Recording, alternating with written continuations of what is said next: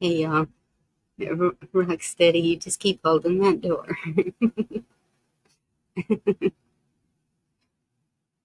Oh my goodness.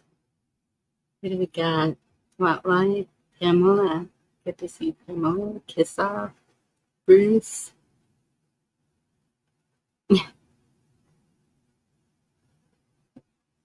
And rock steady. I I don't think there's going to be very many here tonight. Hey, Gigi. Because I just saw that Hawk went live, and so we'll see what happens. But I just um really wanted to thank all of you for the prayers, for the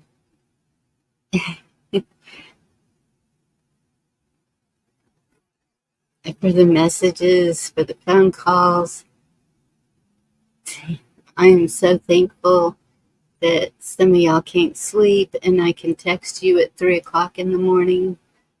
Other people really get mad about that. And so I'm thankful for the ones that do not.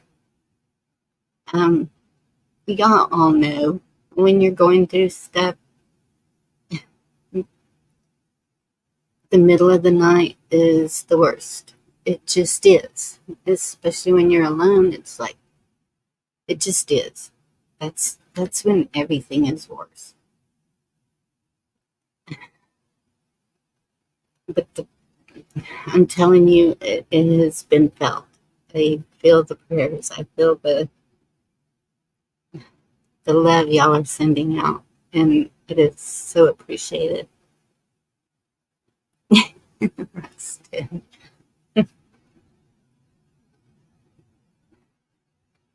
Gosh.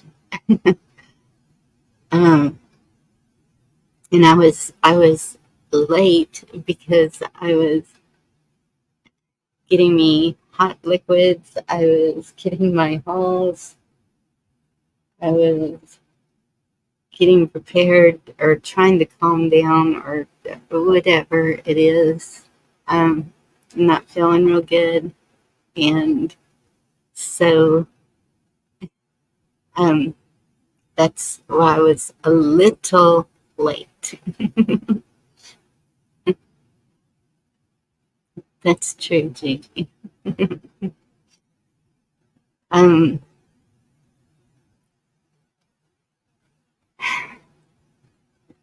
so y'all all know about my dad. I posted that one. So Thursday morning, my mother was in a accident. Um, Not her fault. Somebody ran a stop sign and T-boned her, and you know what a 2022 Dodge Ram looks like with deer guard and on the front and a lift on the back, and it's totaled. It is absolutely totaled. He had to have been flying. So the C2 vertebrae in her neck is fractured. Um, they have a neck brace on her. I think she was getting sick before she had the wreck. So because she's laying there, like the first day they just had her laying flat on her back, um, fluids building up in her lungs, and I'm just really worried. I got off the phone with her about an hour ago, and I could hear every breath she was taking. It was just rattling, and so I'm like trying to tell the nurses what to do, and they're telling me what they do, and so I don't know. Um, my brother's flying in, and um, he's pretty good at seeing or talking her into what is best for her. So Absolutely. Please keep up the prayers. I have been in constant prayer. And through this time of grief and everything that's going on, and um, thanking this for family and that they have been here. Um, just, that's the kids spent a few nights here with me, so that helped. And family, oh my goodness, tons of family reaching out to me all over the place. And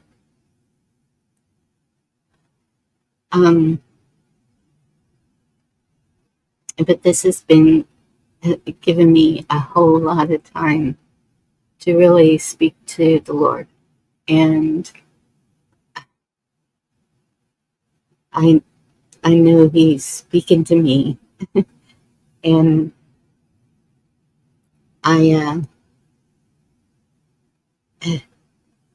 realized where I went wrong, when I went wrong, um, and I'm sorry to some of you out there, but it has nothing to do with crystals, rocks, or a singing bowl. It absolutely has nothing to do with that. So I hope that that eases your minds. I have quite a few videos that I wanted to share with y'all. Some of them I'm just going to drop the link because they're just too long.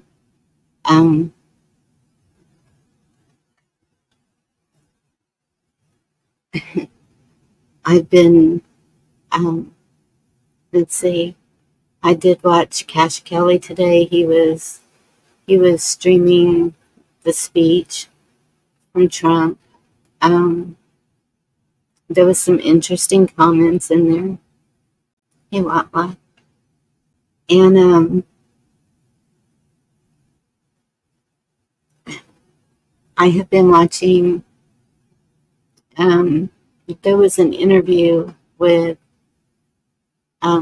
It was Tucker Carlson, and he was interviewing John Rich. If y'all don't know John Rich, he's a country singer. He's the one that just put out Revelation. I will be playing that. It is an amazing, well, it's, thank you, Garrett, for letting me know about that. I am seeing so many things are coming to light, y'all. It's like boom, boom, boom, boom. And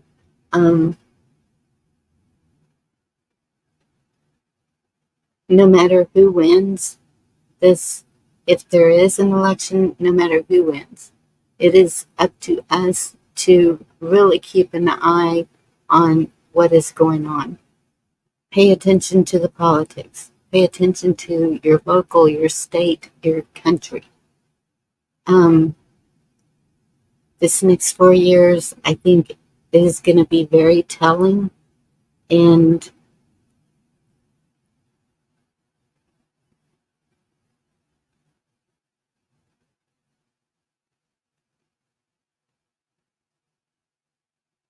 okay, hi, Andy.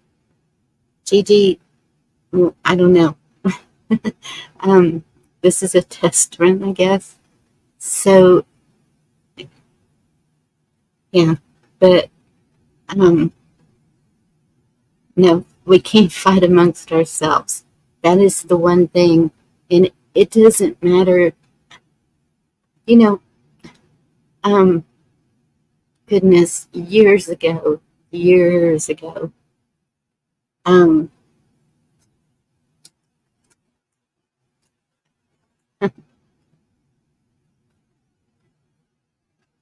we had a lot of judging here with the people who are in church and the people who are not.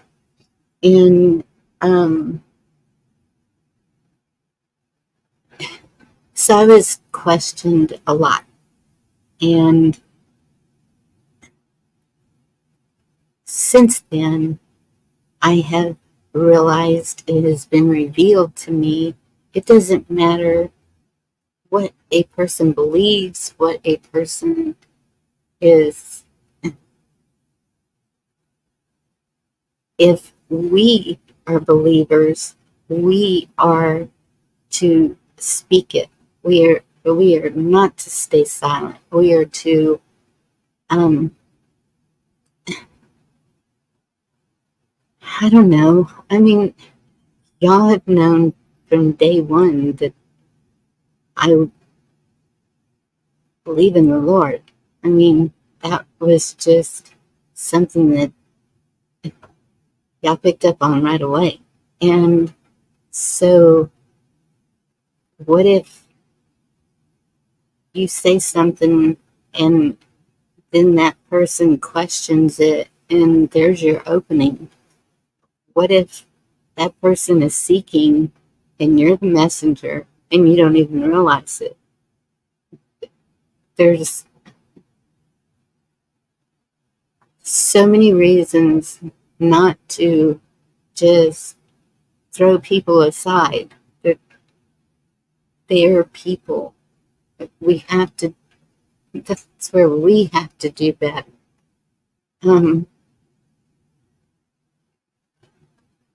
So let's see what I want to share with y'all first. I've got a whole lineup here. I don't know what that is.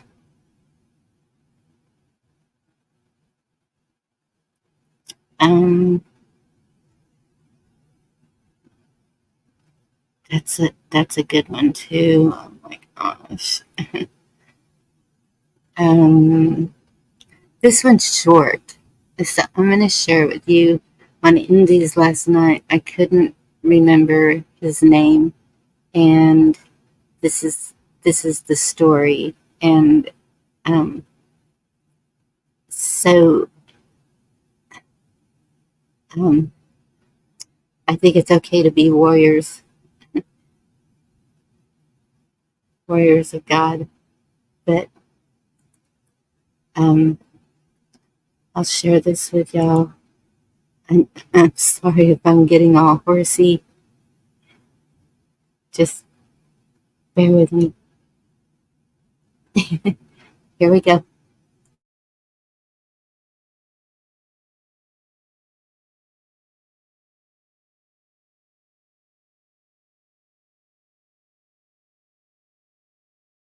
About this character? Have you prayed to God this morning? Do you believe in God? Follow me. I will take you to Benaiah's story.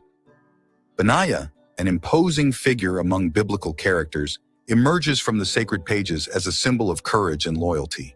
Known as the greatest warrior of all, Benaiah performed extraordinary feats such as killing wild creatures, giants, and even King Solomon's brother.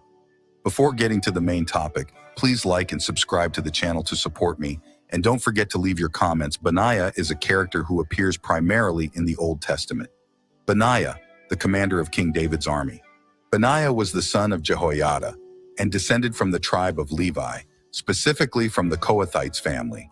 The Levites played important religious roles in the Old Testament, including serving in the tabernacle and later in the Temple of Jerusalem. Jehoiada, Benaiah's father, was a Levitical priest, making Benaiah a member of a priestly lineage. The name Benaiah has Hebrew significance and origin. In Hebrew, Benaiah is a combination of two words, Ben, meaning son of, and Yah, a shortened form of God's name, Yahweh or Jehovah. Therefore, the name Benaiah can be interpreted as son of God, or one to whom God is merciful. It's important to note that many names in the Bible carry symbolic and spiritual meanings, and Benaiah reflects the belief in the importance of the relationship with God, embodying faith and trust in the divine. Benaiah is mentioned in the Book of Chronicles for his notable acts in battle. His most important attributes, as reported in the Bible, were his courage and fearlessness in combat. One of his most remarkable feats was defeating a lion in a pit on a snowy day. Facing a lion, one of nature's fiercest creatures, in the midst of a pit required exceptional bravery. These courageous acts of strength and skill began to shape his career as a legendary warrior. This story is described in the book of Samuel. Now Benaiah, the son of Jehoiada, was a valiant man of Kabzeel, a doer of great deeds. He struck down 2 Ariels of Moab. He also went down and struck down a lion in a pit on a snowy day. And he struck down an Egyptian, a handsome man. The Egyptian had a spear in his hand, but Benaiah went down to him with a staff, snatched the spear out of the Egyptian's hand, and killed him with his own spear. These remarkable acts of courage and strength made Benaiah a hero and a valiant warrior in the courts of David and Solomon. His exploits, especially the victory over the lion, are often cited as examples of bravery in the Bible. The exact moment he became a warrior and ascended to a prominent position in David's court is not detailed in the Bible. He may have demonstrated his courage and skills in battles or challenges over time, gaining David's trust and receiving an appointment as commander of the king's personal guard. David was known for recognizing and rewarding courage and loyalty, and Benaiah had demonstrated both qualities. In his actions, Benaiah's connection to a priestly family may have been seen as advantageous, as it could balance religious and military functions in David's court. Benaiah was not just a commander, although he is often mentioned as the commander of David's personal guard. His skills and role in David's court, and later in Solomon's court, were broader than just that position. His rise to these prominent roles was a direct result of his proven abilities and unwavering commitment to his king and kingdom. He was a hero who embodied courage and dedication in their purest forms. In addition to being known as a brave and loyal warrior, he also held leadership roles in the court, which included overseeing other warriors and carrying out important orders. Therefore, although commonly referred to as a commander, Benaiah played a broader and more influential role in the military administration and leadership of the courts of Kings David and Solomon. The true depth of Benaiah's loyalty was tested at a crucial moment in Israel's history when David faced a rebellion from his son Absalom. Absalom revolted against his father, King David, and tried to usurp the throne of Israel. The episode where Benaiah's loyalty was tested occurred during this revolt. When David fled Jerusalem due to Absalom's rebellion, Benaiah remained loyal to David and accompanied him in his exile. During this flight, Benaiah stayed faithful to the king, demonstrating his unwavering loyalty. Subsequently, during the battle between David's forces and those of Absalom, Benaiah continued to support David. At the height of the conflict, when Absalom was captured by David's forces, Benaiah was among those who supported David's decision to carry out the king's judgment on his rebellious son. This critical moment in Israel's history highlighted Benaiah's loyalty to David, showing that he stood steadfastly by his king even in times of turmoil and betrayal, which is a testament to his unwavering devotion. His dedication to David and the kingdom was evident, and his fidelity during difficult times marked him as an example of devotion. Another situation that demonstrates Benaiah's faithfulness was when Adonijah, David's son, sought to proclaim himself as the next king of Israel. There was a conspiracy surrounding his ascent to the throne. He gathered followers and organized a feast during which he declared himself king without his father David's approval. Adonijah's action created a tumultuous and potentially dangerous political scenario as it challenged the royal succession plan by David, who intended for his son Solomon to be the next king. In this context, Benaiah's loyalty shone through. He remained loyal to David and the king's plan for Solomon to succeed him as the king of Israel. Benaiah did not join Adonijah's conspiracy and did not support Adonijah's self-proclamation as king. His unwavering dedication to David and the kingdom supported David's desire to follow God's will regarding the royal succession. Adonijah's action in proclaiming himself king challenged the royal succession planned by David and threatened the stability of the kingdom. This action by Adonijah generated tension and division within the kingdom, as some followers and leaders supported him while others remained loyal to David. The political situation became extremely delicate, and there was a risk of armed conflict between the factions supporting Adonijah and those supporting Solomon, David's chosen successor. Seeing the threat to his authority and the royal succession of his son Solomon, David took decisive measures to ensure the fulfillment of his plans and the continuity of the Davidic dynasty. He publicly proclaimed Solomon as his heir and successor, and an anointing ceremony was conducted to confirm the divine choice. Additionally, David instructed Bathsheba, Solomon's mother, to act with wisdom and determination to ensure Solomon's safety. The end result was the confirmation of Solomon's choice as king of Israel, and Adonijah's attempt at usurpation failed. The dramatic events that followed served to consolidate Solomon's reign and reinforce the continuity of the Davidic dynasty in Israel's history.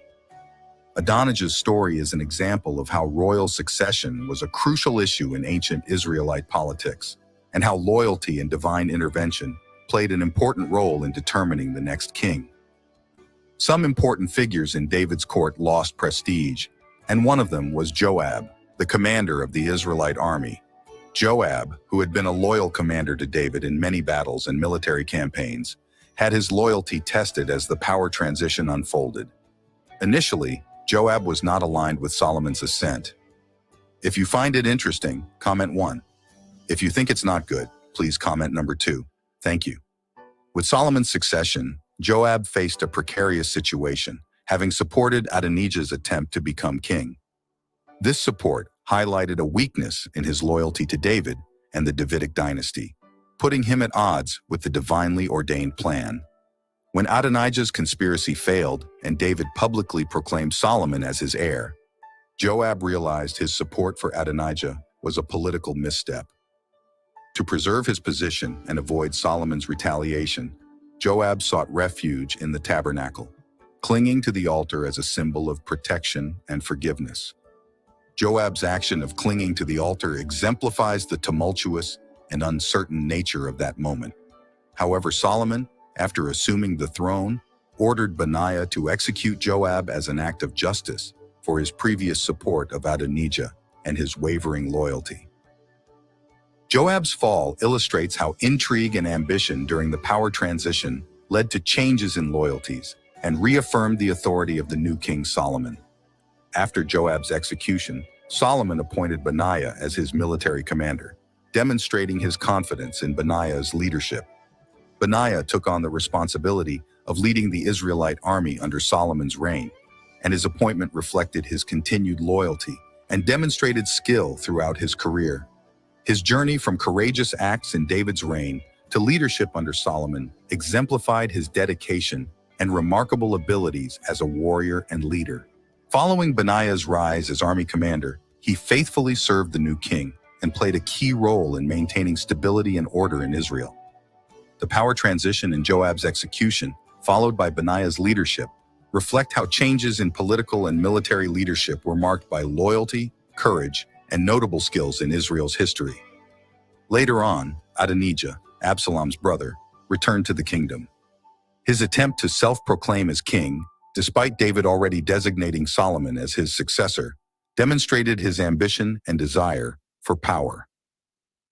Adonijah's story is marked by a second attempt to usurp the throne, reinforcing the central role of loyalty and God's choice in determining the next king and maintaining order in the kingdom. Adonijah requested the hand of Abishag, one of David's concubines, as his wife. This request was interpreted as an attempt to claim the throne, as marrying a king's concubine could be seen as asserting power. Adonijah did not learn from Absalom's previous failure and followed a similar path. His defiant action created more turmoil and division within the kingdom, jeopardizing the stability of the government. This led Solomon to take measures to neutralize any potential threat from Adonijah. Consequently, Solomon ordered Benaiah to execute Adonijah, marking the end of any serious challenge to the royal succession and consolidating his own reign as the legitimate king of Israel. Benaiah's execution of Adonijah demonstrated his loyalty to the new king, and his commitment to maintaining order and the continuity of the Davidic dynasty. By carrying out Solomon's order, Benaiah once again proved to be a loyal commander and executor of royal decisions, regardless of the personal impact such actions might have. His exemplary conduct as a military leader and his obedience to royal authority played a crucial role in maintaining order and the king's authority in Israel. Benaiah also played a role in the execution of Shimei, as ordered by King Solomon. Shimei was known for cursing King David in the past when David was fleeing from Absalom during his son's rebellion. Later, Shimei begged for forgiveness from David, who agreed not to kill him but made him swear not to leave Jerusalem. However, after David's death, Shimei broke his oath and left Jerusalem, violating his commitment and posing a threat to Solomon's reign. Therefore, Solomon ordered Shimei to be killed for his breach of oath, and Benaiah was tasked with carrying out this order, which he did, demonstrating his loyalty to royal authority. Thus, Benaiah was responsible for the execution of Joab, Adonijah, and Shimei, fulfilling the orders of Kings David and Solomon to maintain stability and order in the kingdom of Israel. His actions reflect his fidelity to royal leadership and his commitment to enforcing royal decisions, even when they involve the execution of individuals. If you find this interesting, please give me a like, share, and subscribe to the channel to support me, and then please pray with me. Dear Lord, please always walk with me on every path of life. Grant me the wisdom to recognize your will, the strength to overcome challenges, and the courage to face every difficulty. Help me to place my trust in you, to remain faithful, and to be unwavering in the face of any temptation or hardship. Dear Lord, guide me in every decision, illuminate the path I take, and protect me from all dangers. Grant me love and compassion so that I may treat everyone around me with the love and forgiveness that you have taught. May your love and mercy always fill my heart, helping me live according to my calling and glorify your name in everything I do. We pray this in the name of Jesus Christ, our Lord. Amen.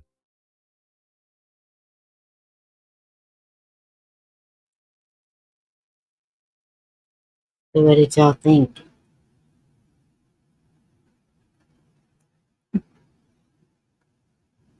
Gigi, that would be called a straight jacket. Amen is right. So you see the politics even back then.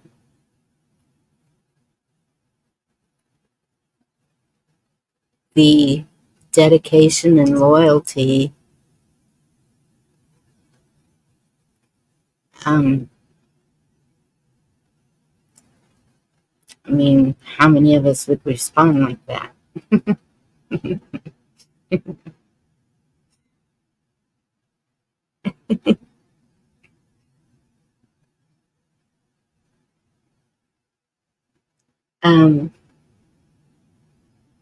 There was something I was watching, and it could be that interview, and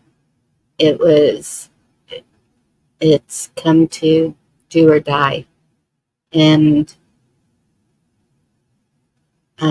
it's the same with taking the mark of the beast. And so in that interview, he said his idea is the beast is the system. And so I have another video to share about that. And it's short. It's not as long as that one, I promise. This is a woman of great bravery.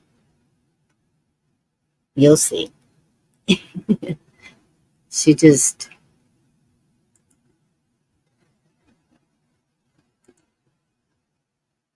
This is where we're at.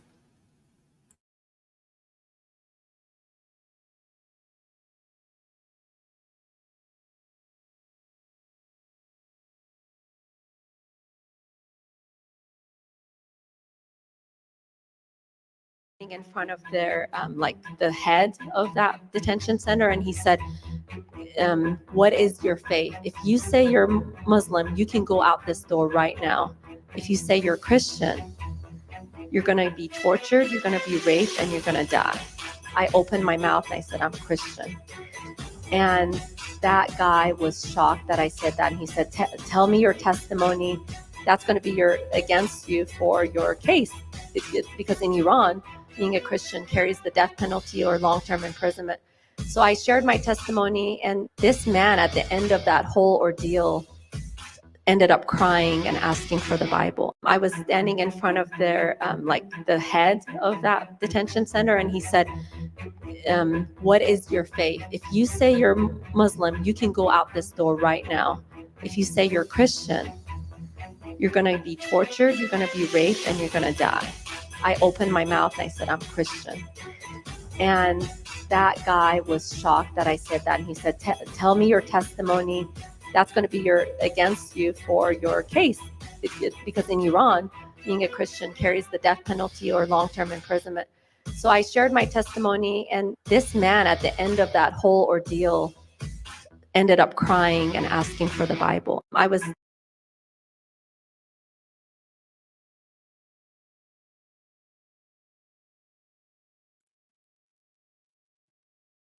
Wow.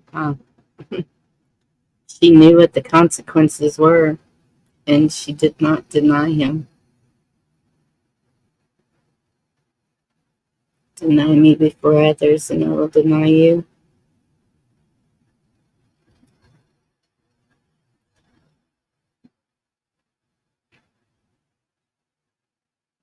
Those other countries, they don't mess around.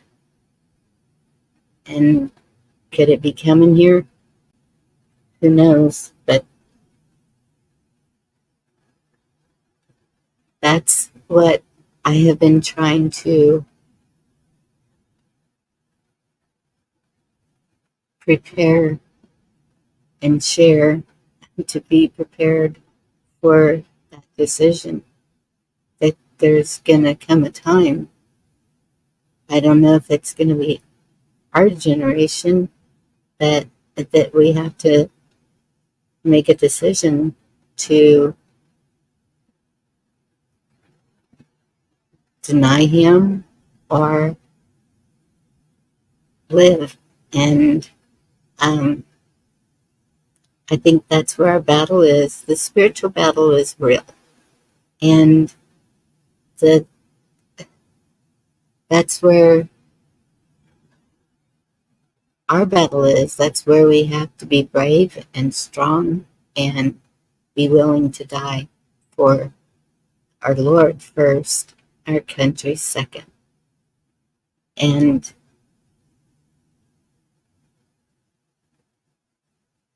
that's right, Botline. Thank you. I'm going to put the link if you want to come up a lot live. I would appreciate it.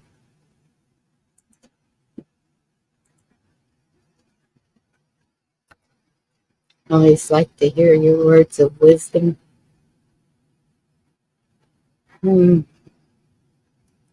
Let's see what else is going on.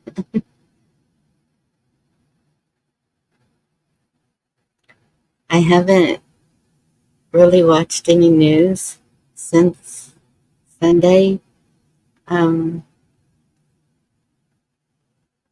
maybe Saturday. I know Saturday was my last live, and that was the day of the attempted assassination.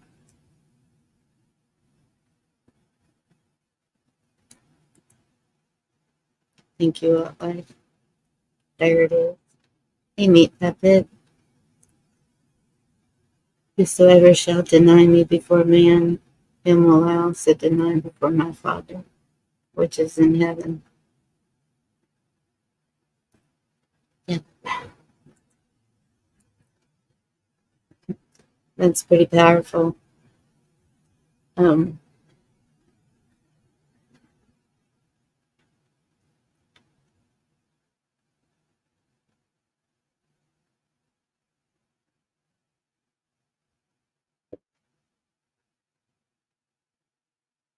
Um, I don't know why I'm blurry to you, Gigi. Put your glasses on. Hey, what? Good evening, Miss Bonnie. How are you today? Oh, I'm doing well. I hope you're doing the same. Been praying for you. Thank you. I'm working on it. It's a healing process. Oh, it does. It is. Hey, Wayne.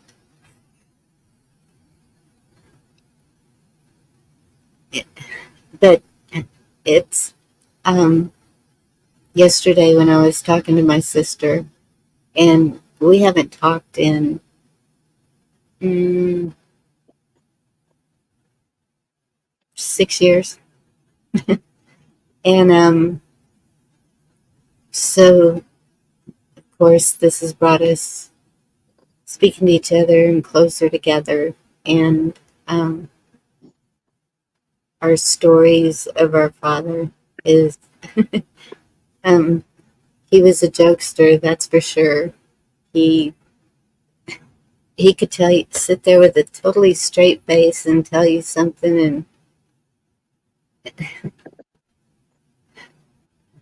he loved to fish, he loved to hunt, he loved to be outdoors, gardening. He was just, um, Sounds like he was full of life. he was very full of life. Loved to cook, loved to Mm. entertain people and cook for people and have gatherings. Um, and anytime he would come to Texas, the whole family would get together and just to see him because it was rare. He spent 15 years in Misawa, Japan, and then he spent about 15 years in Turkey at the Air Force Base there. I can't remember the name of it now. Mm. And he was in the Army Corps of Engineers, electrician. And the only reason he quit working at, oh, goodness, it was 8 years ago, and he was 86, so that was like 78, was Oh, because wow. he got sick, and he was in Germany working at that time, and went to the doctor, and they said, "You have a week to live," and medevacing to San Antonio because that's where all the family is, and he had stage 4 lung cancer, and had an amazing team. His main doctor, um, I can't remember what nationality he was, but he was amazing. We lost him a couple of times during that time, but he recovered and moved to Florida and has been there for the past 8 years, living life. Wow. That's amazing. Yes. So he was, I mean, the last time I talked to him, he always had some good advice. He was um, totally opposite of us in a lot of things. And so we didn't talk politics, but everything else, he was,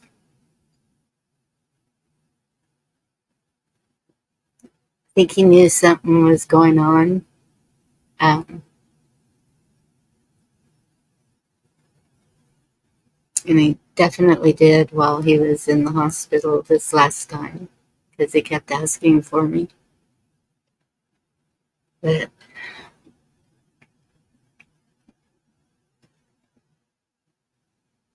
it's hard. I don't know. I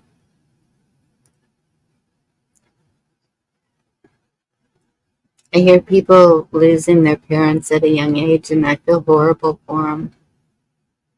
I don't know which is worse, thinking that they're going to live forever because, I feel old and still have both of my parents had, but it's just rough. Yeah, that's one thing we have to come to grips with it. Inevitably, there will be a finish line as this physical body as we know it, and no matter how much we think about it or don't think about it, it never changes the hurt and pain that's caused when someone does pass on. Yeah. But, I guess we hear it all the time about people come together after this happens. We just gotta just realize time is just so precious. Everything we do and each interaction we have with people is so precious. Um, Families definitely they got to get back together. You know, I know there will always be bad stuff, but don't let the bad stuff bring you together. Be there. You got somebody and you say you love them, pick up the phone and call them.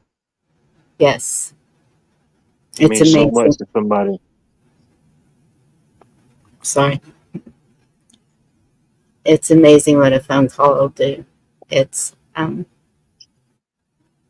definitely, we need to put our Oh, differences aside and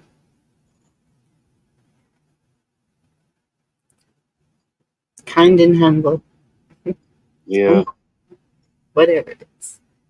I mean, Um, we could have 1,001 things to argue about, but at the end of the day, there's more things we have in common than we have that separate each of us as an individual or a person. that's right. Yeah. But And I, thankfully, 3 years ago, he found the Lord. So I know he's in good hands. That was, um, he's got a sister. She may be little bitty, but she's she doesn't give up very easily, and she was really hammering it to him. and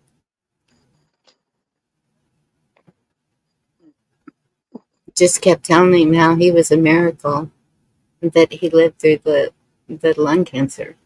That he absolutely was a miracle. It was every doctor was just giving him a week, 2 weeks to live, and he said, "Ha!" And of course, there was a whole lot of praying going on too.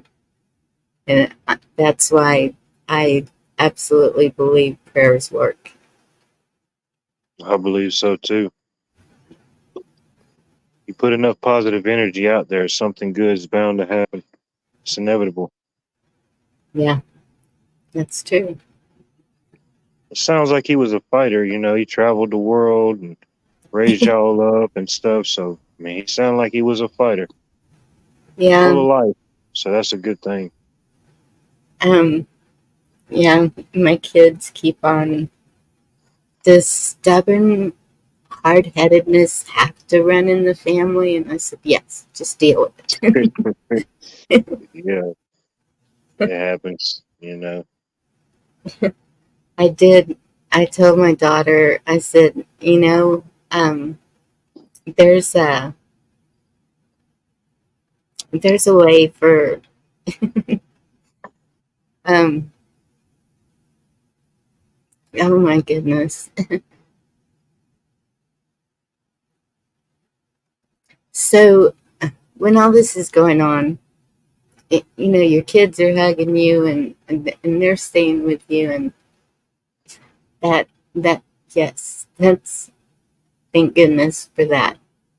But just to have a big manly hug, and I guess it's because it was my daddy, and I was like, I would pay a big man for a hug right now.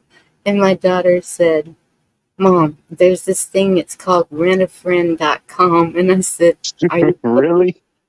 There's yes. really a thing called that? Rent a friend? I said, are you kidding me? And I said, that makes no sense. Even the name of it, rent a friend. You're fixing to talk to somebody you've never even talked to before. How can you call them a friend? It just didn't make any sense to me. And I said, no, thank you. I'm not.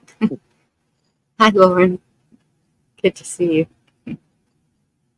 Um, and so they're laughing at me for that. And it's like, I'm past that now. Not paying anyone for a hug. Yeah, It that was, makes sense. Yeah, it makes sense, you know. I mean, that's just the typical feeling, you know. Moments like that, people need to be reassured and secured, you know, having the family together and stuff like that. yes. Yeah. And, um, yeah, I haven't seen any of the San Antonio family yet, but there'll be a whole lot of hugging then. It's like my dad's mom, when she passed away, I think I was like, I don't know, 12 or 13. I think I was 13. I just turned 13 and it was summer break. And my mom came in there and told me, and I thought I was really dreaming. The rest of that day, I really thought it was a dream, to be honest with you. And then Yes. the funeral came and went, and we left the funeral, the graveside, and I don't know who the lady was. I guess I don't think she was my aunt. I don't know who she was. We went to somebody's house. It was a nice house. There was tons of people around that was supposed to be family, but I don't know who. I didn't know who none of those people were, but obviously they all knew who I was. But I hadn't heard from none of them jokers since then. Don't really, and I don't even know how to get in contact with them, you know. But Yeah. And uh, that's what we're trying to, when my son came to stay, he was like, we really need to start having family reunions again. And I said, definitely, and I said, because there's cousins that they don't know, or um, even their children don't know their cousins. I can remember one time, um, and my daughter shouldn't know, but we hadn't seen some cousins for several years, and we had a dance hall, and she had gone out there. Well, we all went out there, and when we got home, she said, "I met this guy, and I really like him." And I said, "Really, what's his name?" And then she told me, and I said, "Nope, that's your cousin." And she said, "What?" Yeah, we don't do that. No. having an So, Alabama moment for there for a minute. right. Oh Arkansas, boy. something. So definitely family reunions so they know their cousins. No, that's Oh awesome. yeah, definitely. And we don't go to family reunions to meet up for any other reason.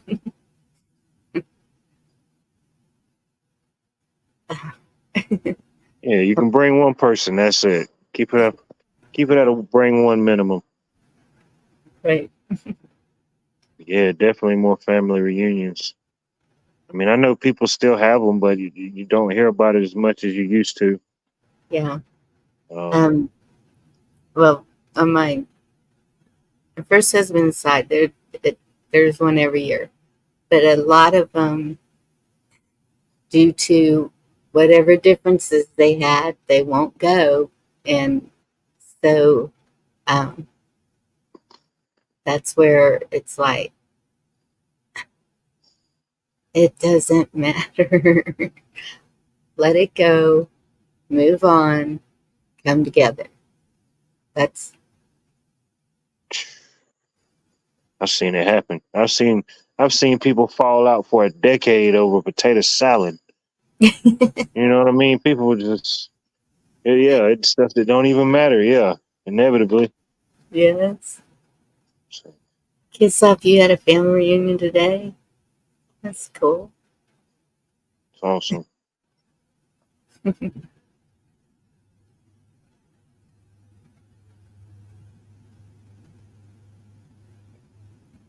Yeah, I I think it's don't. My first cousin, um, and that's another thing is when they lose a child or a grandchild, then they tend to clam up, um,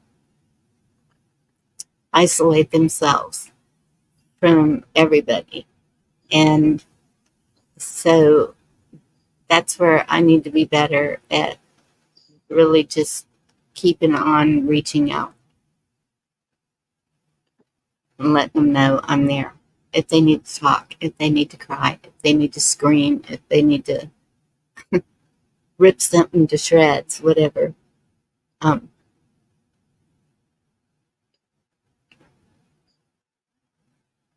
yeah, definitely, definitely. and luckily I talked to one of them.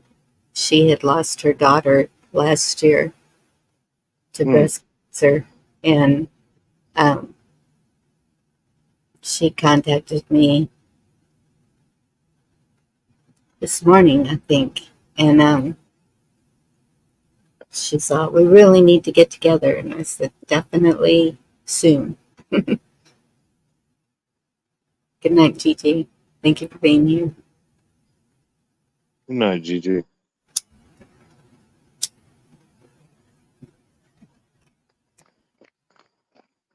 My boys like to get everybody together because they like to show off their barbecuing skills.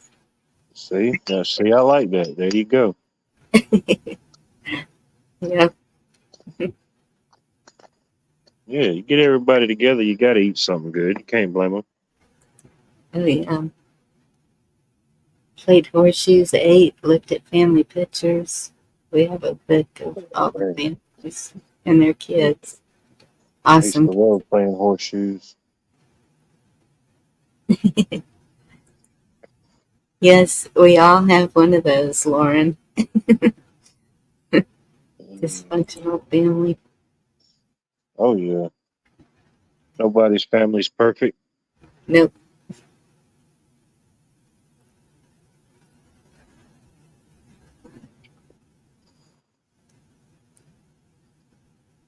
And that's what happened. Why it had been so long since I spoke to my sister because she had said something to my daughter that was very hurtful, and um, so after I got over the anger, a day or two, I messaged her and I said, I really wish you weren't so judgmental and um, hadn't said what you said that really hurt her. And so she just quit speaking to me. And she told me she did that just to give me space. Like she just felt that I was wrong. And I said, well, forget the space. We're sisters, like it or not. Definitely. I don't know. And that's, I guess, where ego and pride can get in the way. Oh Um, yeah. Arrogance, you name it. Yeah. Sometimes it can be hard to admit we've been wrong or stuff like that. It ain't easy. Sometimes forgiveness ain't easy, but it's the right thing to do. That's right. Yeah. Can't Um, carry around that extra burden. You don't have to bury that burden, don't bury it. yeah. Maybe it was on Hawks that I was seeing some of those videos. There was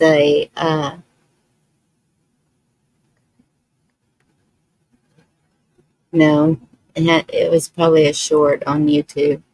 I always look at the shorts. If it looks like something where they're helping people or something.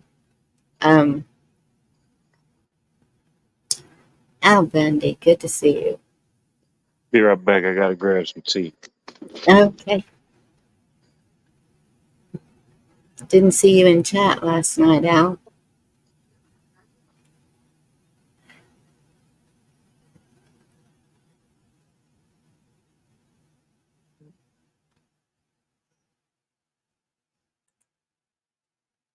Eric, that is all of us.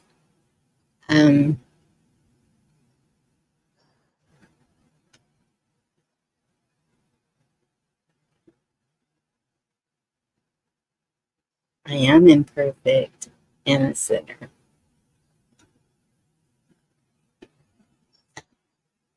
It depends. There's only been two really hard, well, okay, three really hard for me to forgive. But I did. I had to. It'll eat you up. If you don't forgive someone,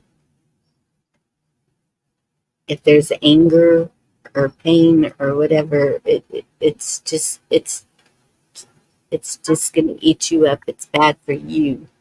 And um, even like when things like this happen, uh, this past week, I have noticed losing weight and not not taking care of myself right, and so I really had to concentrate on that. Just basic needs. Do this, do this, do this. And I really had to force myself to do it. Back. Aw, yes, he is. What? Kiss off. Do you Hey, see? I appreciate that kiss off. And I got I bought a juicer a couple weeks back, kind that you put it in and it separates the pulp from the juice. And man, I've been using the heck out of it. I love it. That is great. That's my cousin that I was talking about a while ago that had lost her daughter. She sent me one when she first heard about me being sick 5 years ago, 4 years ago, whatever it was. Um, it was, and she sent me a juicer and she said, you go down and get whatever vegetables are on sale and stick them in there and just drink that juice. It's, Yeah, I love it. yeah, And then you ain't got to discard your pulp and stuff. You know, certain vegetables and stuff, you could use it to make breads or if it's fruit, you know, you can mix it in your pancake mix. It's all still edible and fiber. That's where most of your nutrients is at anyway. yes, that's, I've heard of people using the skins to make a flour.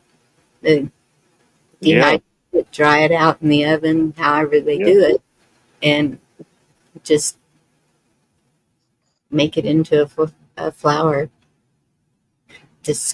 Define a sinner. Um, yeah,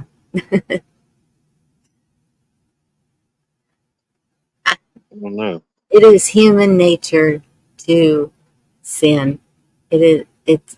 I think it because it can be anything. From what I understand, um, I haven't seen a list in the Bible, but so I don't know where that list came from. I guess any because we're supposed to be the temple of God, so anything that is harmful to the temple would be considered a sin. So that would be smoking, drinking, drugs, overeating, undereating, or whatever we do. Yeah, could be a very wide spectrum for sure. Yes. And then um, to all the others. And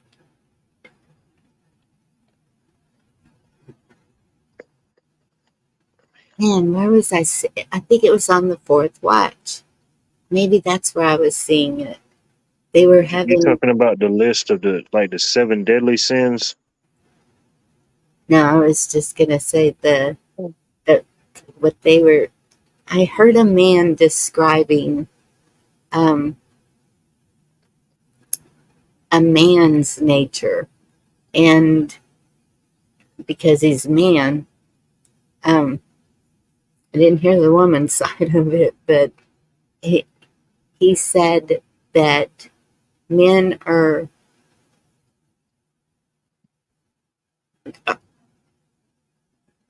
men are human. They're born to um, want multiple beautiful women, but the thing is to learn to control that lust, desire, whatever it is. And there was something else that really spoke to me about men, and I can't remember what Hebrew. I don't know. I've never been married, but think about it having multiple wives. Man, that would be a tough task, you know? Look at all the divorce. I mean, most can't handle one. So yeah, multiple would be. Man, I hey, just I'm it was so I have that jealousy sin, and um so yeah, that wouldn't work with me. But that wouldn't be one of them. just, We all I don't have a know. inability to know the difference between right and wrong. Definitely. All I can say is you better be making pretty good bank. Take care of all them wives. 7, 8, 9 wives. Ooh, man.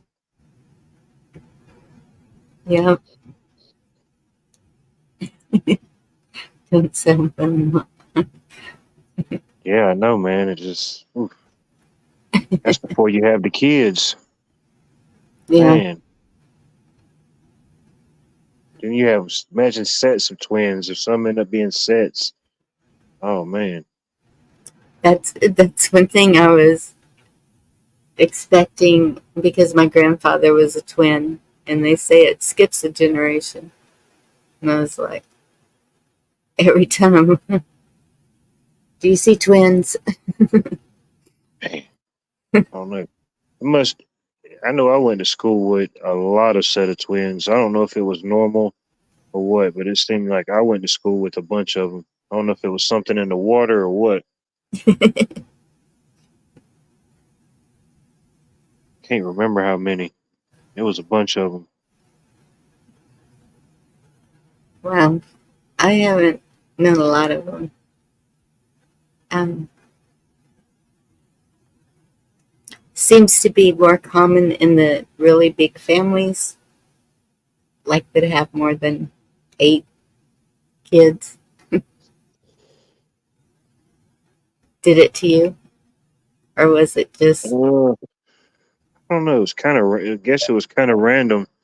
yeah, So I guess some of them had decent families. Some of them, I guess you could say average. It shifted a lot over the times. I mean, you think about it. 100 years ago, it wasn't uncommon for a husband and wife to have 7, 8 kids.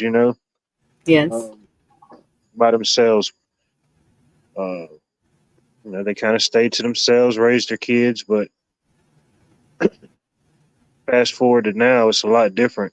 Um, you got some people now. I mean, there's a lot of people go through their whole life, don't get married or have kids just out of, I guess, personal choice or whatever the decision may be. yeah. Good. I had a great uncle. He never married and never had any kids, and the family I just called him the old bachelor. Just, think that's going to be me. That's going to be what nieces and nephews say about me in 20 years? It was like, well, so Uncle White, you know. Oh, you never know. I mean, But I don't know. You never know. Yeah, you never know. But I ain't in no rush at the same time. I don't blame you. If it's natural, it'll happen. You can't really force something unnaturally. No, can't make somebody love you. Can't make it happen. I've heard people uh, even just sit at home. Well, if it's meant to be, God's going to send someone to my door. Okay. And they wait. Never happens.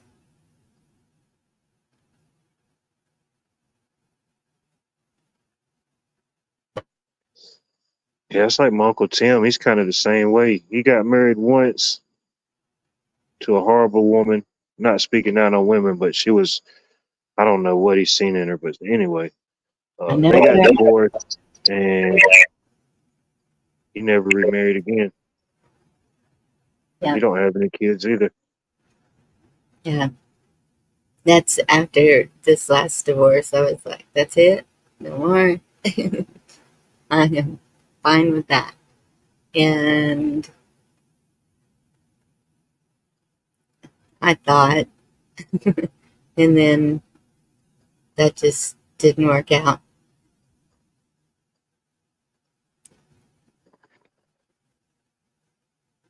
I mean, I guess we're living in the same world per se, but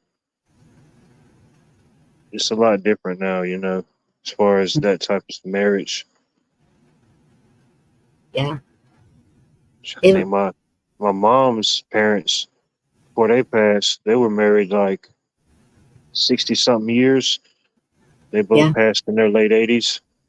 And they Yeah. got married right out of high school. Yeah. That's my grandparents. What's weird is they lived a mile apart in, I, I want to say it was North Carolina. And then he moved to uh, Winters in Texas, I think it was. And my grandmother's family moved to East Texas. He was in West Texas. And then the families, for whatever reason, moved to San Antonio, and they were living right next door to each other. Really? And they got married, and they were married. I can remember celebrating their 65th wedding anniversary, so I know they were married longer than that. Hmm. Um, yeah, it's like kind of like they were meant to be together. Starting out in North Carolina, a mile apart. I don't know.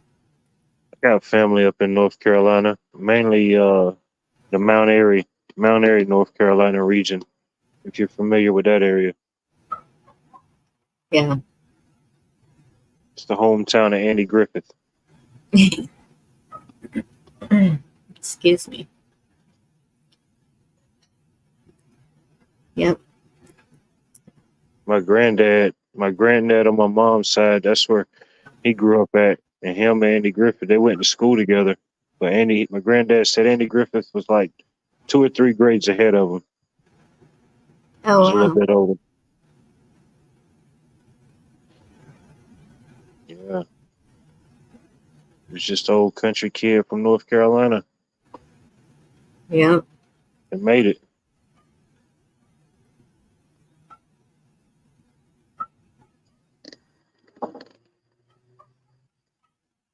Yeah, somewhere there's a letter. Well, my uncle has it. The two brothers that left North Carolina to fight at the Alamo. And that's how my family got here. Wow. It's something you can trace your family and your lineage, keep tracing it back that far. Yeah. That's another good reason to communicate. Get people's names, write people's names down. Yeah. Cousins, your granddad's people, your grandma's people, get those names written down. Yeah. And that's what I was glad to see when my sister and stepmother wrote up the obituary. I mean, they put the names of all of the grandkids and great grandkids, every single one of them's name.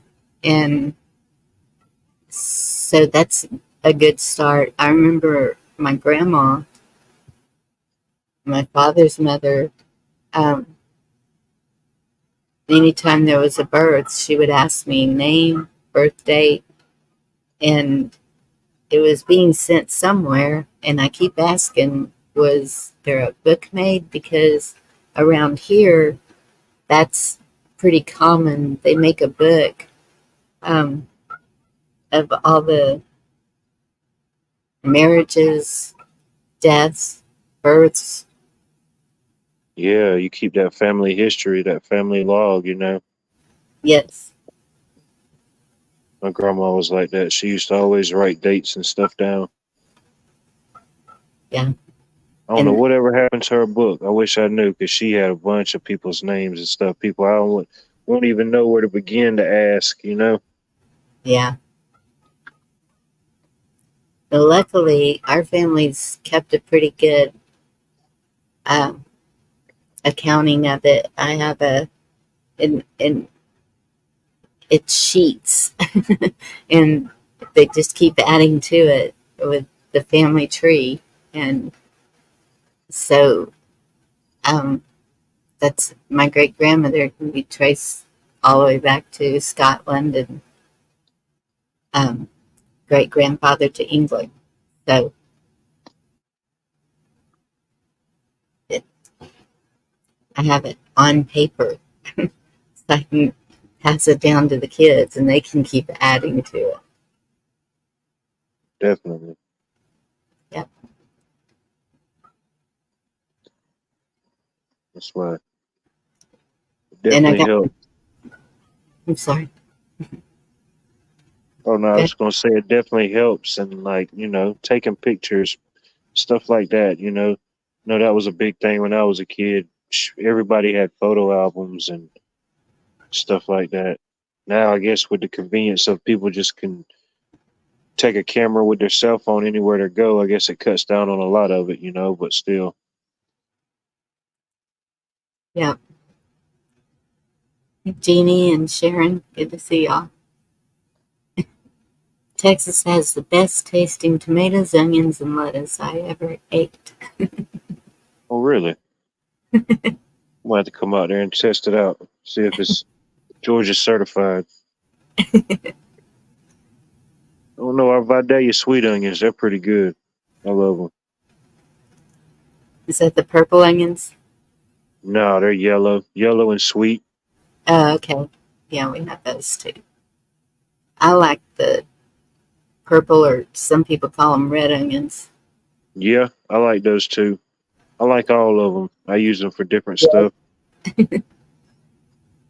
Yeah, the sweet onions are for sauces, like when you're making spaghetti or something like that. The Hmm. white onions are for the kick, and the red onions are for salads and just to eat raw. They're the best. Yeah, especially Yeah, pickled red onions. Those are real good. yeah.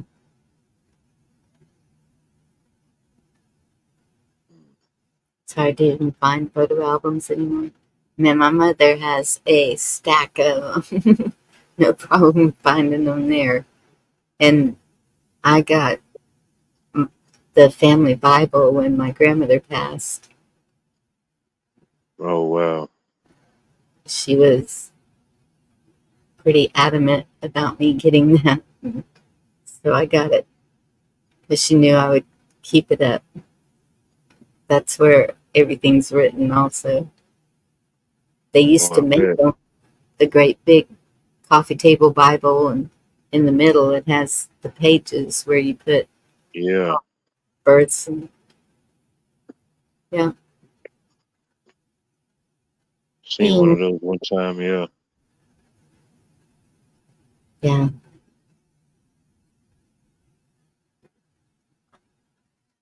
since I have little grandkids running around, I don't leave it out on the coffee table anymore, but it's safe.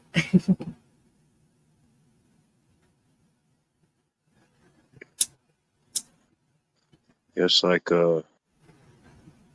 we got called to do an estimate to upgrade the electrical in this house. Huge house, plantation era house. It was built in the I can't remember the exact date. It was either 1812 or 1823, one of the two dates. Oh wow. But it's been in the same family ever since then. And there Nice. was bookshelves in every room and in every hallway. But man, the books in there, it was just books on everything, and all of them were just so old. And I said, man, I wish I could just stay here and just start reading these books, you know? Yes. And that's one thing I've been looking at the thrift stores and garage sales for is shelves. Shelves are so useful for everything. Um, my mother has a huge, to me, it looks like something that would be in a school. Like it's it's deep, so it's like cubby holes. You know, how each one Yeah, has a cubby hole, and yeah, so my daughter was like, "I guess we'll just sell that," and I said, "No, you put that in the kids' room, and that's where you can keep their toys, books, because it's really high up. You can put it to where they can't get to it, but I'd make sure that it's secure to the wall because yeah. I've heard some bad accidents because it's huge. It takes up the whole wall in my mother's bedroom, and so I know it's heavy. Could you could mount it on your wall, and then I mean, there's different ways you could do it to mount it. I mean, you could secure it straight to the studs that's in the wall already, you Yes. know. But yeah, yeah, I'm all about that repurposing, reusing. What did I just see? Hard to find photo albums. Um, I see them at like Michael's or Hobby Lobby. Um, I do scrapping, and so I need to get back with that. Um, so I'm making each one of the kids a photo album of them from birth on, and then their kids. That's how I keep all the photos.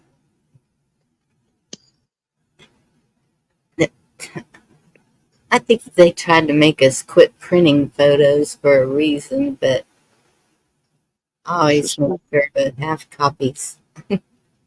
or of course, it all depends on your area, what surrounds you, and stuff like that. But I see them a lot in like yard sales or Goodwills or the flea markets. If you got flea markets in your area, um, Yep, those old style photo albums.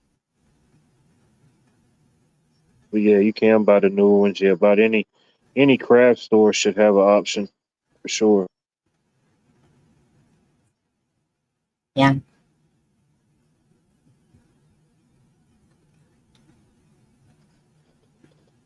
yep, that's true, Lauren. The libraries.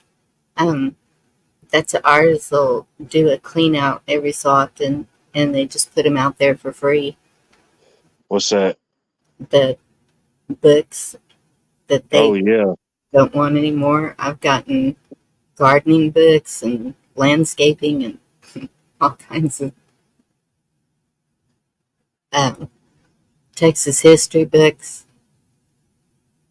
I went to the not this past weekend, but the weekend before last, I went to one of the Goodwills in the area, which usually has the nicer stuff, and they've even got like a little coffee shop built into it, and they've got tons of books. But I bought 3 cookbooks. One Yeah, of them, what caught my eye was like the 5 great tribes, like written recipes from like different Native American tribes around the yeah. country. Oh, I got cool. that one. And I thought that was pretty cool. And then the Yep. other 2 were like from different churches. They were like everybody from the church, I guess, sent in a recipe, and there was some good recipes. So I said, why not? Yes. That's, I always get those anytime one of the churches makes a cookbook because they're they're the little old ladies are bringing in family recipes that have been passed down. Oh yeah, the good stuff. Yes, You're bringing your best game at the church function for sure. yes. Mm. And yet, Jack, burger sleuths. Jesus saves, we all sin, hell is real. Put your faith in Jesus alone to save you. He died for our sins, was buried and rose again the third day. Trust in what he did for you. Amen. Glad I ate already, or I'd have been craving a cheeseburger.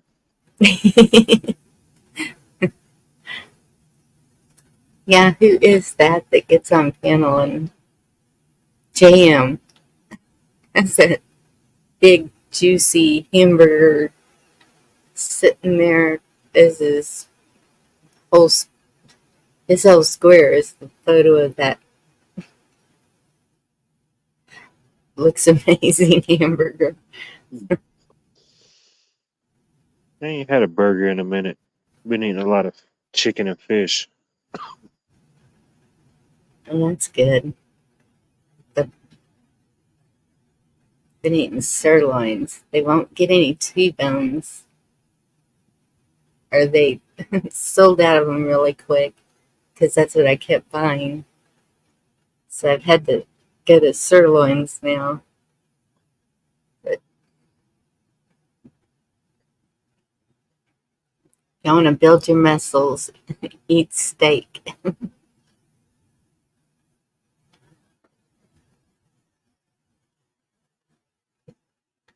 I know, yes. Her little dog, she's just, you can tell she's missing my mama.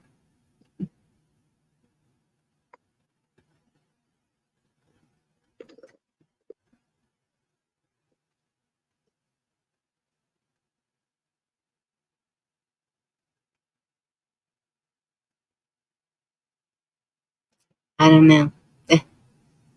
Arguing with those nurses about what's best for her.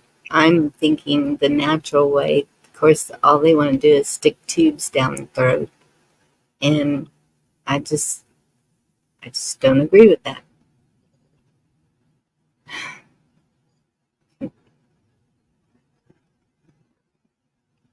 Yeah,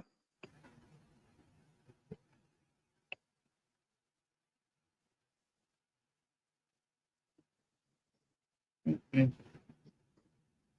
that's why I try to. They got to drag me in there for me to go in there. I stay away from them. Me too. Say, sir, you should have came in 15 years ago. I know. That's why I didn't. 10 years. I, li- I lived 15 more years, you know? Hey, a miracle. Yep. Uh, Oh, I forgot to put the link for that one. but there's a One lot of good ones, though, especially the local. the heart people around here, they're pretty good.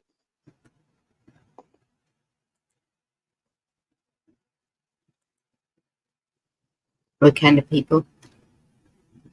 Oh, like here we got at the medical college they have an entire cardiologist or heart department, and they're pretty good. Oh yeah. Yeah, my mom, she went to, I think that when she went there, that was her third opinion. The first opinion told her, "Oh, it's just because of the diet and you like to eat good. It's acid reflux." Gave her some medicine that didn't work. She went to another one. They told her it was an inflamed esophagus due to the acid reflux, and they tried to give her another pill. And she said, "No, something ain't right." So she went to the third doctor at MCG, and that's when they found out she had a 90% blockage to her main artery, to her heart. Oh my And goodness. the whole time, these other two people at two different establishments totally, I guess, misdiagnosed it, you know. But thank God for that third opinion. That's all I gotta say.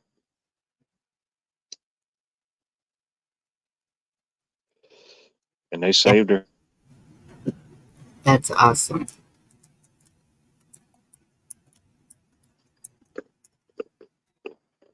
Now I'm gonna do this one right. Troubles typing these links. That 545 versus 300 million. That 545 is Senate, Congress, and justices.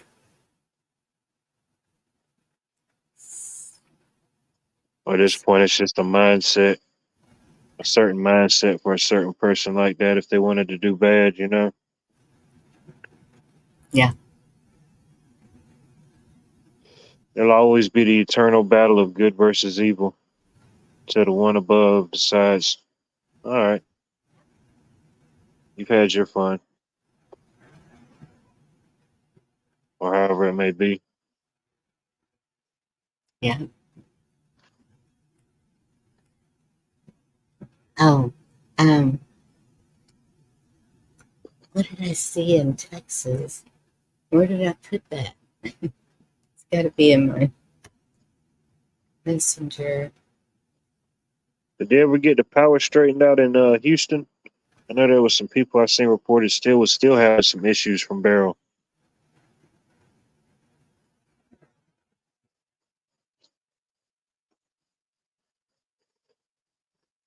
Um, Uh, as far as I know, they all have power now. I don't know. It seems like there was a few that still didn't. I said, man, Hey, the cat. Good to see you. they just couldn't Um, catch a break there in Houston for a minute. I know it, and that's what Trump was saying. Something about Houston having the biggest. Is it oil refinery? Something that's in Houston, and I was wondering how it survives the flooding because it's always flooding there. Just Yeah, I don't know. Um, Imagine they got some type of precautions. I don't know how exactly that goes.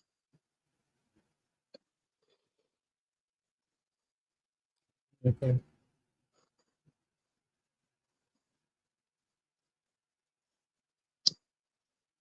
Especially the oil rigs. I don't know how many miles offshore they are.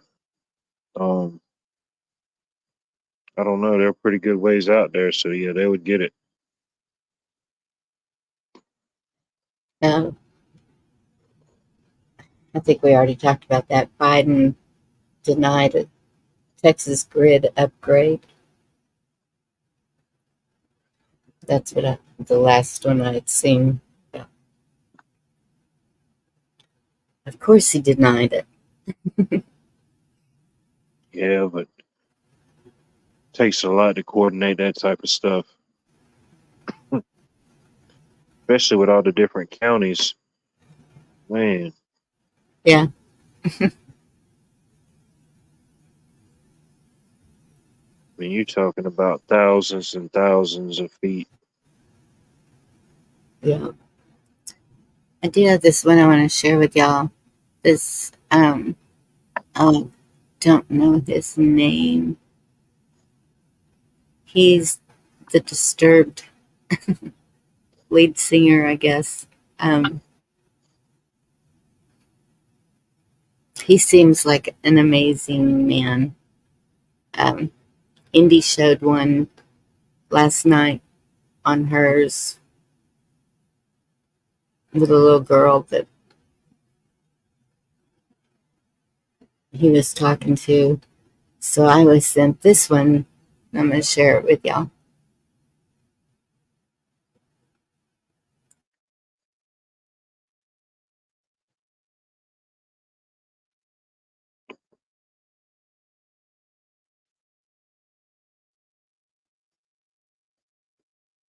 What is your story? You've been holding this picture up to me the entire show. What's going on? This is my best friend, Mark. I've known him since I was 11. He told me to make a sign for the show, got taken, but he unfortunately lost his life to addiction. January 17th this year. It'll be a week on Wednesday. It's definitely the hardest thing I've probably had to go through.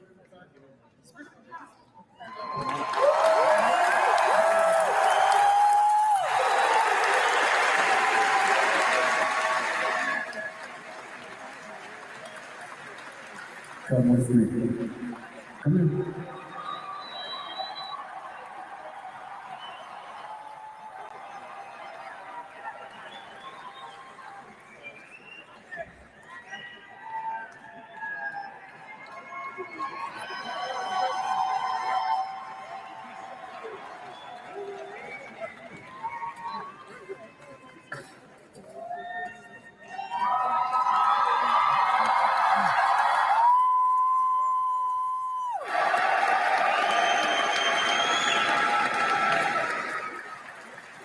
What's your name, brother? My name is Kaylee. Everyone say hello to Caitlin.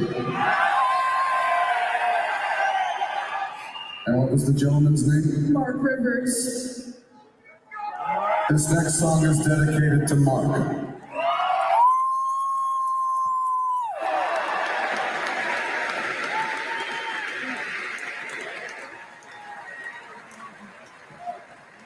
Why don't you join us for the next song? Have a seat.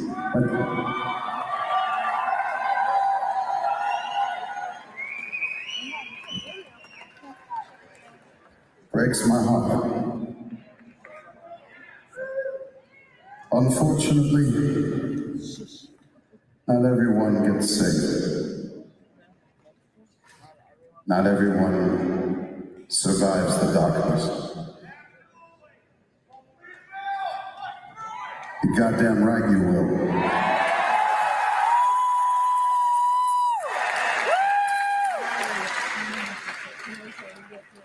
The key is to let the memories of the people that we love live on beyond us. To keep them in our hearts and to keep their souls radiant wherever they are. All you have to do is just think about them. Keep them in your mind, keep them in your soul, and the people you love are never, ever truly gone.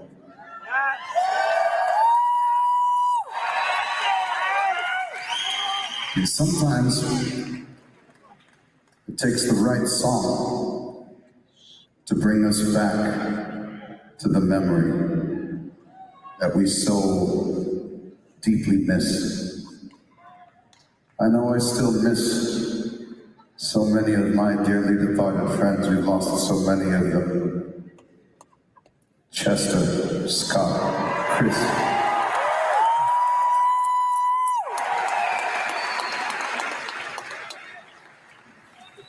That's part of the reason why we write the songs that we do.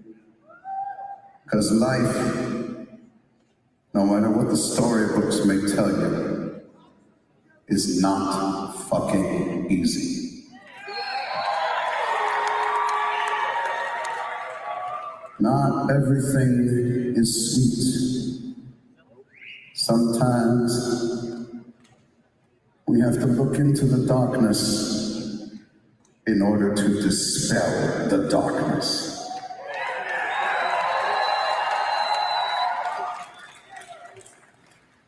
And I have a secret. You may not realize it, but sometimes darkness can show you the light.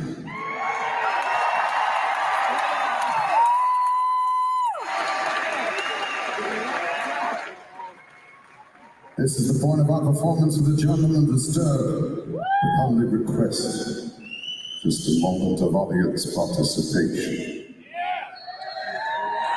When you hear us play the next song and the chorus hits, and you hear me sing the following two words, the light. I want each and every one of you to take your lighters or your cell phones, or whatever you have that lights up, and hold them up in the air. Not yet.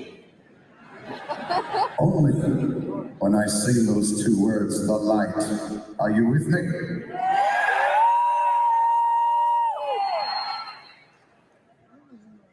Make me believe you on Uncasville. Are you with me?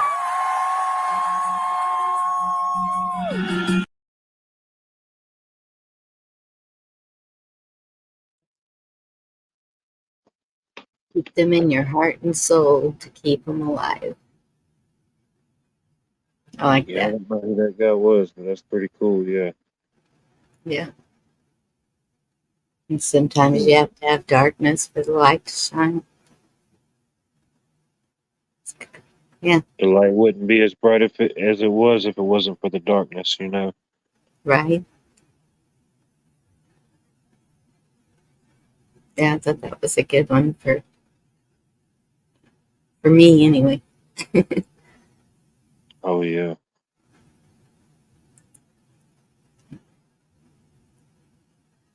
Yep.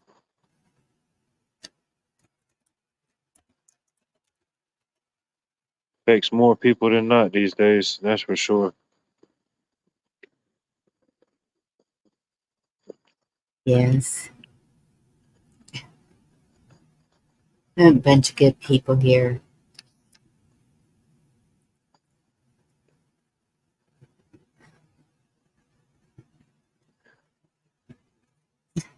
Thank you, Al. I don't know about tonight. Pick me up. Yeah.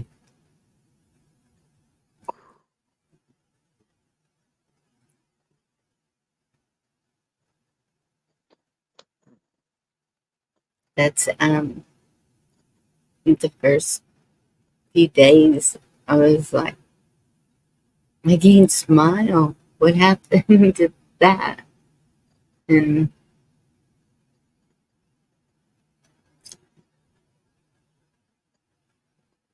I guess everybody has their own ways of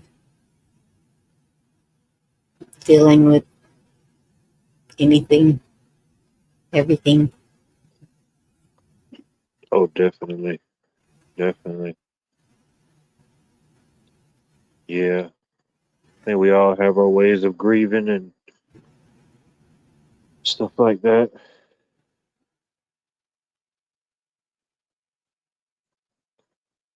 As long as you got those good memories, those, you know, their essence and spirit still there. Yes. You know, Yes, kiss off. talk about them, keep the name alive. Let the grandkids know, the future generation know who these people were. Yes, that's my youngest daughter. She's a redhead. She's the only redhead. And she was asking me the other day, where did I get red hair? And I said, well, my great grandmother that I was named after had the same exact color of hair as you. And I said, and your father has red streaks in his hair. So both sides, I would say. Yeah, it happens. Yeah, Weird like that. I know. And that's when she was born. Immediately they told me, you have a red head. And I said, no way. I didn't even know they were born with red hair. Like, yeah, yeah. But I guess I don't know what it is, like a hereditary gene or something. Forget what they call it. Yeah. And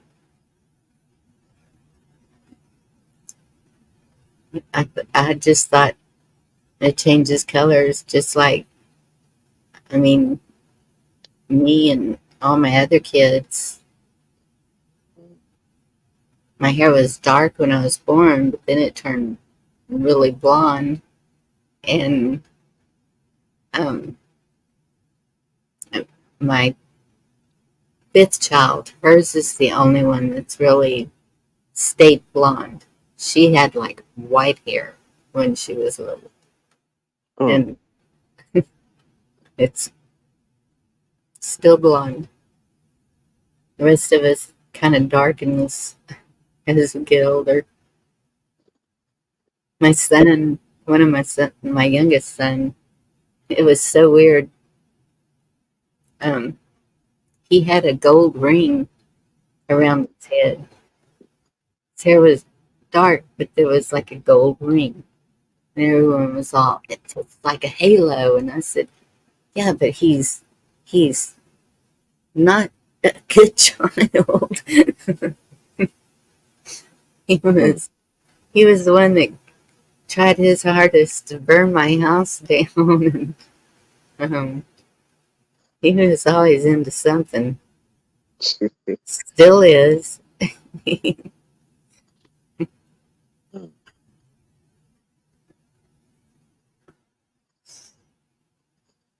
Absolutely, the cat. And that's why I think the canning and growing gardens, that's what all of uh, the grandparents that I grew up with, they all had gardens. They all had, they were all doing canning, um, It's critical. the wood making. They're Yeah. always making things out of wood. My uncle makes knives out of horns and wood, and it's just skills that once you start doing that, you can make anything out of it, basically. Oh yeah. From wood, stone, or bone. Yeah. You can do Yeah. anything with those three. You're good. Yep. And that's, I was always in the kitchen with the grandmothers, learning to cook like they did. Man, my granny, she made the best fried chicken you ever ate. Oh, I bet. She Every know how to do it. Sunday. Yep. Shit, Well, yeah. you came to visit. Hey, Black Watch. Bonnie, Wildlife. So, buddy, it's good to see you. Good to see you. I Hope just all is well in the Canada. am, well, gee, that's another story. I just kind of got here in the last part. We're missing somebody, are we, Bonnie? I'm sorry. Are we missing somebody? I I just don't. I just got here. Are we missing somebody? If you take the way I'm saying it, What are you saying? I'm that big? This is a fat joke? No, I didn't get the beginning of the video. Sorry about that. I don't know. Oh, the last one that I showed. No, the whole video, your whole live. Wasn't here for. Oh, okay. We're just talking about. I was talking about my dad, some, and my mom being in the hospital, and Oh, she is. Yeah, kind of cut. yeah, Anyway, no, you were talking about genetics. It takes red hair. It takes two of the same dominant gene. see my No, mom. Good to see you. in my early 20s, I went to a Dr. Keown. She was at least the expert in North America, and I went through the whole genetic. Oh, it takes two dominant genes to get red hair, strangely enough. But anyway, hello. Hello. Hello. Makes sense why you see it a lot, like in was it Scotland, Ireland, pretty isolated places for a long time. It's Yeah, nothing but mostly redheaded people. Yeah, the Norse, the Norse, Yeah, yeah, and that's Eric the Red and all them. But where my great grandmother was from, Scotland. Well, her family. yeah. oh yeah, you got the gene in you. Yes. But the end of my 3 or 4 hours, no clue where it came from. Nicole, good to see you. But Goodness. oh, Garrett. Excuse me.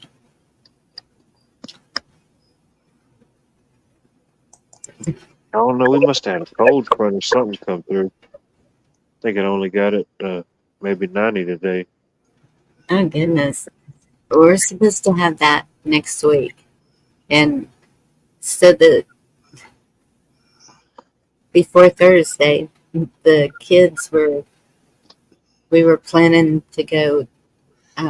Matagorda is my favorite place to go.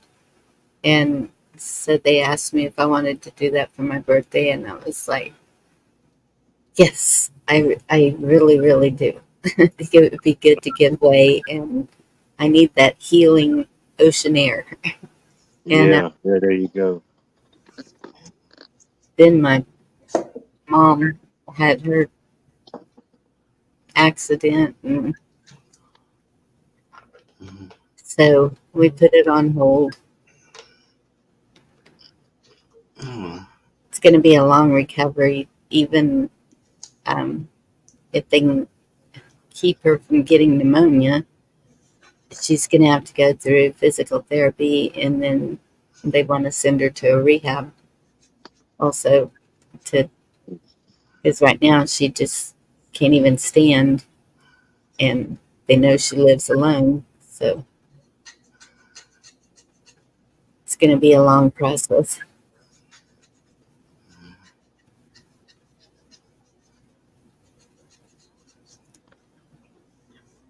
But the first thing is getting her over that chest cold. That's what has me most worried. yeah. Yeah, definitely. With the fractured C2, that heals itself, doesn't it? It The Couldn't way. give much input on that. I have no idea. I don't know either. And she's in a neck brace, but I wouldn't think that that would be permanent. I really hope not, because that's got to be so uncomfortable. It makes your face point straight up, so it's really hard for her to talk anyway. Hard for her to get comfortable. It, mm, but she's already talking about a new truck. Just she's a fighter. She'll I have faith that she'll pull through this. She's a fighter. Oh yeah.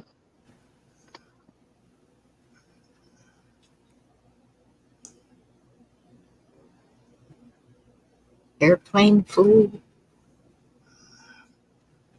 I haven't heard of that one.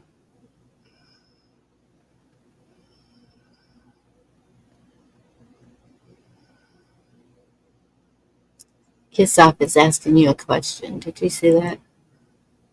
Did you do my dad work because my dad, he drove trucks, and my mom, she had several jobs over the course of her life. She was uh, flight attendant at one point. She worked at the bank at one point. She co-owned a restaurant and catered at one point. Did a lot of different things. Goodness. Yeah.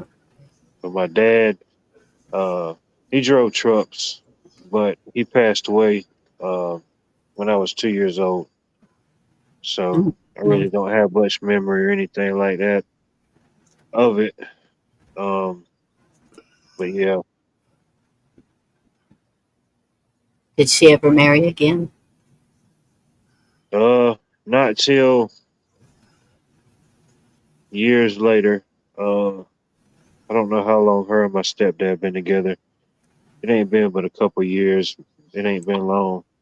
But I was grown and on out the house by then, of Yeah. course. But yeah.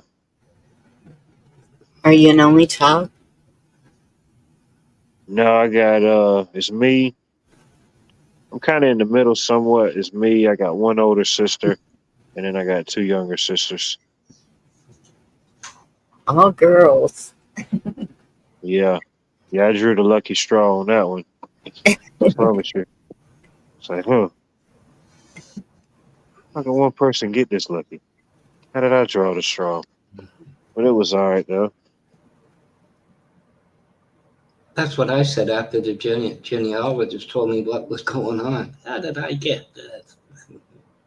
Thank you, Jeannie. Guess I was the chosen one. Oh, really? Had to, uh, I know the story in the beginning. All the women on the street says, "You're going to have another girl."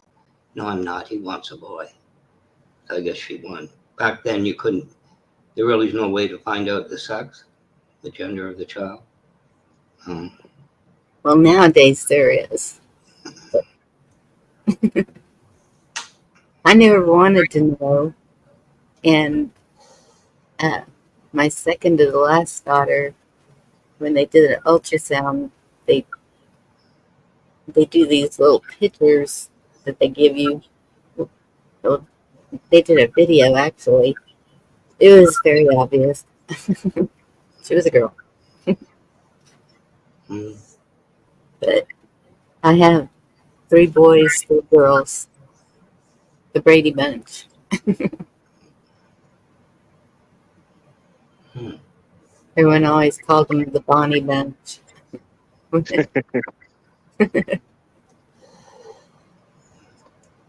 Not sure about that airplane flu, but a lot of that's derived to where it occurs. You know, I mean, planes are pressurized. I've never heard of that before. what's that? I think the cat said something about airplane flu. That could be, where it was sourced. You might have had, 100 passengers come down with it. They were all on an aircraft, something like that. I'm not sure. I've never heard of airplane flu.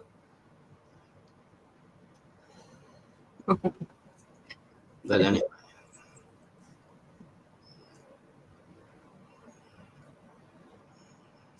International flight thing, I believe, filters and things. mhm. It's possible. I mean, when I tried to fly to California, I made it from San Antonio to Dallas and rode a bus back because there was no way I was going to die in that 30-minute trip. And So the doctor called it some big old long name. My mother got 3 free flights because of it, thank goodness, because she was mad. And I delayed American Airlines 2 hours, kind of messed up their record that they had back then. And but and that was at Christmas. So when she went to California, I was sick as a dog, and uh, walked to the doctor's office, and they put me on antibiotics. So maybe there's something to that. I know I was sick.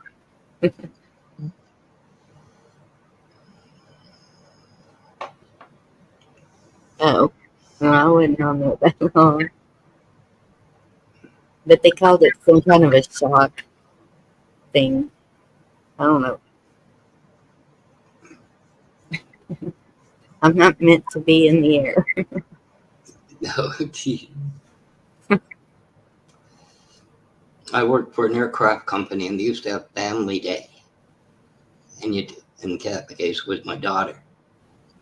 Then at part way through the end, they went out to a landing strip, and you drew numbers to have a flight down to New York and back.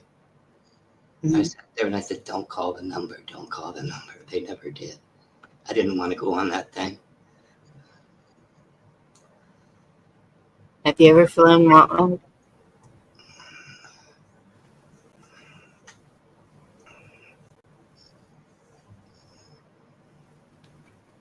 Did we lose Wildlife?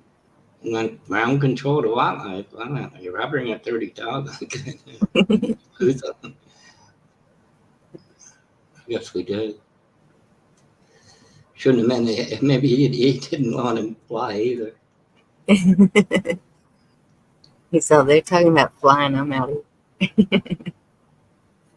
In this case, it was only a Dash 7. It wasn't like that's a regional aircraft. But I still didn't want to go up in it. It would take about 50 people, and she was jumping up and down, and I want to go, I don't. But anyway, yeah. No, I don't go to Hawaii or Discovery or anything. It's funny because my roofer, he came to pick the money up yesterday, and he said he's going to Hawaii.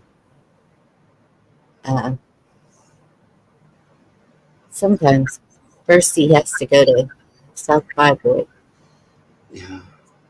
for a job, and then going to Hawaii. Blame it on Georgia.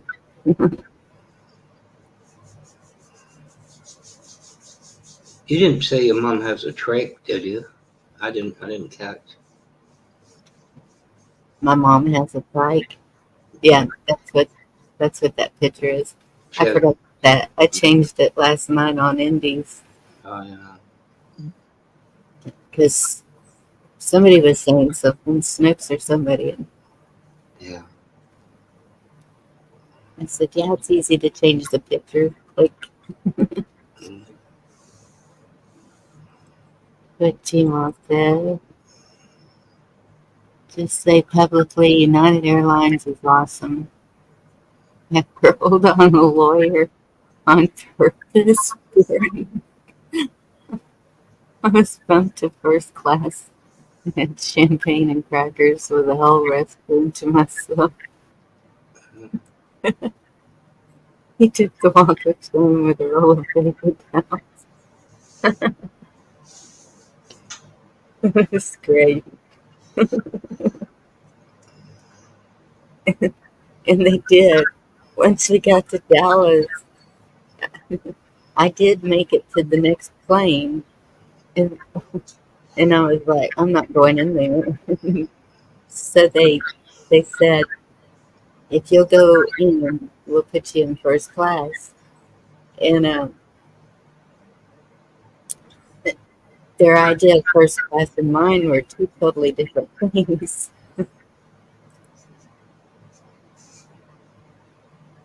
One thing I know, if you're going What?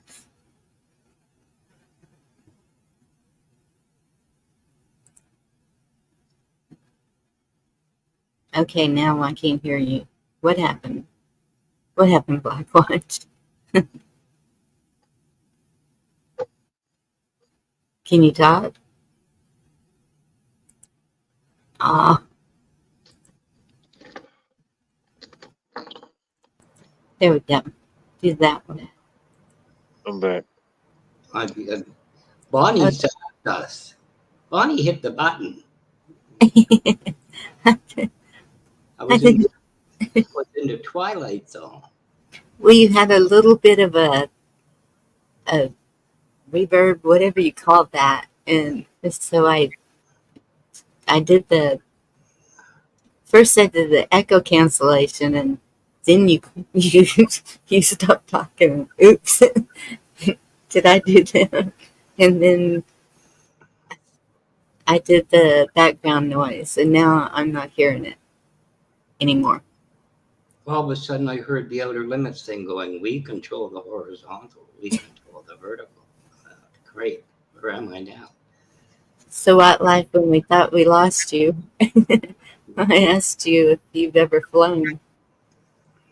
Flown in an airplane? Yes. Oh yeah, multiple times. It wasn't too bad, but being a tall person, it does kind of suck. They don't give you much leg room. True. You know what I How, mean? how tall are you? Tall enough to be uncomfortable.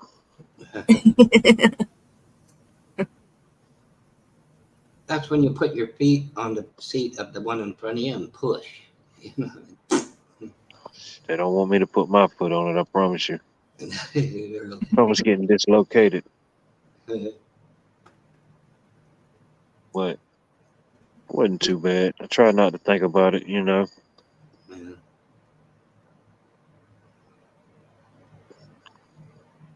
Now, why is your height a secret? What I was saying when I was backstage with what, like Australia, pretty well flying anywhere, North America, England, Europe, anywhere. Unless you can, Qantas is the only one with a direct flight, and that's very, very expensive. You know where you end up for a stopover, which could end up a day? Abu Dhabi, the Arab Emirates Republic. Go figure that one out. Hmm. Without a doubt, but you know Miss D, I was talking to her on a live. That's where she met her husband. She took a flight, ended up over there, and met him. You know, Abu Dhabi. You know, really. Yeah. Hmm. Oh, Guess it wow. happens, yeah. I guess that's why they give you a little manual on Arabic, you know, and you welcome to Flight 99. Here's your Arabic manual. I'm not going Arab. But it's true. Unless you go, Qantas is the only one with a direct flight anywhere. And it's very, very expensive. It is weird, the flight patterns sometimes. Yeah. Because I You think know, it was Gigi went to Jamaica and they went layover in, heck, if I can remember, no, it's like, but it's straight down. And she said, yeah, probably, but it was only a 3.5 hour flight. Wherever she went through, it just didn't make sense. But, and she said, it's probably pretty quick for you. And I said, yeah, if they don't go over to Georgia or Florida first and then down. Hey now, Well, ain't bad. I'm just saying, because my daughter, when she went to Puerto Rico, she had to, they flew to Atlanta and then to Puerto Rico, yeah. I which is know weird. the airports here, um, I don't know, within the last couple of years, they've started doing more direct flights to different bigger cities. You know what I mean? But there's still a lot of people that will hop on the plane here in Augusta and fly to Atlanta and then fly from there to wherever. Yeah.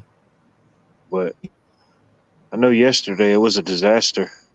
I don't know. I guess they're finally getting it all fixed out with the whole Microsoft deal. Um, yeah, it messed up the airport. It messed up a lot of stuff bad. Yeah. What did? When they were having the reported outages, data outages, Oh, airports. It affected airports, um, certain medical facilities, banking institutions. Um, goodness. because I heard. my mom, she had a appointment, just a regular checkup, nothing major, no, just a checkup with the cardiologist, and they called her yesterday morning and told her that they had to, if it was okay to reschedule, because they were having some issues with their computers. Then later on that day, it's a uniform company called Centos. They come and pick up the any dirty uniforms on Friday and bring up new clean ones. But he showed up real late. I said, "Dang, buddy, what's going on?" He said, "Man, it's been chaos all day." He said, "Our system's down, and we had to take all our load and write it down by hand. And each stop, we having to pencil and paper it the whole way. They couldn't use their iPads." Wow. I didn't notice anything here, and but I did hear something about outages everywhere, and of course, a lot of conspiracy reasons. One thing I found odd in Australia, for I think obvious reasons, if you go to a number of medical things, whatever it is, they send you usually an email and you can access your files. I thought that's ridiculous. Wow. If you can, so can the guy in the laptop if you're on Wi-Fi in the parking lot. Yeah. That's why I refuse Wi-Fi. Absolutely refuse it. Not that I got anything, Using public Wi-Fi, you're taking a chance anywhere, I think. why they'll never secure Wi-Fi. You know, to There's a me, town not too far from here, right across the river in Carolina. Their whole little town downtown is free Wi-Fi, free public Wi-Fi. Hmm. mm, Could you gentlemen excuse me for just 1 second? Yes? No? sorry I Sure. didn't. That was Okay, I'll Yeah, be go right back. ahead. Thank you.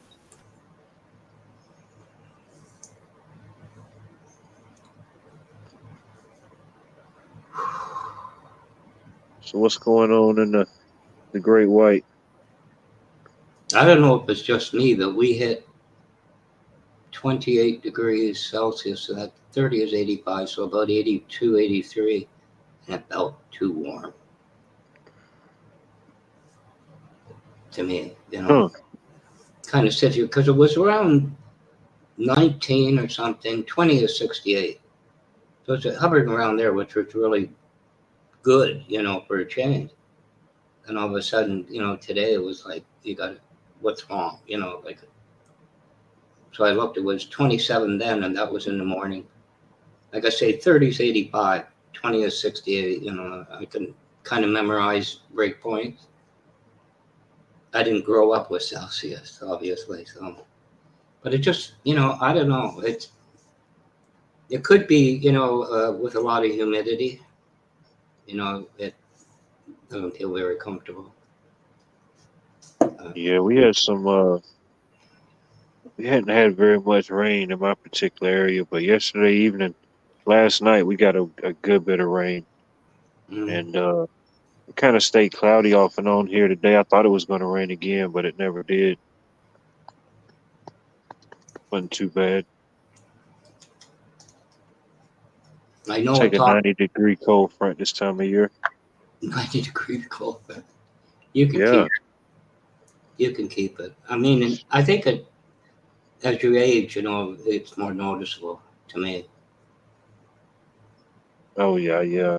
You know, when you're young, you're crazy. You could almost go to heat stroke before you say something's wrong. But the weather patterns are not what they were. They're so far off of what it was. Mm, Yeah. It is interesting to see how warm it's been in certain parts of Canada. yeah, but it's I Man, y'all relived. getting the best of both worlds. Y'all getting a warm summer and a cold winter. It's not as cold as it was. Well, nowhere near what it used to be. Of course, Huh. that's a very long time ago. But I don't think it's global warming. I think it just shifts. It just shifts in every so often. That's what happens. But main thing I relived today: don't change your opinion of someone. I don't know how many people find that. You go first impressions, and then you kind of go, well, you shouldn't do that, right?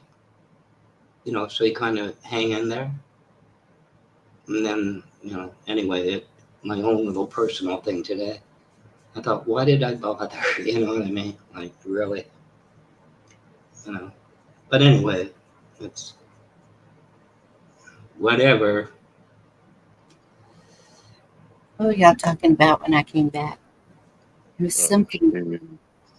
Maybe chicken legs and macaroni and cheese. Oh, Oh,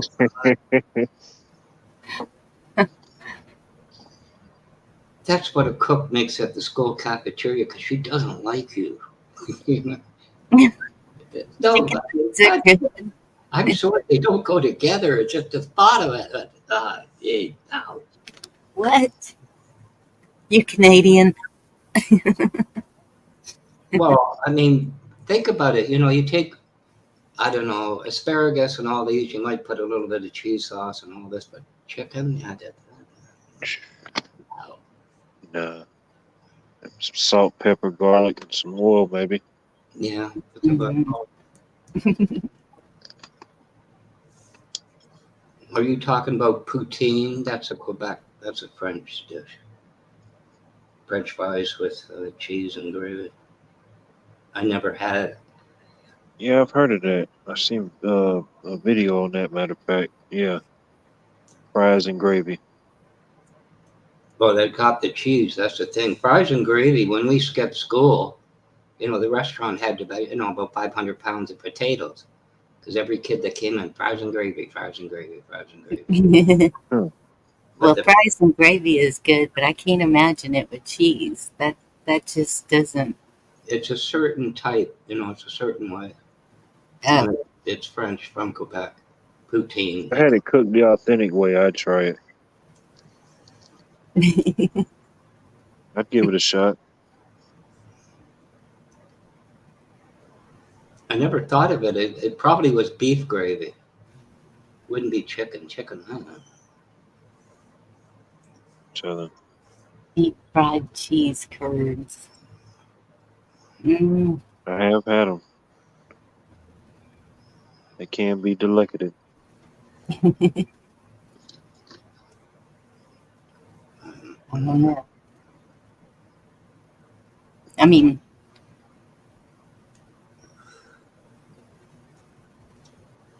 I like There's my. somebody that fried just about everything. Deep fried Oreos, cheese, whatever you can think of. They're deep fried it. We did that. The deep fried Oreos. My daughter Was it good? You ever remember Oxo Cube? didn't care for it. Gotcha. She did. Sorry, Black Watch. What? No, that's okay. I didn't. You ever remember Oxo Cubes? Those little square things. Oxo Cubes, they called them. To make Oxford?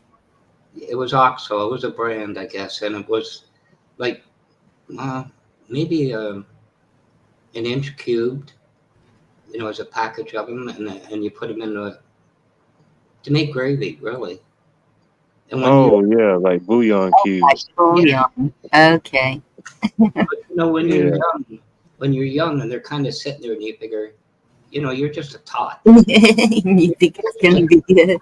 This is a cube of sugar, right? No, and your mother looks at you like, see, just like, oh, God.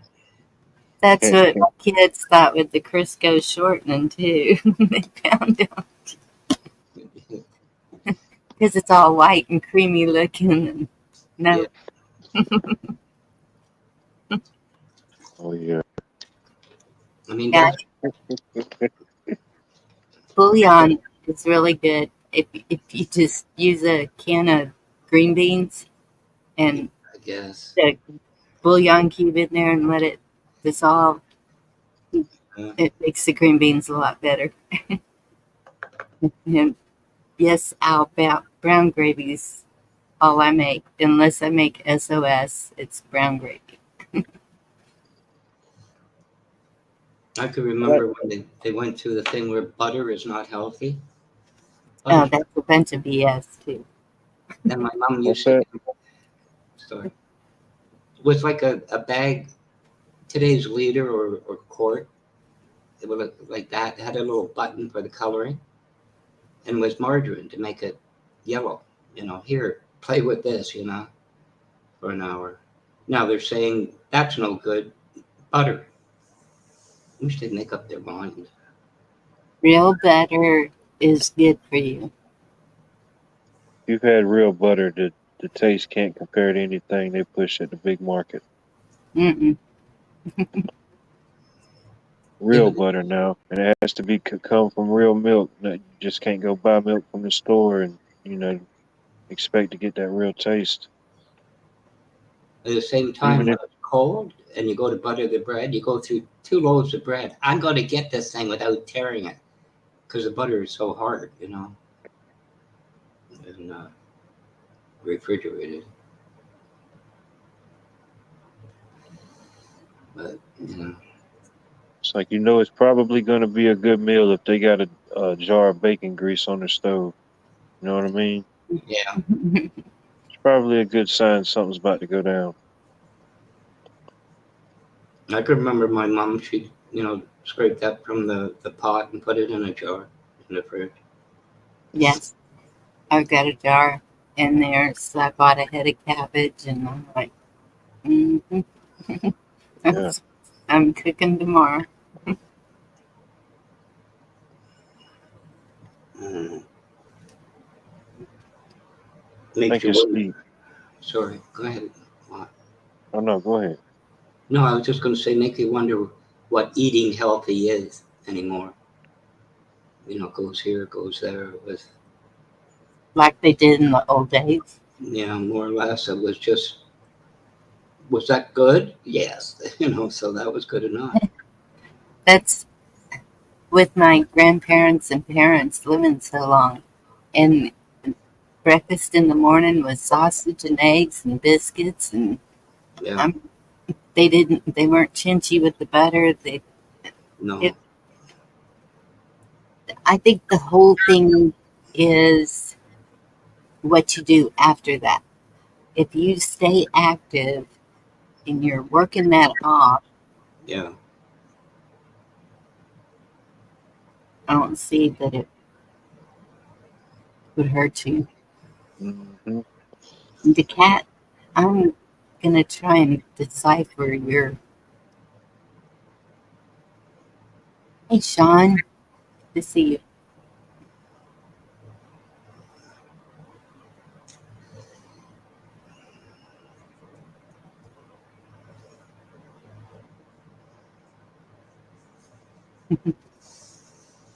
Yeah.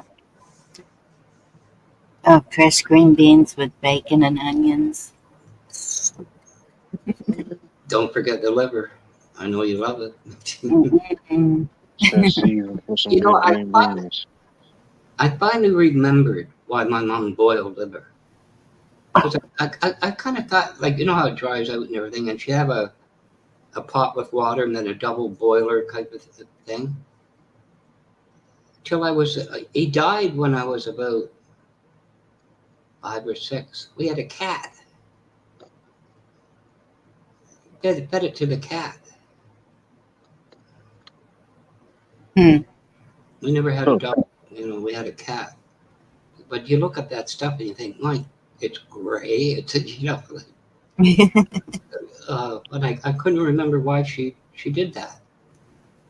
Because we had liver, but I mean it was the way it should be done.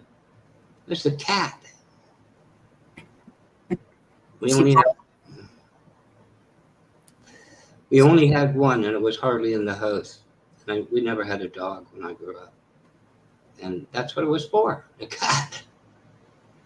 Oh well. Cat loved it. Every bite, I promise you it did. Yeah. That cat was weird. All its ears was a male cat, tomcat, and all its ears were frayed from street fighting.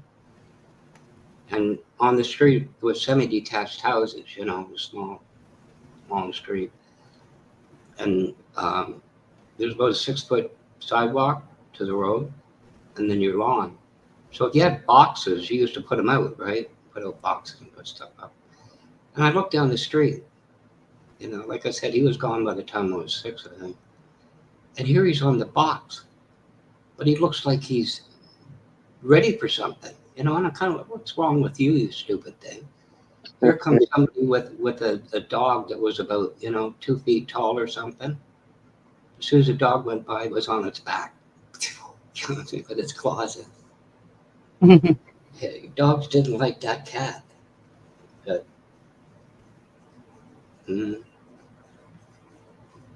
forgot all about that. Black cat.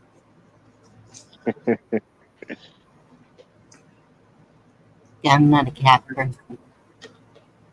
No, it didn't like it. It didn't wasn't nasty. It just was always outside. Didn't want to be in it.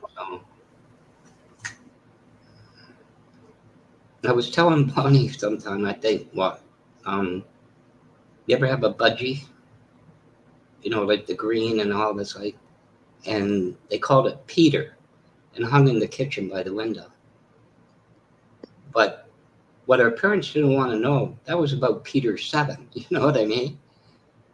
They would get outside, fly into the brick, get in the bathroom, fly into a mirror. So they went purposely got a budgie that looked like Peter 7 or 8 times. Yeah, pets. Bungee? Budgie, yeah. Budgie. Oh no, I'm not familiar. I don't know either. It's the size of a sparrow about, and it's all colored, green, green breast and belly. Oh, like a type of bird.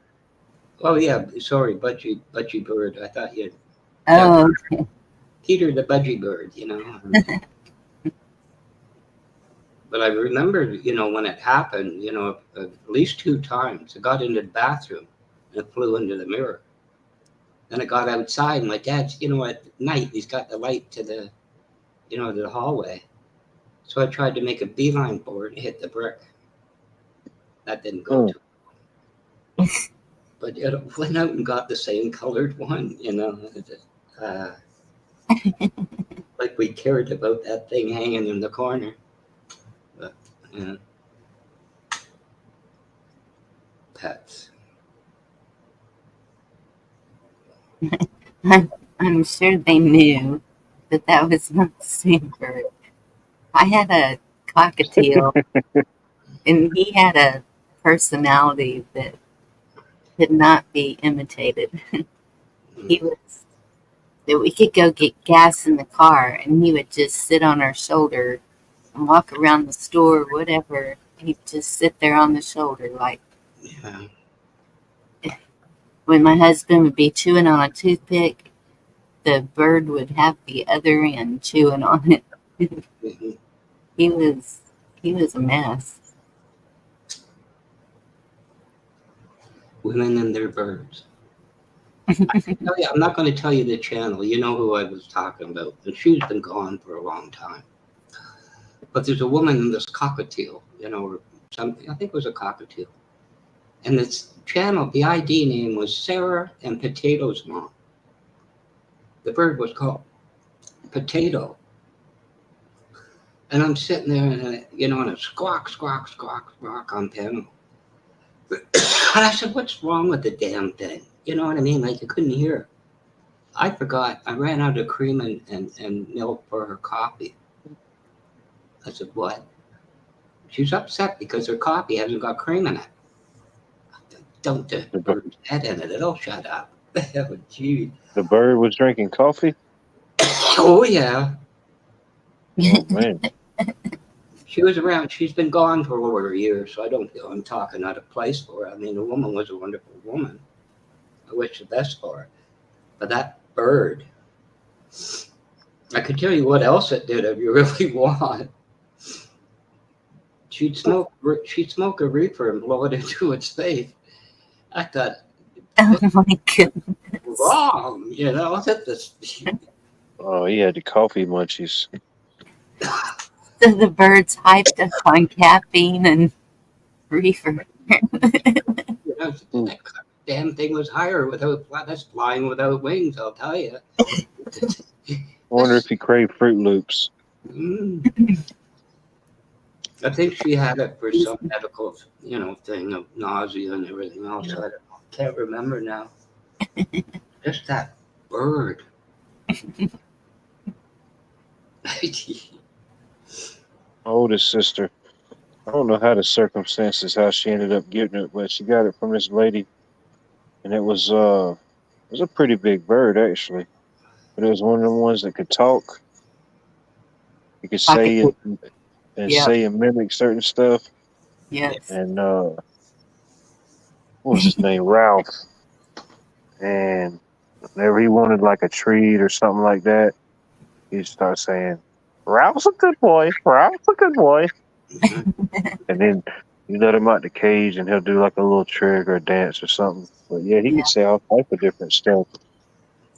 That's cool. I always wanted a cockatoo, but I never did get one. But the cockatiel, I taught him how to whistle by whistling. He could do Andy Griffith's song, theme song. Shoot. Yes. When he wanted my attention, he would do that loudly. You got to wonder if Barney ever got his gun loaded, right? Just a bullet, Andy. I got the one bullet. That was a stupid show. Oh. There was some good lessons in there. B and A, B. If you ever make it to Mount Airy, North Carolina, they got a couple spots set up just like the show. Oh, wow. They got a building that you can go in and set up just how the police department and the cell and the desk and everything. And they got a house that you can go up there and visit. A couple different areas, historic areas. That would be neat. I really need to travel. I know there's neat stuff all over the place. Oh, yeah. I think I told Bonnie what the last house I had before divorce and everything. We had dogs. So you go in a small pet store, 45-pound bags, and they gave me a deal. One day I went in, he had this bird cage. It must have been about 30 inches, square and about, I don't know, 4 feet tall. And this parrot, be about 2 feet tall. And I kind of looked at whatever you got, I want it. You know what I mean? It's kind of like, kind of quite frankly, take your private parts and say, I want more. It was about, I said to the guy, what do you want for that thing? Probably South America. And I think it was 6,000 or 8,000. I said, yes. does it broil quick after you stuff it? You know, if that thing Dang, takes more out of me. God, it had a wicked look. dang. You know, They're expensive. they're like, who? Dang. You know, like, oh God, it was almost. Yeah, I have bird cages.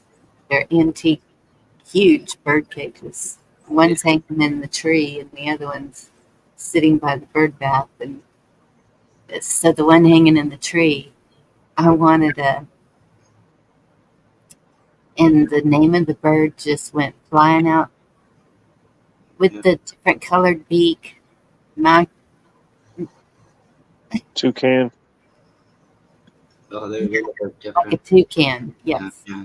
And so I found one finally, um, but I don't think it was meant to be outside. I think it had feathers on it. Well, anyway, it's still in the bird cage. Yeah, but you looked in this thing's eyes and it was kind of saying to you, what are you going to do about it? You know, Mhm. like, no. But anyway, But if I could have a real one, I would. I don't know. I don't know. I mean, I wanted to go all out beach here. It was, I wanted the exotic birds and plants and everything. You That know, here are exotic. Georgia, they're probably natural habitat, grow wild. No, got a pretty good bird population here. Then being right here on the river, we get a lot of migratory birds as well. mm, The coolest Got a, one I've seen is a crane. oh That's yeah, we've got them. unusual to see a crane here. Uh, is that a stop off for the monarch butterfly? You ever seen them when they migrate? Just the cloud of them, oh, I bet that'd be awesome to see. which I haven't seen for decades. If I really want to talk about tonight, put it on the table. I don't. Sorry. No, go ahead. No, I'm just I'm remembering. I'm remembering things, and this is no knock, right? Apparently, where I live now, it's Chinese for the most part, but Italians started to move in. And we have neighbors; they were really quite good, but most of them were South Sicily. If you know it, North, they kind of think they're better. Anyway, they're laborers, so these were big men. You know what I mean? Like, mm, it's like 200 pounds. I left that for breakfast cereal. But Dang right.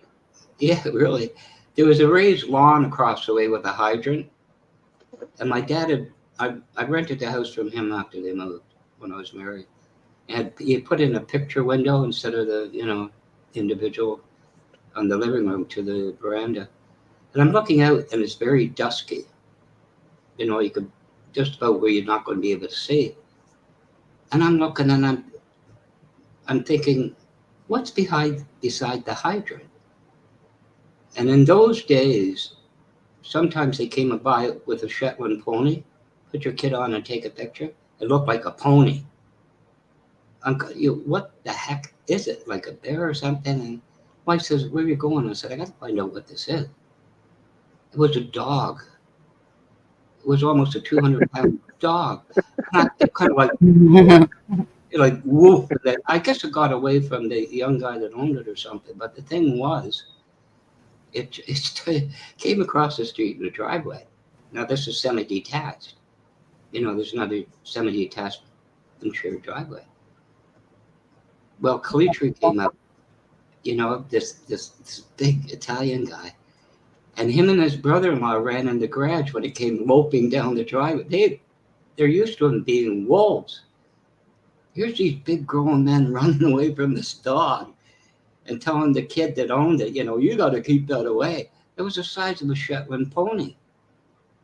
It was, But to see grown men running, and closing the garage doors. Oh, I bet. Yeah. That thing was a big goofy dog. You know what I mean? I like those. Here they have the Great White Pyrenees. A Oh lot yeah, of ranchers will have them. yeah. And then one of my friends raises mastiffs, and they're pretty good size. Oh, yeah. One of the boys up at the high school has a real wolf, and so he's he's pretty cool. Um, haven't seen anyone with a Saint Bernard. Ronan has a Saint Bernard. They're neat, but I don't think. Excuse me. I don't even know if the Pyrenees. It seems weird that they're here because I thought those were cooler climate dogs. Yeah. Pyrenees is a big dog. Yes, it is. A big. You know what it looked like? You ever seen the children's thing? There's a guy in a big dog's outfit, and he goes down on his knees and flops around. I just thought of it. That's what it looks like. Big goofy dog. Um. Uh, Oh my goodness, that's what my daughter's dog looks like. What is the name of that? Never-ending Story. Is that it? The dog that I've seen flies. the movie. Yeah. I've seen the movie. I can't think of it right off the top. mm, Apple dumpling. It is a beautiful full moon tonight. Let me see. Let me go see if I can see it. Hold on.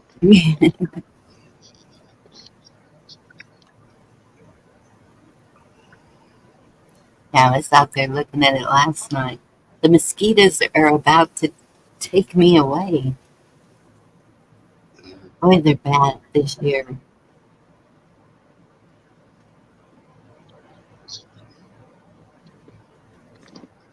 mm. I got to make the coffee stuff and the cinnamon stuff and all these cool things that I'm seeing on YouTube or TikTok. Need to start making them and trying them. Cinnamon seems to be the main ingredient for most of it. Well, the coffee burn it.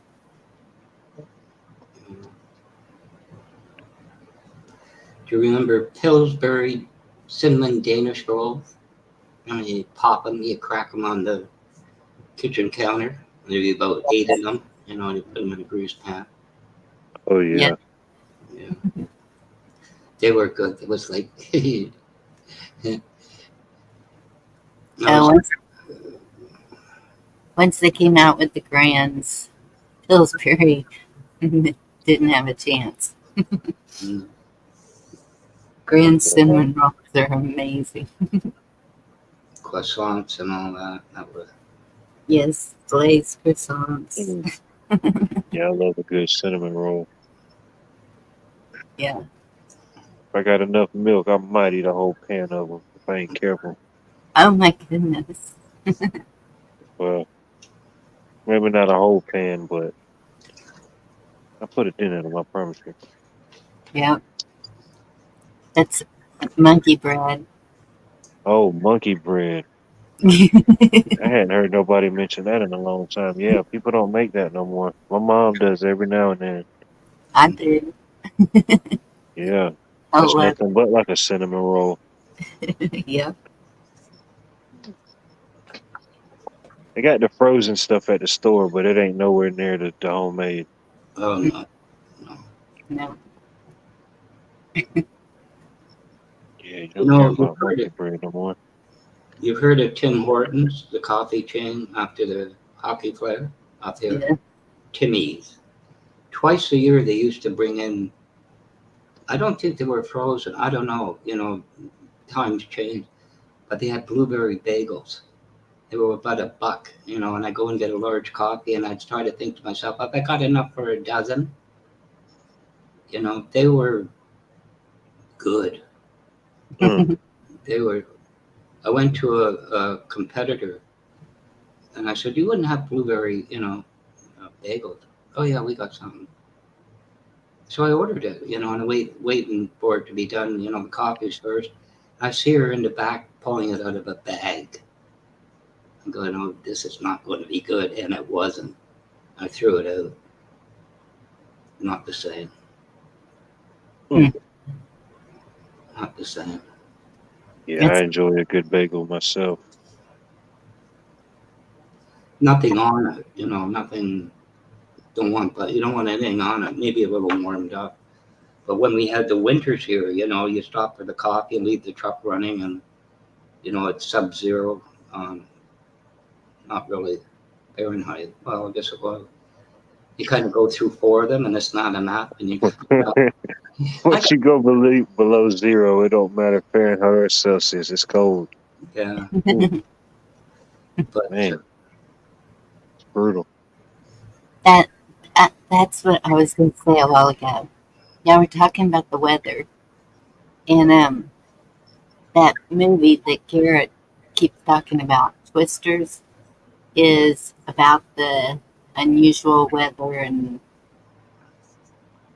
that kind of stuff. It sounds I like it's don't know. I don't know if it's a. I don't know if it's a spinoff or a new twist, but it was a movie called Twister. yes, yeah, Uh, yeah, yeah, was it Bill Paxton? I think he's passed away now. He was in it. yeah. Um, yeah, and that lady, what's her name? I can't think of the other people's name. I can see their face. Yes, the The blonde. blonde haired lady. Yes,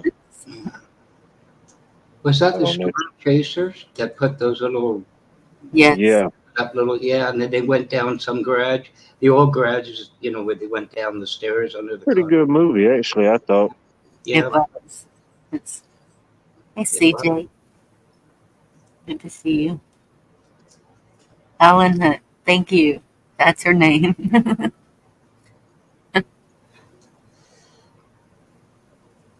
I Yeah, know.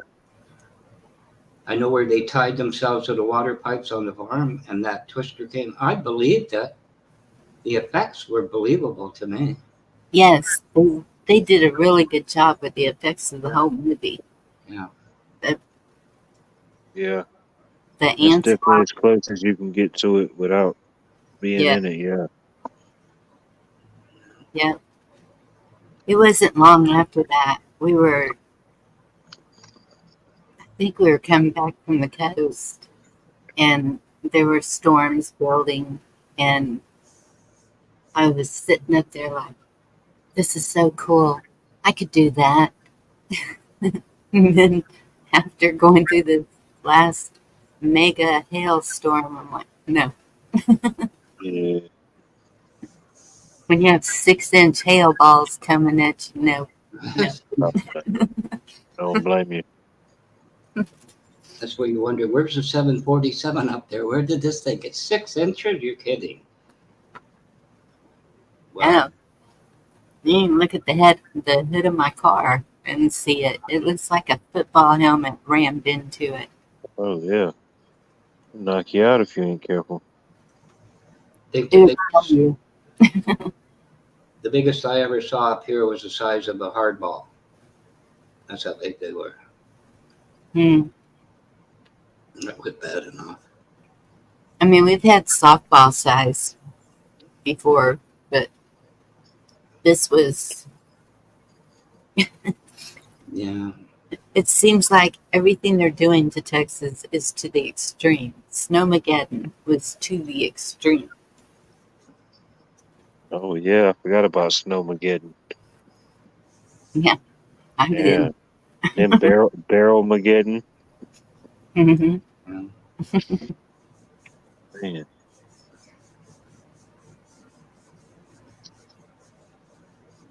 Mm. seems to be all quiet on the storm front right now, though. thank goodness. We only had one hurricane, and it made it inland to Toronto, 1954.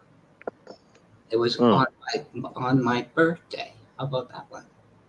It wasn't, hardly the size of whatever, but the destruction was immense. It, Hmm. the Yeah. winds and everything. Hurricane in Canada? Yeah, Hurricane Hazel, October 15th, 16th, 1954. And it Wow. came off the Atlantic and made it all the way in. And it I don't know, millions and millions, back then, $1 million was a lot of money. But the destruction was incredible. Yeah. And of course, like I told you, the Don Valley here, if it got in there, it would just spin it around, which I imagine it did. Yeah. Man. Yeah. That's Matagorda Mhm. when that one hurricane hit. So they used to have a pier that it was about a mile long, and um, then there was a motel that I would stay in that had a kitchenette, and it was on the river. That's where the Colorado River goes out into the ocean. Yeah. And so we always stay on the river and then go fish on the pier in the ocean. And um, it took out that motel is gone, and um, the pier, and so they rebuilt it, but it's not near as long as it was. It's pretty short. It only goes to the jetties. It doesn't go way out there like we used to. I would imagine you get water spouts now and again there, don't you? They call water spouts. Not up here where I'm at. Um, just tornadoes and hail, and but it's really unusual for us to have a tornado, and so that's what was weird with that last hail, ginormous ones. There was a twister right above us also, and the meteorologist said if that would have come down on us, it would have just been astronomical too. But Mm. because of that twister, that's what was giving that hail so much force that there wasn't a person within, I would say, 5 miles of me that was not affected by that hail, that did not have a lot of damage to their vehicles, to their homes, everything. A lot of people, it was going straight through their roofs. It tried to here, and that's why I have water damage inside now. I had craters in the roof, and you could see the ceiling through the crater. Mm. That's not good. Well, I know. Hello, roofer. Tell me about it. Jesus. No, we used to. I think I told you, my dad won at craps. I never knew it. We rented a cottage, but there was one towards the Kawarthas, part of the Great Lakes, before Ontario and that, and it was a huge inlet. And you hear the winds picking up, and they start to swirl, and all of a sudden it sucks the water right up. Looks like a twister, water spouts. Yes. It was weird to look at. Kind of like, do I run or no? When you're a kid. But, See, and I've seen that with little, like when we lived out further in the country with caliche roads. I've seen where little dust tornadoes, I don't know what you call them, would Yeah. pick up that caliche like a little tornado. I've seen a fire tornado. That is something to see, and nothing stops it. no. No highways, no nothing. Even if you do a fire line, it's like a tornado. It just goes up and down. I never understood people putting money up there because to find a cottage, winterized or brick was rare, very rare.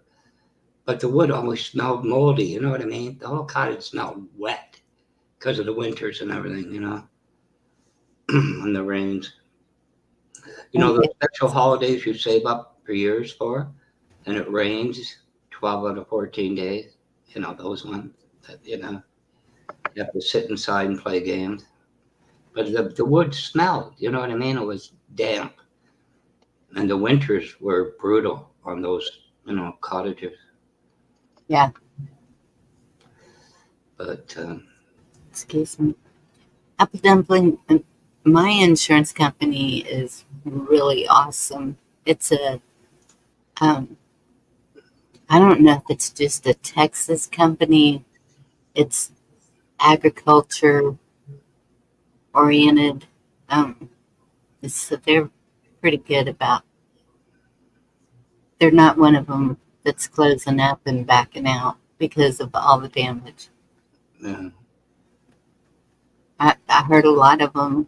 Houston is really having a problem. The insurance companies are just closing up because there's so much damage. yeah. They're going broke. And That's insane. yeah, and some people around here have said that too.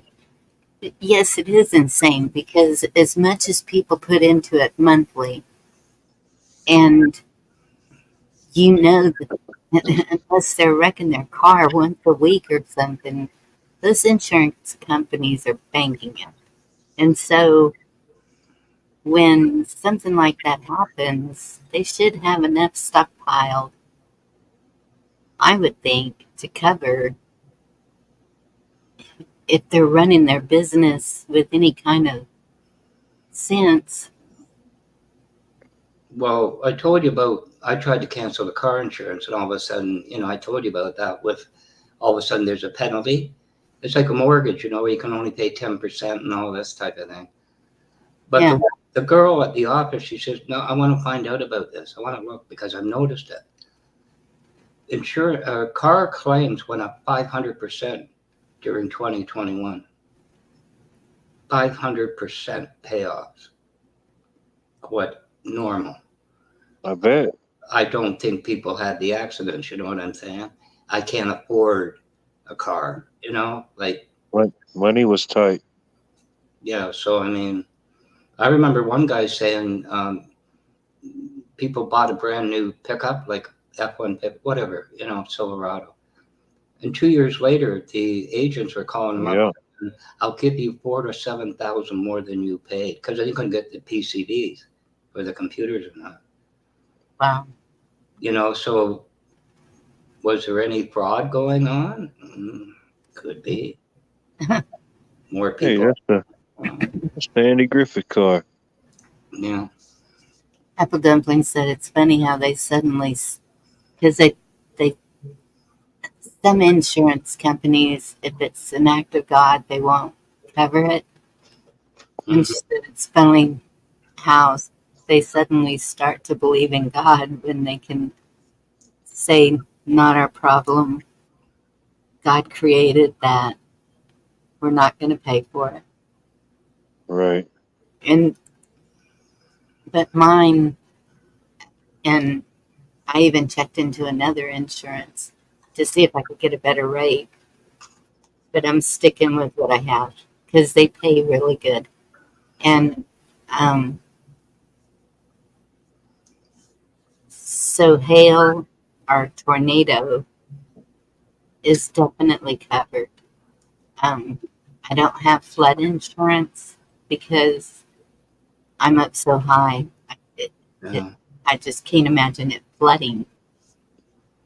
The only problem would be is if the washing machine did something or a leak under a sink or something like that, I would have to cover that myself. Do a question. You got a question to ask, Okay, I got this insurance. What doesn't it cover? Because there's somebody in here, and I'm not going to mention her name, and she lives southern. I don't think it's far down as Watt. and the siding came off, and they said act of God, and somebody went down and put it up. Or anyway, I told you about mine, a brand new house, and the whole side came off. They didn't even question it. I'll be out whatever day, don't worry about it. And I never saw a piece of paper to sign. Like I said, they probably went after the builder, but what do I care? You know, I did, you know, one place is an act of God. The other was just, oh, well, we'll have it done in a week, you know. I don't get it. Yeah. But Well, I saw a construction company at a house in town. I went and ran errands, and so I stopped and got the name and phone number off of it because I've been having a problem trying to find somebody that everyone is so booked up. That's another problem is it's taken so long to get anybody to do anything because Yep. all those people that were affected by it, it's hard to find a contractor. The roofer, it took them about, what was it, a month and a half, 2 months? It was a pretty good wait. And then now the inside, my closet, it's going to have to be completely redone, insulation and everything. wow. And then 2 patches, one in the master bath and one in the dining room. And so I got the name and number off of that little, it's a trailer he had. I guess it was to carry the materials in that he was using on their house. Try and get some quotes or just get somebody over here. One of my neighbors is a contractor too, and I need to go talk to him, see what he would charge. Mm. I know it's a company that we deal with. We do a lot of electrical work for. They do some new construction, but it's mainly like disaster. You know, like after something's happened. You know, Yeah. whatever it may be, fire, storm, whatever. We do a lot of work for them. It's the majority of the work. Don't they call it restoration or something? There's a name for people Yeah, that like restoration. Yeah, something Yeah. yeah, yeah. restoration or something. I forget. Yeah, I used to work for a company that um, we went through. The insurance company would call me and tell me what damage it was and where it was located. And then I would have to find a contractor that could go and do that specific repair. Yeah. But it was for was it BFI, the garbage companies? Yeah, DFI or BFI. BFI, yeah. So that's who we were contracted with. And then their insurance company would call us to do the repairs. And so I was calling like 28 states trying to find contractors for each area, whatever damage they had done. Yeah. There was quite a few of them in Florida, around Fort Lauderdale. Mm. So my boss was like, "How do you find these people on Google?" For as many horror stories of insurance, there's ones that's remarkable. I told you about my daughter's first husband. I warned him about that gas dryer and the thing around it. They hadn't even paid the third payment on the insurance. It was a total write-off, except for the foundation. I thought you're done. You know what I mean? They're going to find something. But the guy came in and took a look at the foundation or whatever and said it's okay, and they rebuilt. Asked him what change do you want inside. It was remarkable. Especially, I warned them away the way that around that dryer looked. I said, if you don't clean this up and something happens, I'm going to kill you. I will kill you. Rest assured, I will kill you, which I just about did. But anyway, but they didn't. They didn't squabble. You know, wow. Apple dumpling, I thought USA was a really good one. And Gma, that's a really good question. And I think that that is affecting a lot of things. Mm-hmm. Could very well be. And yeah, it does seem like we've lost time in the day. And I've noticed that the sun and moon are in a different spot.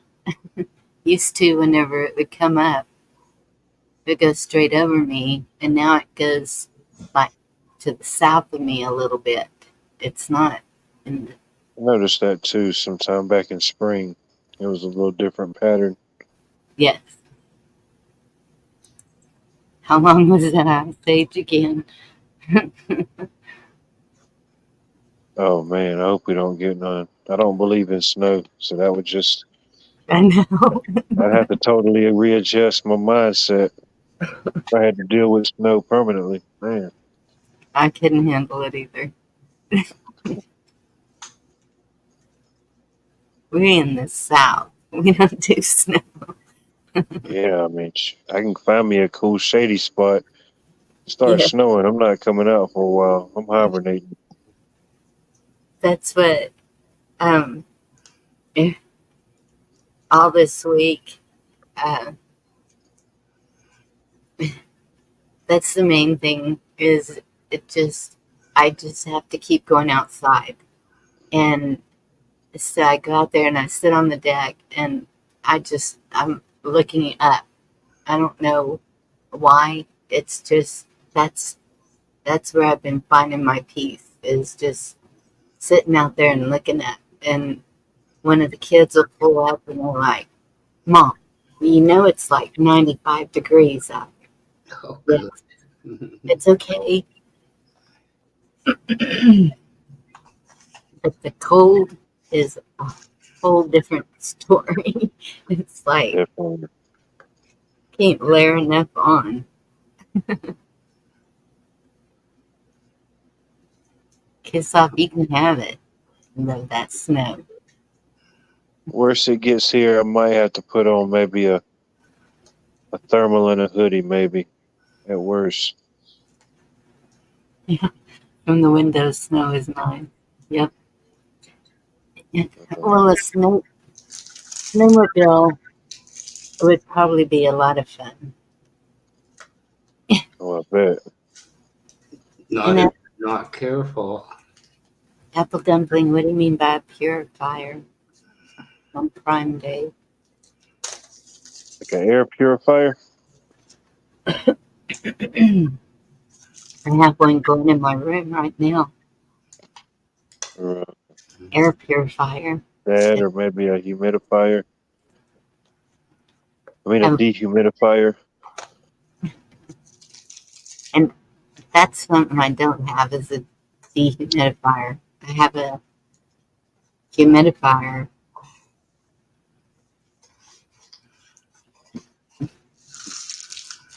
I am not a big baby. Kiss off.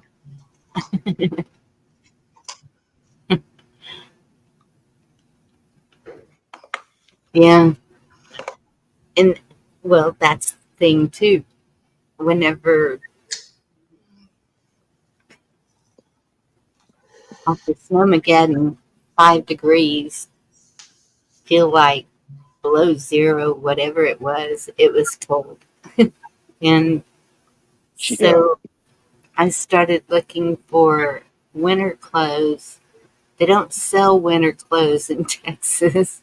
And so everybody was telling me to go to Duluth and Trading Company or whatever it is. And oh, there's another one.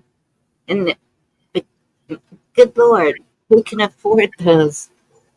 Yeah, I was about to just say Duluth, they make good products, but they're proud of their stuff, though. Man, they're proud of it. Yeah. And but even I think I ordered a flannel shirt from them, and it was not flannel.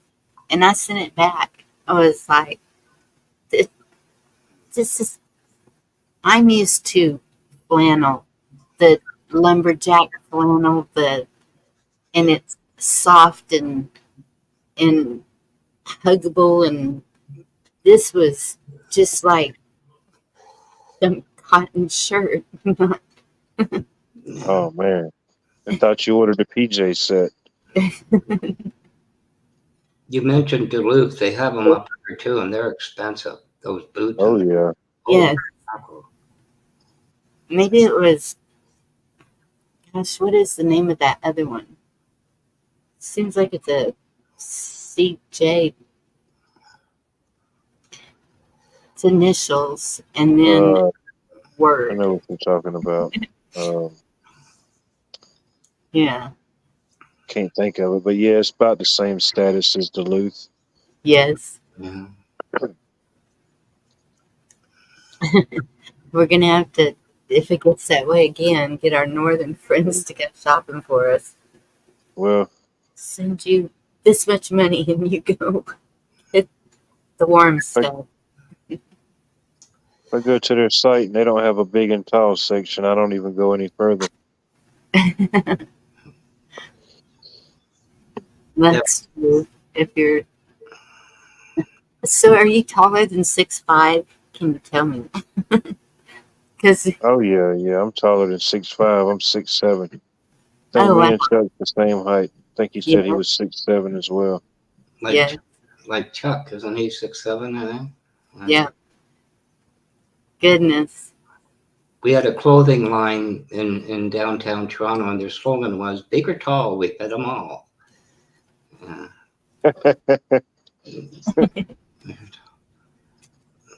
Yeah, my brother-in-law would have to go to the big and tall, and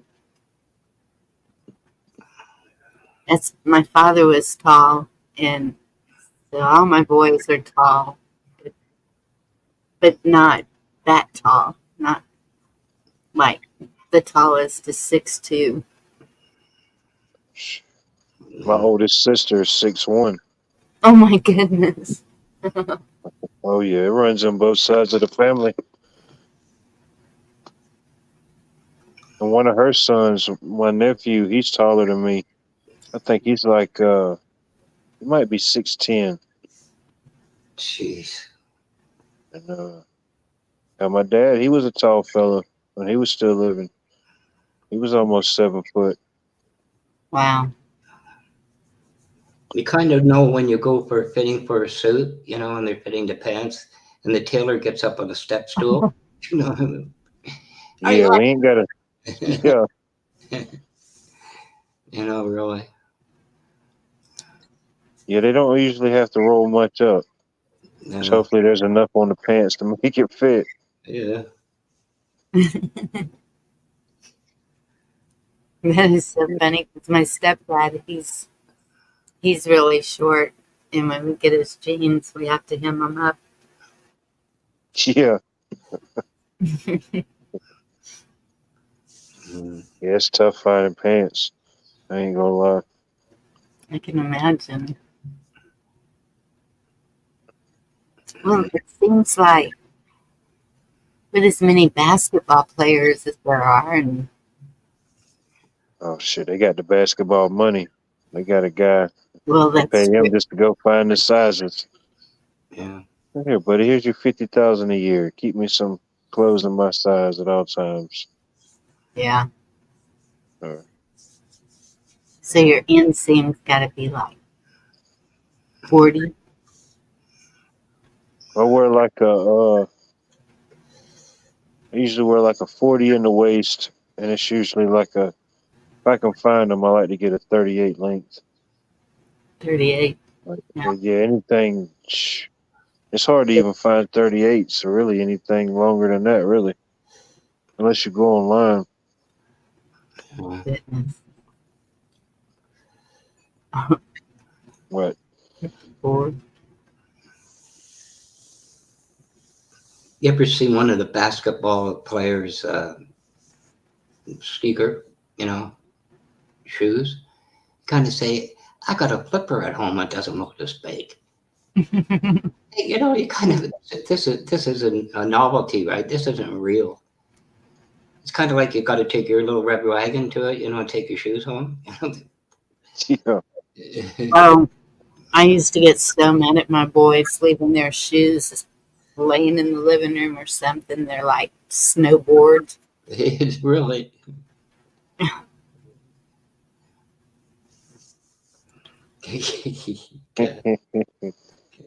Yeah.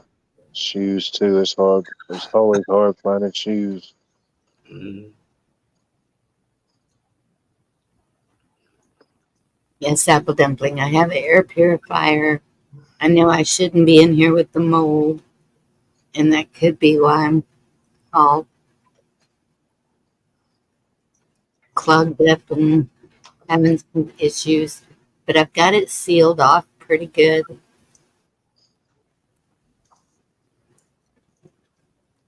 What you said about your hair seems a common trait where you said you were white hair. I can remember, I think I told you my dad had to find out about automotive for customs, so he started at my godfather's father's station. And you get a buzz cut, white, Yeah. white hair. And my daughter turned blonde. Well, she's much darker now. But she was white hair. She was absolutely white. I guess that's the way it goes till you get older. I don't know. I don't either. My aunt, she's had white hair forever. Like I was little whenever she had darker hair, but it's been white forever. And I'm just now starting to see some this last year. Silver sheen. It still seeps out. Quercetin and zinc. D. Yep. Yes, ma'am. I went to school with a guy. He had a gray patch in his head. Just one little bit bigger than a silver dollar patch on his head all the way through school. And one spot always stayed gray. Yeah. But my mother-in-law, she had one at the front of her head, but she kept going and getting her hair dyed black so that it wouldn't show. I thought it was kind of cool. Yeah. Nothing wrong with a little salt and pepper. Jim, I earned all of mine too. I'm surprised it didn't turn white a lot sooner with all them kids. Then it is like I don't know if it's a trait or a gene, but like some people, they can go like fully gray at a real young age, Mm-hmm. That can happen. Same with growing beards. I can remember in junior high, there was a boy. He could full mustache, beard. His hair was so thick on his head, it was like, yeah, it's something in the gene. Oh yeah. I just had a thought. You have sons that big. You go in to get them new sneakers or running shoes, and you're looking at, $189.95, and you stand there for a while thinking, where are you going to get $189.95? And the sales guy comes up and he says, "Can I help you, ma'am?" And you said, "Yes. Do you have anything in a retread?"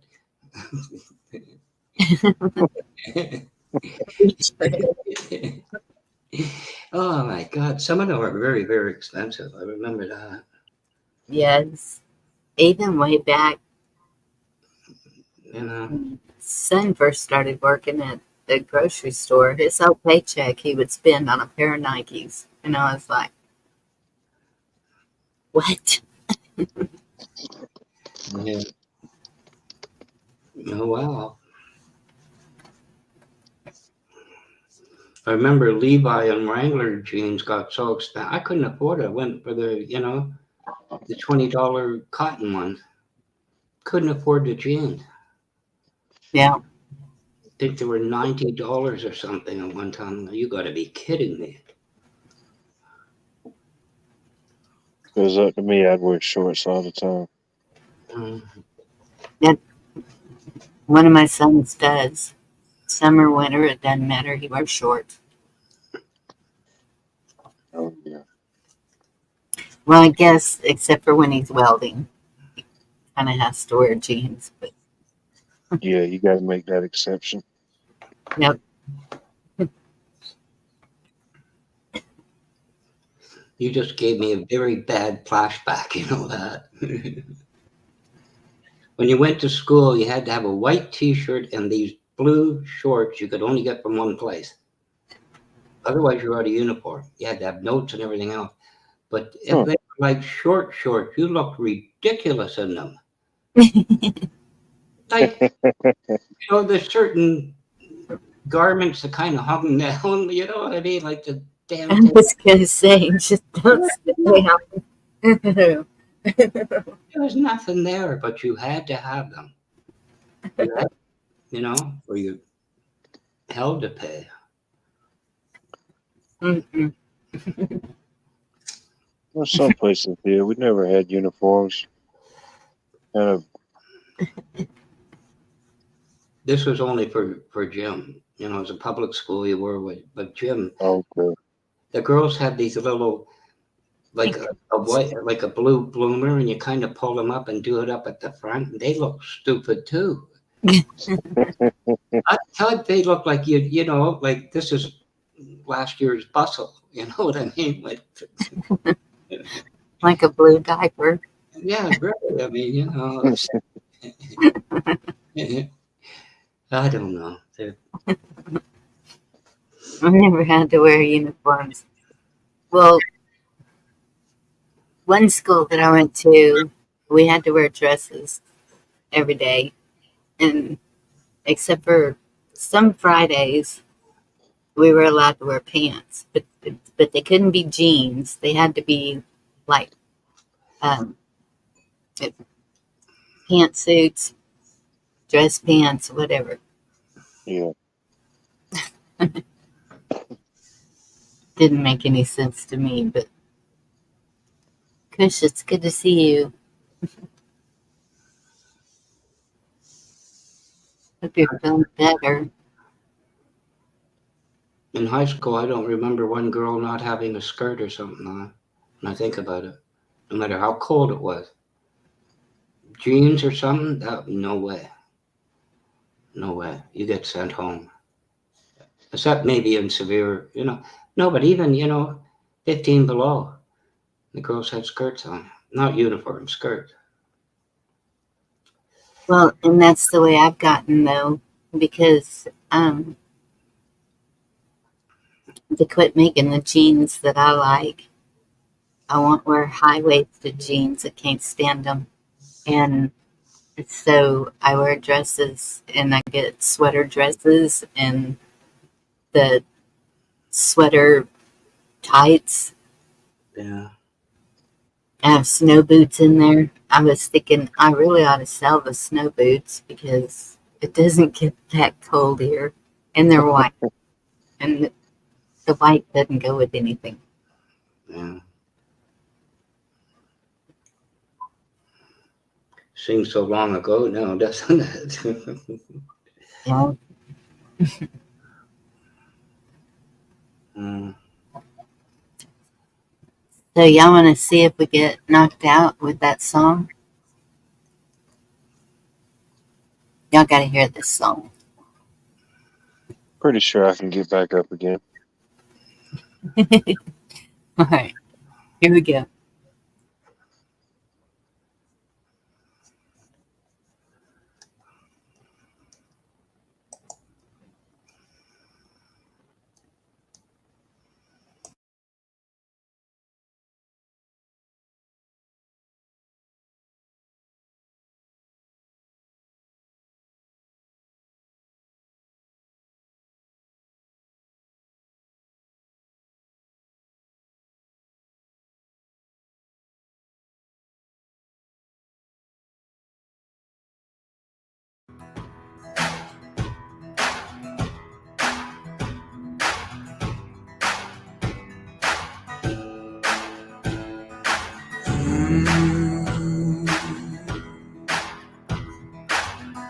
Dancing in the flames, the people cursed his name, bowed at the altar of the father of lies. But there's a number to their days and all their evil ways. The Lord's gonna turn away from all their cries. Oh, revelation, I can feel it coming like a dark train running. Oh, get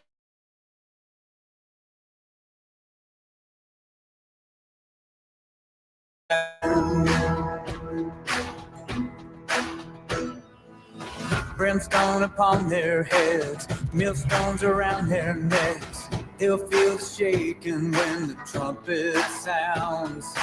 And no matter where they hide, there'll be nowhere to run when Jesus puts his mighty foot on the ground. Oh, revelation, I can feel it coming like a dark train running.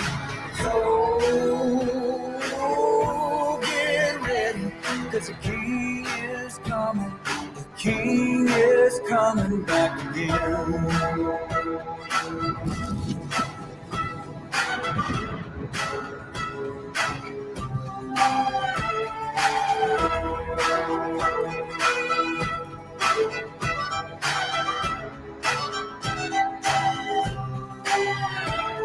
When judgment comes like a lightning flash, their voice will wail and their teeth will gnash. He'll set fire to the evil ones and all the wickedness they've done. There'll be no time to turn around as the stars begin to hit the ground and the mountains fall and the veil is torn with the sound of that seventh horn.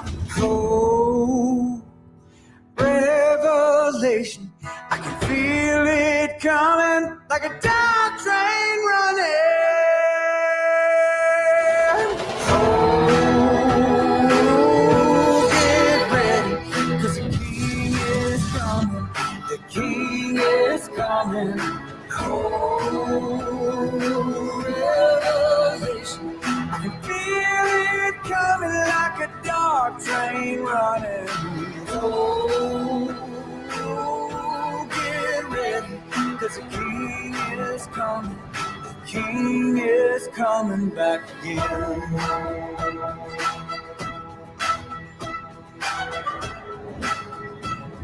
The King is coming back again.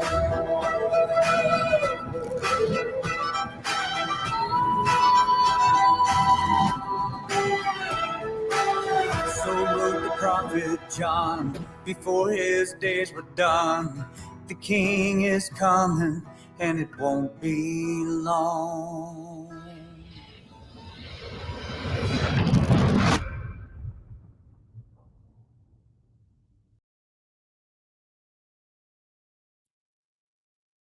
John Rich, you said in that interview, share it out. I did.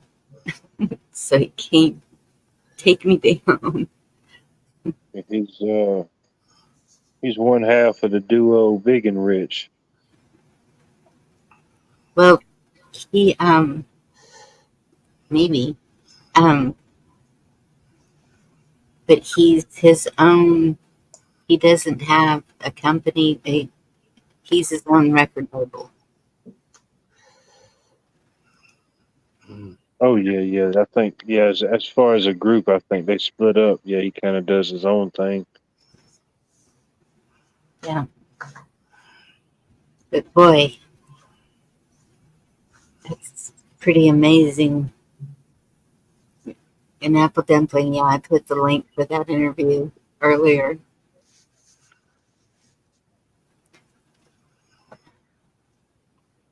He said he was just sitting there and it's like something just slammed him in the back of the head and like a hammer. And he said the words just started spilling out. And he grabbed his guitar and pencil and paper and started writing it down. Hmm. He said,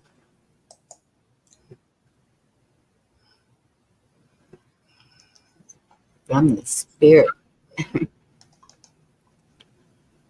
one died. Oh, that could be why he's alone now. Mm. When you think of it, there's very few groups that ever stayed together.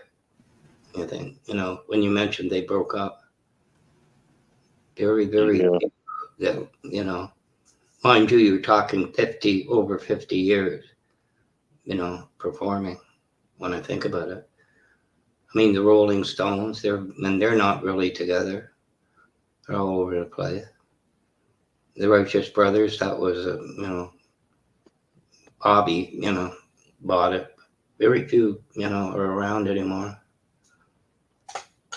Yeah. No. Good news. Kiss off. Thank you.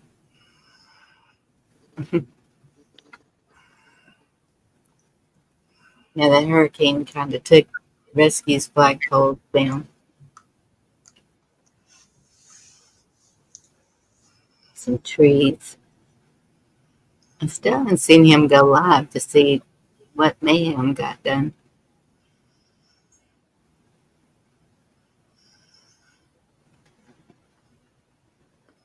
And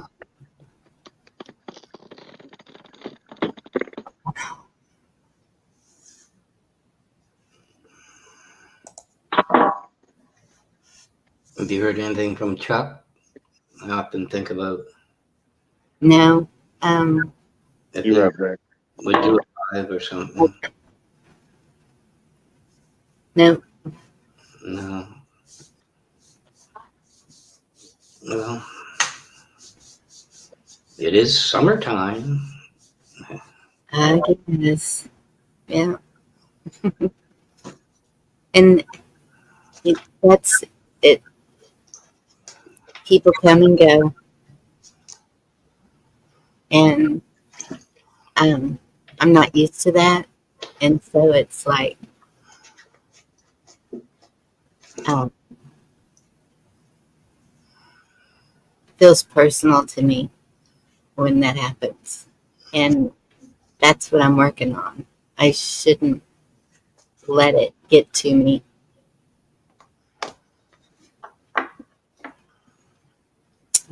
Easier said than done sometimes. Well, Mm. that's just me. And, you know,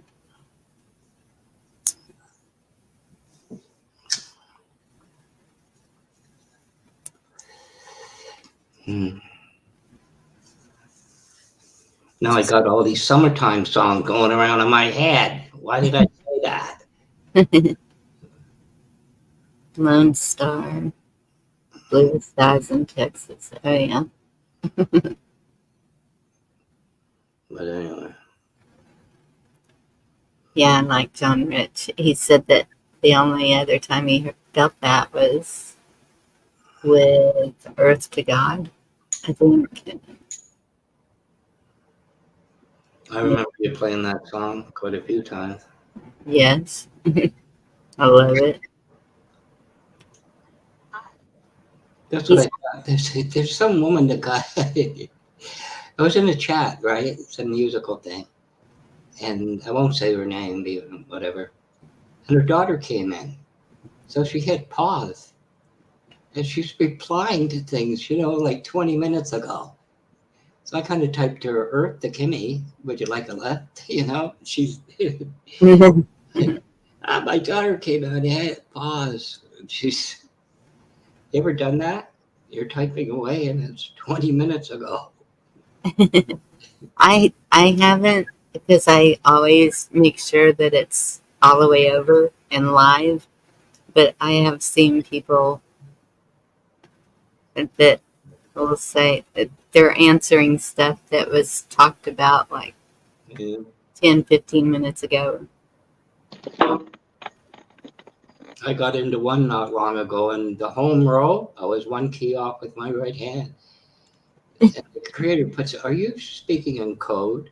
And I'm looking at the thing going, the keyboard set the Latin. Oh, God, that ever looked stupid. For a bit. I don't know. whatever. Oh, Exactly.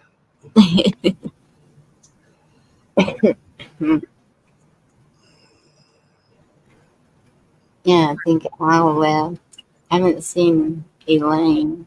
Is Elaine here? I don't know. Not tonight. No. That's last time was live. It was like everybody left. Spotlight just kind of disappears. Mm. Um, I was like, so what do we do now? Then they started naming some song titles, and so we sat here for hours playing all these love songs and a couple of blues for G-Mom Merkel. It was just fun. And then Kush was like, you have a radio voice and listen to this. I haven't gone back to see what his name is to look him up. Kush, I'm sorry. And I was like, so should I do it like that? Just kind of do a there's Al.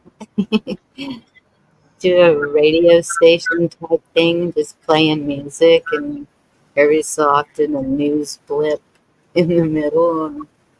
Because so that's that's why there's been a lot of praying going on too. Because tonight this was gonna be it, the last one, and so the title was gonna be different. Everything was gonna be different, and um, then it was just for whatever reason. No, I'm not allowed to stop, and so I'm kind of like, well, I'm kind of stuck. What as to what to do, and it, I just keep getting just be there, and so just being here. And I appreciate y'all coming up on panel and talking to me because I'd be just being here, like, okay, what do I do now? No problem. I did wonder if you took the title of the video from the song. Crossed my mind when I saw it.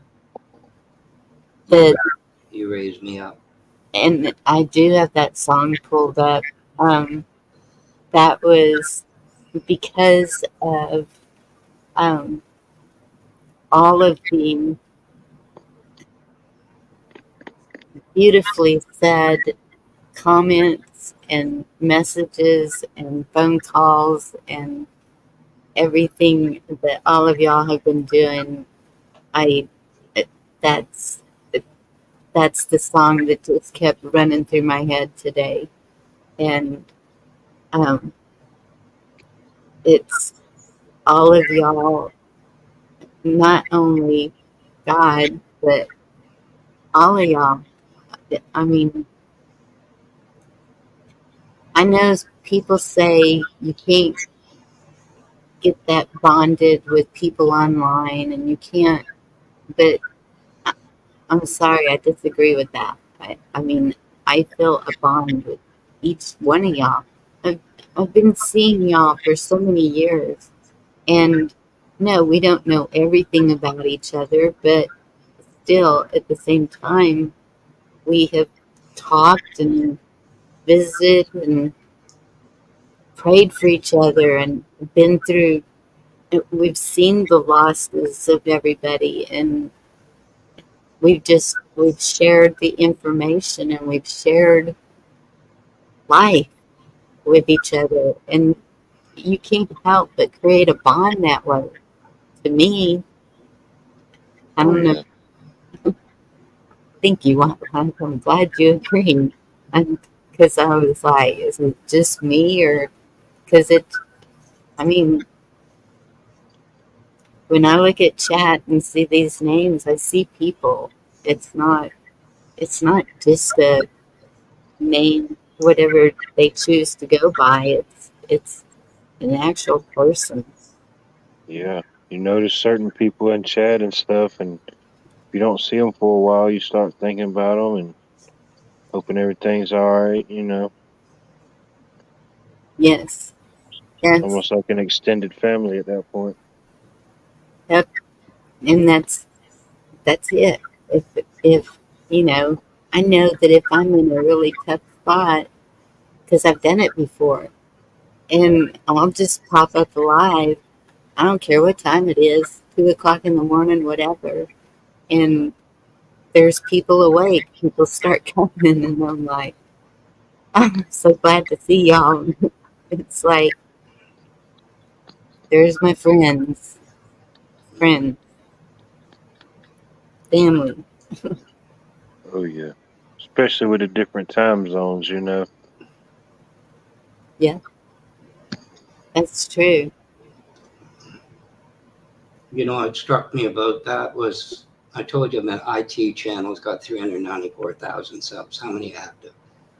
But I finished this machine February 29th, 2020. And I had the other computer that I gave to my son-in-law. And I'm watching his live. And there's a Y3K bug, believe it or not. Y3K, 1 gigabyte boards. And somebody mentioned it not long ago. And I thought to myself, it's over 4 years ago. We've had another leap year. You know, been over 4 years. Mm. And it's you just kind of go, what? You know, Yeah. I think this year was a leap year. it was. That's why I remember it. You know, it was February 29th, and somebody. It was a couple of months ago, and somebody goes, I remember the Y3K. You know, and I thought 2024, that's a leap year. It's been over 4 years. Been over 4 years. Wow. I've never met anybody born on that missing day or that extra day or whatever. Yeah. I have, um, and so the parents would celebrate it either the day before or the day after. Yeah. Yeah. Probably weird having to explain as a kid, you know. I know. Mhm.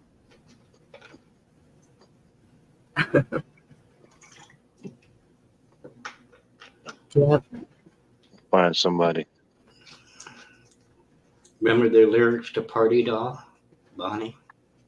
Times change, but the fascination remains. So just was thinking about that. 4 or 5 years it's been. Yeah. Mhm. Yeah. It didn't seem like that long, but you know, when I think about it, when I look back, if I'm looking for something from way back in the beginning, um, boy, do I see a change in me. It's like, oh, okay, I'm getting older. It happens. Who was that I saw in the mirror? Yeah. Oh my God, it's me. Like it's like right here at this very moment is the oldest we've ever been and also the youngest we will ever be. Right.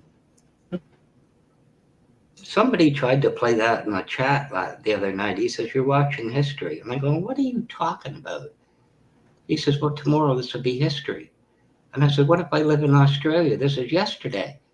And we went back and forth in a stupid chat about time zones. And I just said to him, the pattern is full, Ghost Rider. Negative. Yeah. Might have been a time traveler.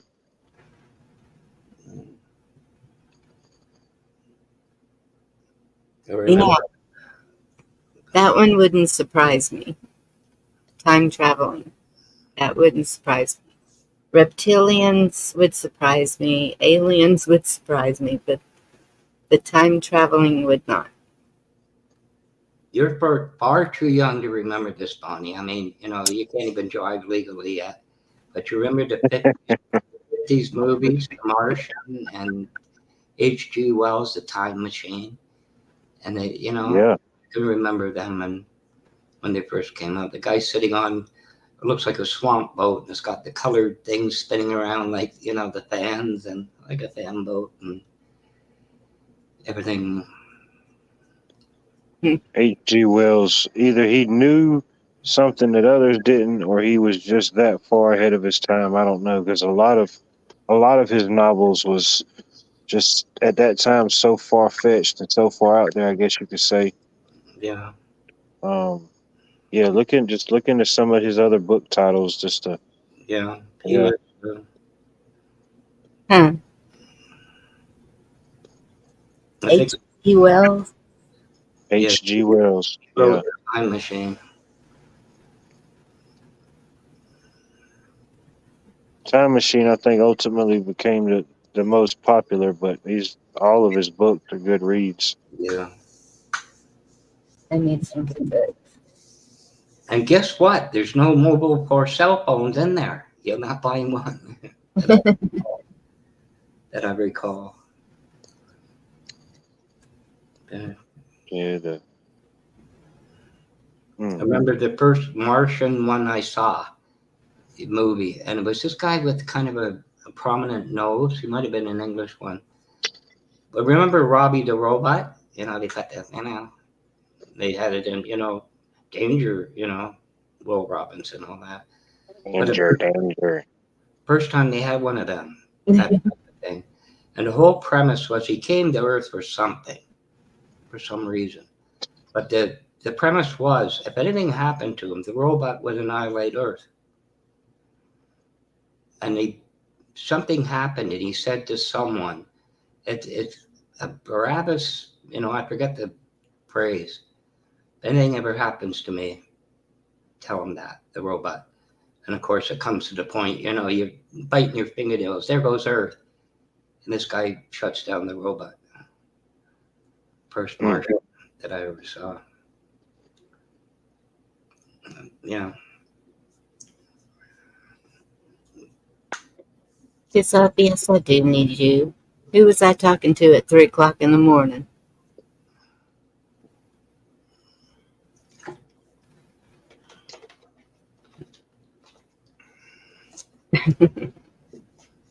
Silly girl.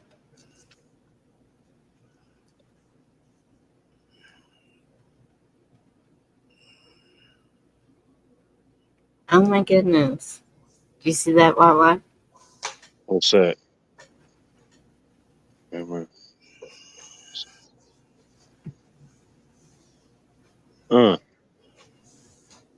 It is interesting. Wasn't you? You were in bed. Well, somebody was texting on your phone, dear.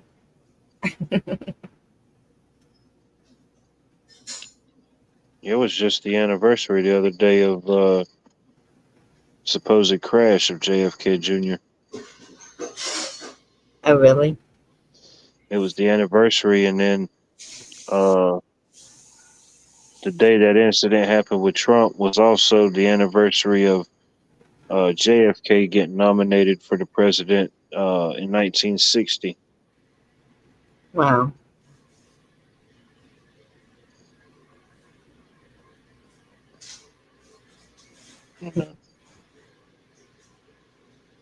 Who knows?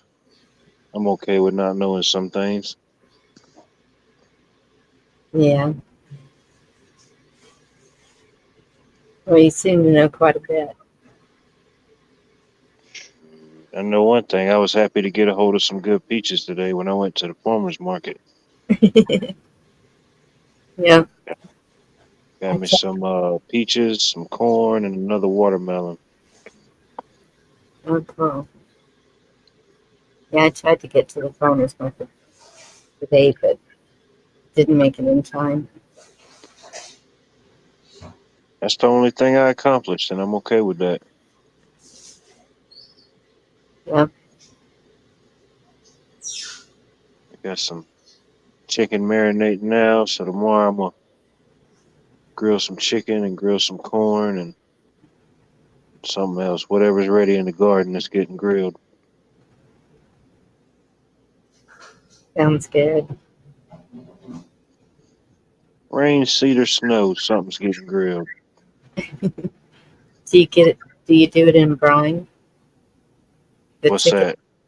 Oh, I got it. I got it marinating. Well, I put it in there yesterday, so it'll have a 2 good full days of some fresh squeezed lemon juice, some fresh squeezed orange juice, different herbs, a little bit of Worcestershire, some garlic, ginger, and I think that was about it. That sounds good. It's been marinating since last night, so tomorrow it'll be good and ready. Kiss off, so we're going to your house. Come on, it'll be plenty. I promise you. That's what I usually do. I'll cook up I'll grill about every day if I can find a good reason to, but on Sunday I'll definitely grill up a bunch and I'll meal it out the whole week. Yep. Cook up a bunch of vegetables, a bunch of rice, but whatever meat, Mm-hmm. It's my favorite was turkey. We used to have a turkey plant about 35 miles away, and so there were a lot of turkey farms, and the plant burned down, and now all the turkey farms are gone, and oh, I miss that because barbecued turkey thighs, they were the Turkey. I'm all about eating turkey, not just on Thanksgiving. yes. Definitely. That used to be the one thing about Christmas. Everybody went and got a 50-pound turkey. And by the end of the holidays, they said, "Do you want a sandwich?" You knew it was going to be turkey. No, I'm so tired of turkey.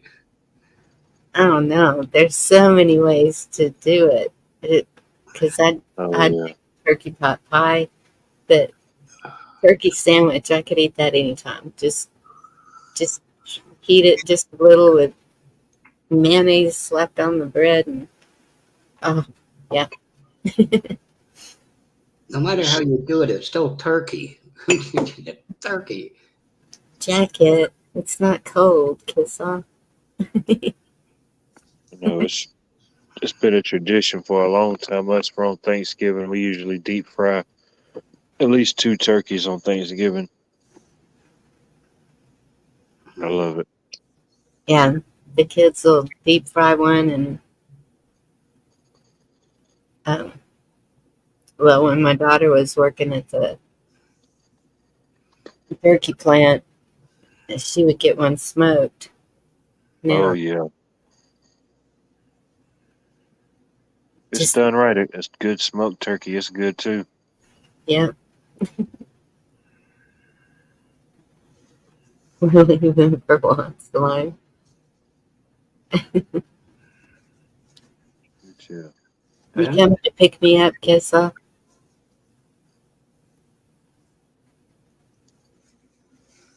You're driving, okay. You coming to pick me up? It's a long drive. Might make some peach salsa. I bet that'd be good, wouldn't it? Yeah. That's what I miss too. But had an uncle with a peach orchard, and so all the boys would always go help when it was time to harvest the peaches. So I'd get boxes and boxes of peaches. And I'd be in the kitchen for days canning and making preserves, have homemade peach ice cream. We peach everything. There's a bunch of orchards around here. I love this time of year. It smells so good. You ride past them, you just drive slow with the windows down. I did remember those flowers, Bonnie. They were marigolds. I couldn't remember the name that they were picking, and it's good for your eyes or something. Marigolds. Okay. They're good for a lot of things. Yeah, But I in your, plant those in my garden. yeah.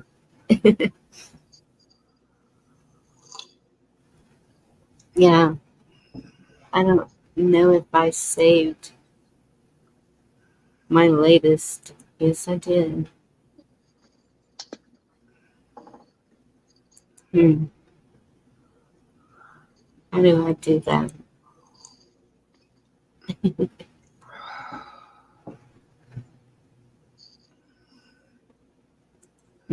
So I'm gonna try to do tomorrow. Go through my seeds and see what all I can still plant some more stuff.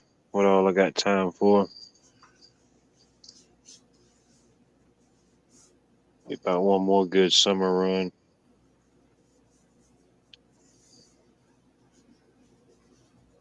You know, one you talk about certain plants that just occurred to me. Watercress. I thought, what good is it? You know what I mean? You know, there's certain, lettuce and things that kind of make sense, but watercress, Yeah.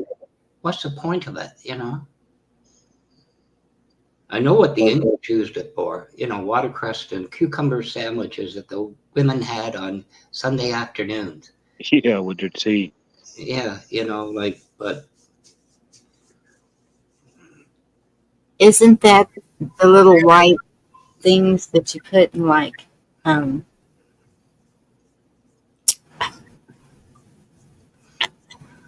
I know I've eaten that. You're probably thinking about water chestnuts that are in like Chinese dishes. Probably Oh, okay. is that what you're thinking about? Yes. See no, that? this is a leaf vegetable. Um, but I can't think of starts with an R. The lettuce. I hate that stuff. Can you see my picture? Oh yeah, that's beautiful. That's Kind of. Pride of Barbados, and I have waited 3 years for that to bloom, and that's um, Tuesday. It just popped out, and I was so excited. Huh. Mm. I don't know if I'm pretty sure. Well, I don't know if I've seen one of those. I had seen them around Austin, and it took me a long time to find out what it was, even, and then to find a nursery that sold them was not easy either. And I finally found it, and I planted it. That it survived the snowmageddon. I had just planted it that summer before snowmageddon, and I thought it's dead. And then the green leaves started popping up, and I was like, oh my goodness. And then it survived that hail, and it just started blooming, and I was like, oh, I'm so excited. Okay. That's the thing. You hear the song, "The Yellow Rose of Texas." Are yellow roses that odd down there, rare or something? No, but um, I think that they sell out so quick. It took me a while to be able to find a yellow rose bush, and um, but it's not even. It's a climbing, so they're smaller. Yeah. They're not the big, smell good roses. They're smaller. But one of these days, I'll find one. If I see one growing somewhere, I'm gonna ask them if I can cut a cutting from it. I've got 8 cups of um,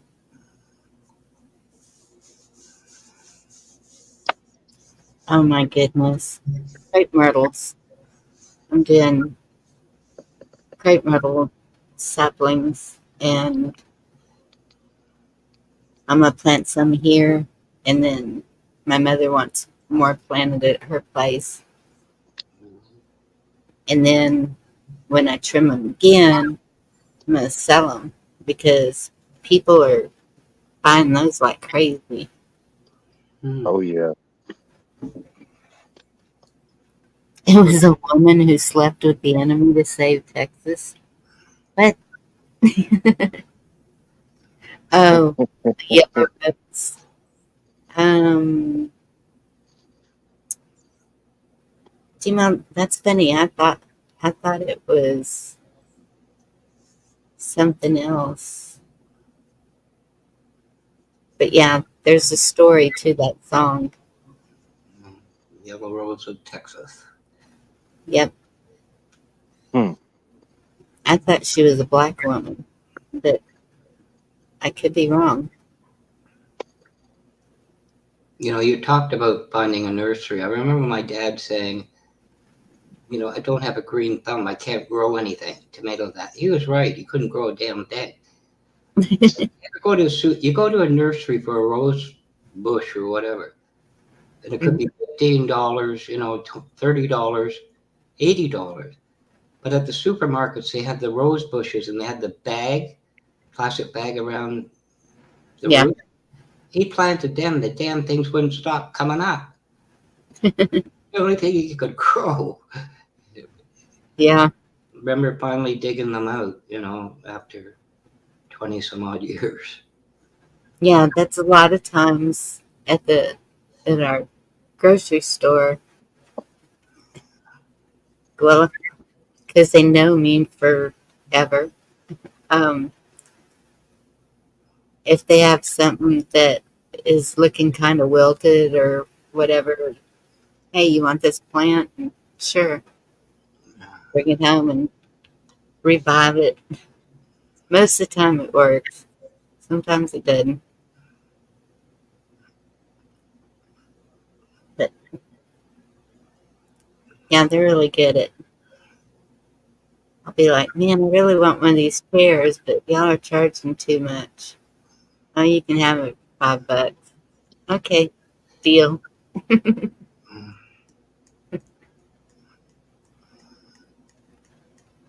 One thing I found with that, like anything else, there was Wheel and Cullen. They were huge. They had like commercial landscaping and everything else. But as soon as the old men went and the children took over, it was ruined Yeah, and everything. You I've know, seen. there's a number of businesses. I told you about the guy that had the carve out racing, George Foote. He died shortly after he gave me shifter and cat carburetor free. His Yeah. kids got a big infighting. One got a store, one got a, you know, just they ruined it, Hmm. which is a shame, you know. I know. I've seen that happen. With I've seen it go both ways. Um, Um, but not too many of them leave their homes to their kids anymore. I don't know why that is.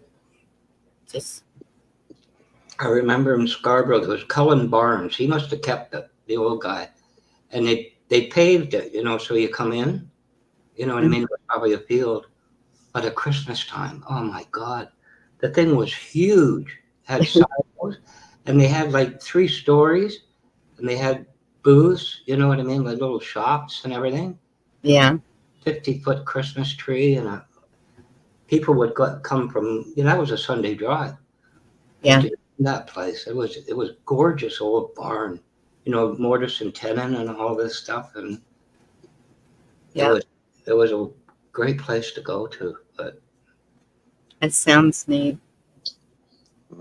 I heard it got sold to a Chinese consortium. They put up some sort of a mall thing, you know, which was a shame. Yeah. There's a street in Austin that goes all out. It's where the rich and famous live. And actually, I think there's a movie, and Willie Nelson is in it, that has to do with one of those homes. But I've never been to it. We have such a display right here that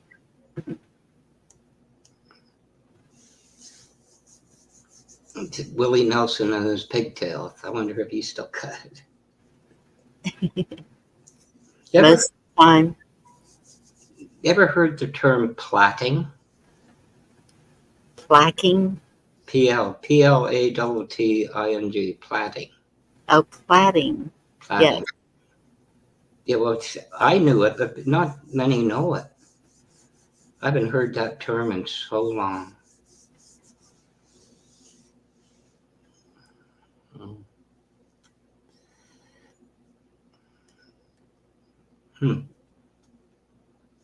Plaiting your hair.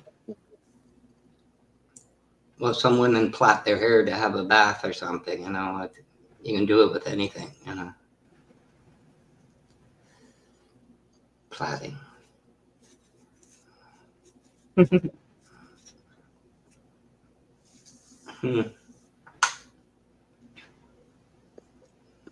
Yeah. What else did I? It is. I put the link for that.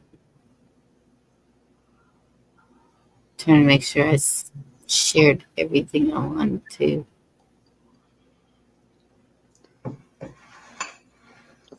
I put the atheist meets Jesus, right? Been to Ozark Mountains? No, I have not.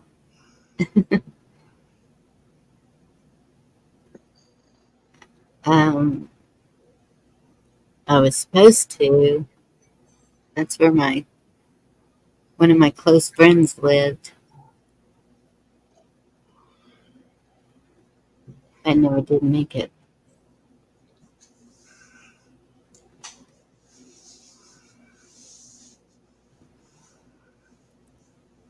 Um,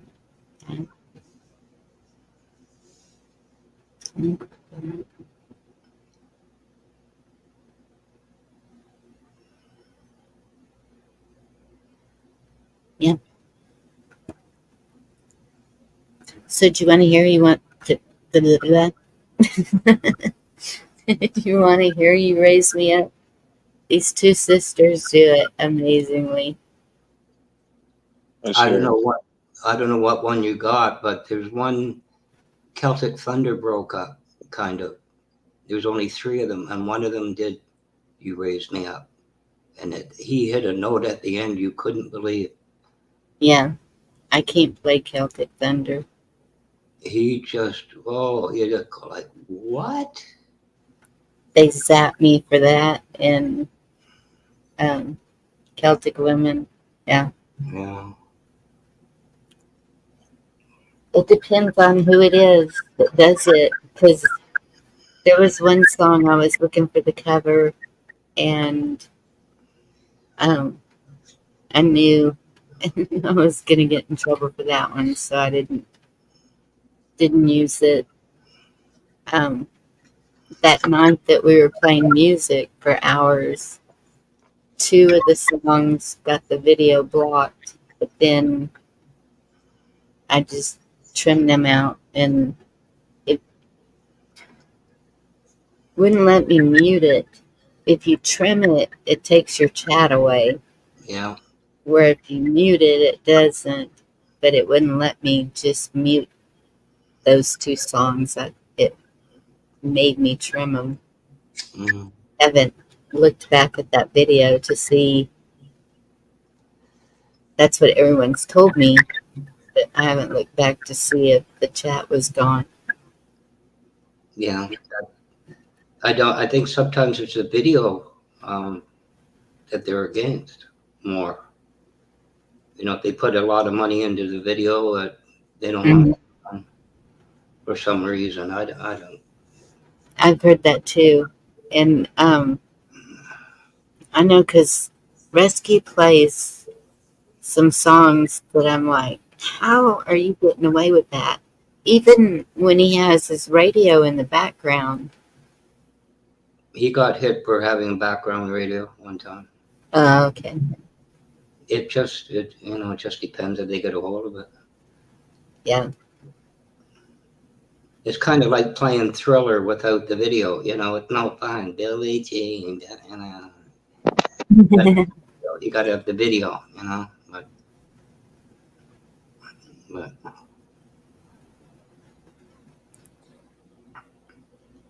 Josh Groban got sued over You Raise Me Up.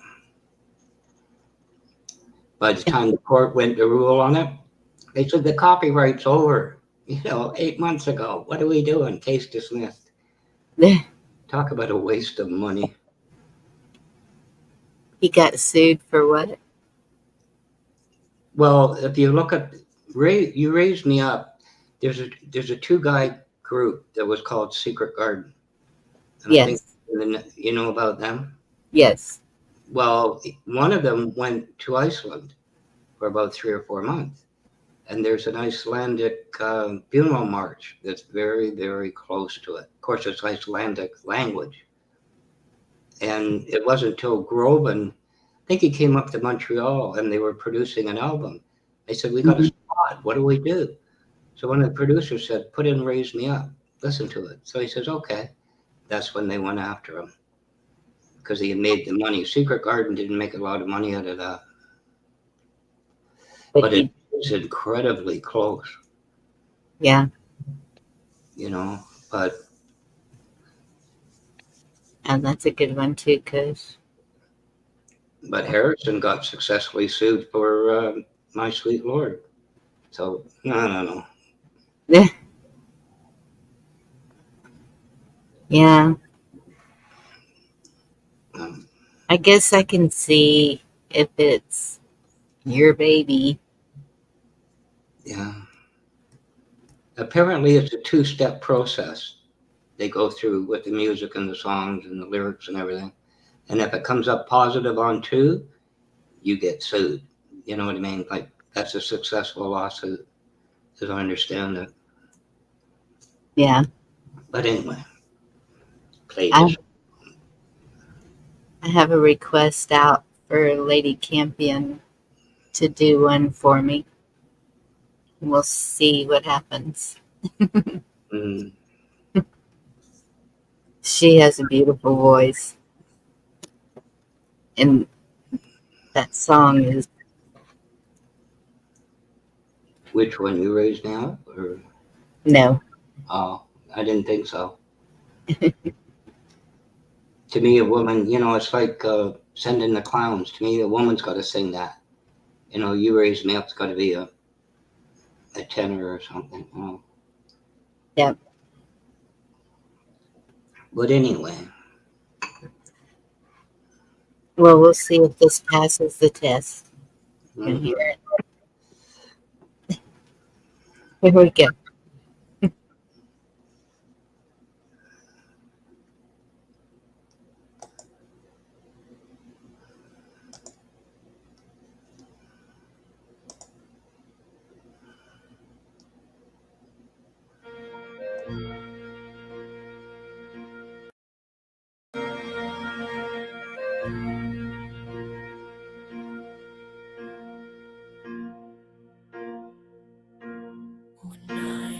Down and oh my soul so weary, when troubles come and my heart burdened be, then I am still and wait here in the silence until you come and sit a while with me. You raise me up so I can stand on mountains. You raise me up to walk on stormy seas. I am strong when I am on your shoulders. You raise me up to more than I can be.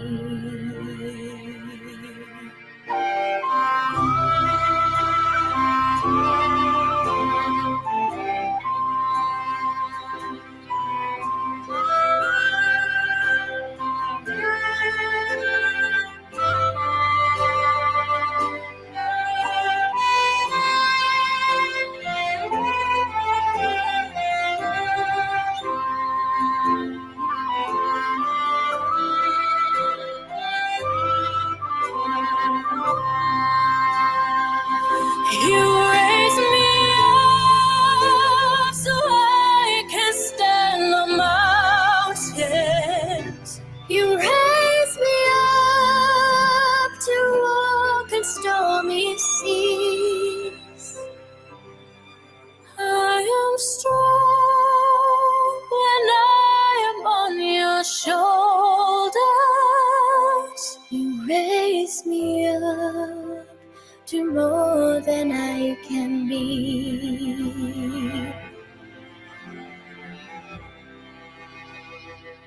You raise me up so I can stand on mountains.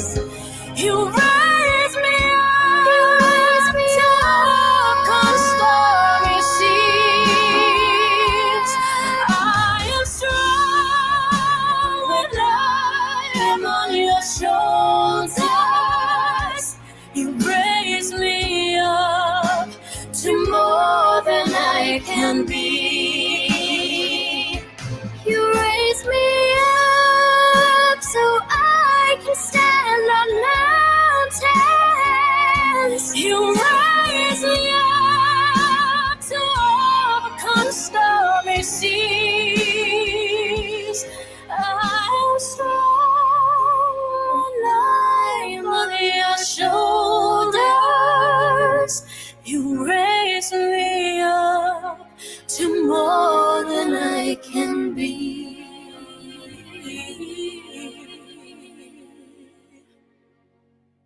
You raise me up,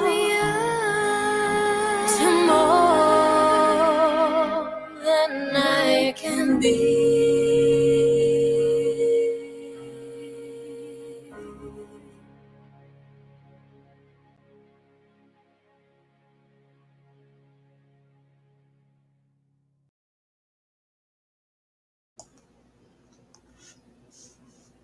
Well done. They did a good job. I love it. Excuse me. What life had to jump down, I guess. You've heard Celtic Thunder, I'm sure. You know, at Yes. the end of that, where, you know, you raise me up more than, and he starts going up. And the Yeah. last B, it was all like, what? Yeah. It's incredible. I really enjoyed them until they got one died, and the young kid, blonde-haired kid, decided, I'm going to make it on my own. They broke up. Oh, that's too bad. I know. I think a TV station was playing Celtic Women, and my grandmother told me to watch it, and I did. And then I was like, I'm gonna get her the CD, and so our. But it's several CDs. Yeah, it is quite a lot. Because I have the 10 that has them in it. And that's one of them my daughter didn't steal. I had a bunch of CDs like Joan Jett and Soul Asylum. There was I had all kinds of music CDs. And she started listening to them and decided she liked them. And but I have a stand. They could still be on the stand. I don't know, but I know the Celtic Women is, and man, they have beautiful voices. Yeah. Here, most of it was done through PBS broadcasting that recorded it. We ran it. There's Yeah.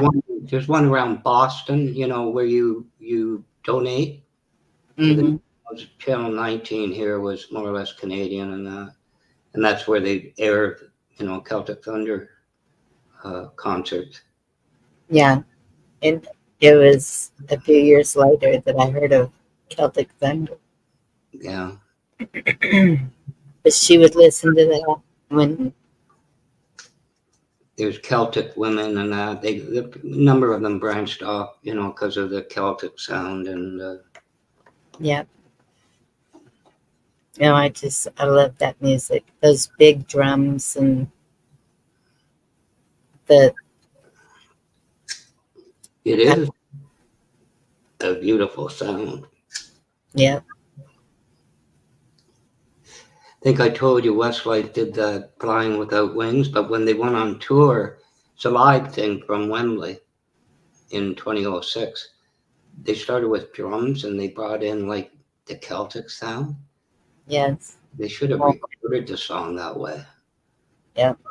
It was beautiful. And I love the bagpipes always. I know the song he's talking about, whoever in chat, Up Where We Belong. That's a good song too. Yes, it is.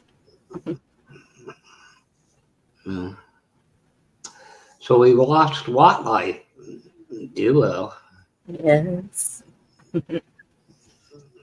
What can you do? I heard about the internet interruptions, but I never got impacted by it. That's the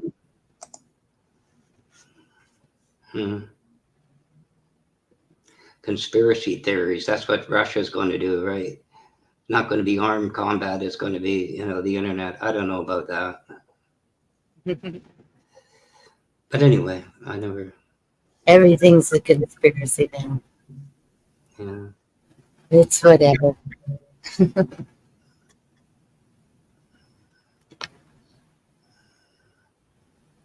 That's what I was telling them. I guess it was when I was watching Cash and the speech, and they just kept on like Trump is gonna save us and all this stuff, and I was like, no. Yeah. So do you remember when he said he's turning it over to the people? 2017 inauguration. Said, what'd we do? I remember watching that race between Hillary and Trump. Yep. And he said something, and quite frankly, I thought, is that dirty politics starting up? But I didn't know about all of it, Yeah. sides of it. I think she coughed and he remarked on it or something. I don't know. That's politics, I guess. I don't know. It is. It's all politics. It's all. Yeah. I've often wondered, it's a limit of 35 years of age to be president, right? I think. But I don't think there's an upper limit, is there? Apparently not. There might should be. I don't know. It's It should be. I don't I don't know how that really Excuse works. To be honest, we're not going to get into politics really. An 81-year-old Biden, but Donald just turned 78. I mean, Well, it seems like I remember when Reagan was running, the physical and the everything that he had to go through. yeah. And where'd that go? that doesn't even seem to be a requirement anymore. And it's pretty scary. If this is supposed to be our commander-in-chief, whoever it is, Yeah. I want to know that they are mentally and physically capable of handling that position. Yeah. And I mean, we see right now that one's not. No, I mean, it's clear. Although he didn't sound bad with the speech, was it for NATO or something that he did? And now he's got That's COVID, but it does beg the question, though, and I can see the youth, being an issue, but yes, surely there comes with any official, really. I mean, Putin got it wired. He can go on forever. They changed it, but just something I kind of thought about before, yeah. because there was a movie a long time ago in the 60s. It was long hair started to come in, and they kind of, is just a part of what today is. They figured out that 30 or 40-year-olds are too old to be president. So this 24-year-old was elected. And all the old people were put on LSD, literally. And then all of a sudden his staff, vice president and all the staff said, "You just turned 25, you're too old." And the movie ended. The point. The heck? You're too old at 25. I can't remember what it was called, but I remember watching it, and it was very, is this where we're going? But anyway, 25 is far too old, Mommy. You get it. I don't think that'll ever happen here. I think that they're still really pushing for the CW. And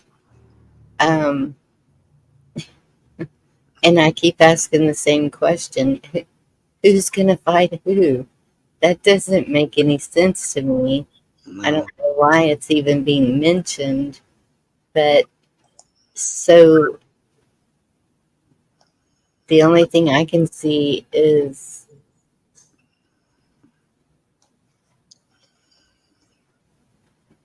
it would have to be reformed. And that's why I put that blank 545 against 300 million, because that's what it is. And it's good to watch it. It gives you a little bit different perspective of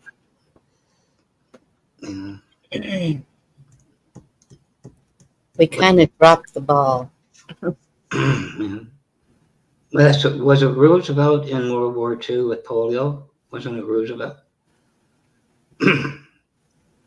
And I remember him being transferred in his wheelchair between ships. They strung a cable during the war.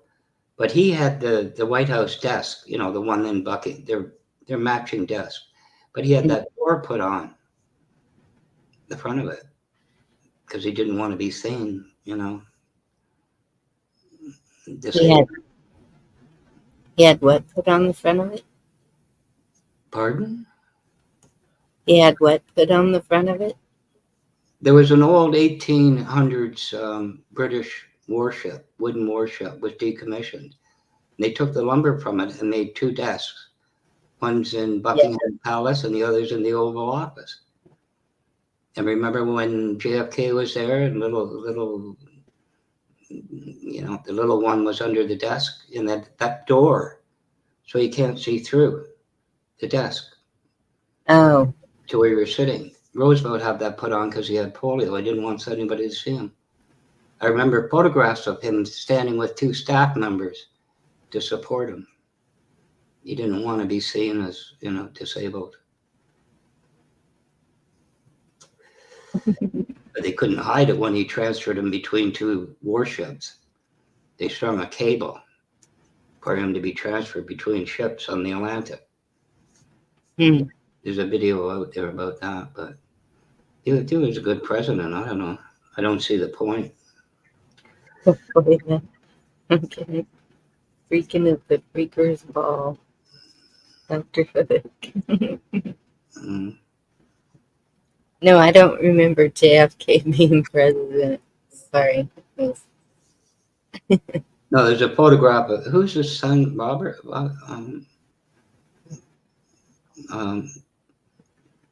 His son. I can remember when he was shot, and his son's in like shorts and the jacket that the boys wore, the little cap, and he's saluting it going by. That wouldn't be JFK Jr.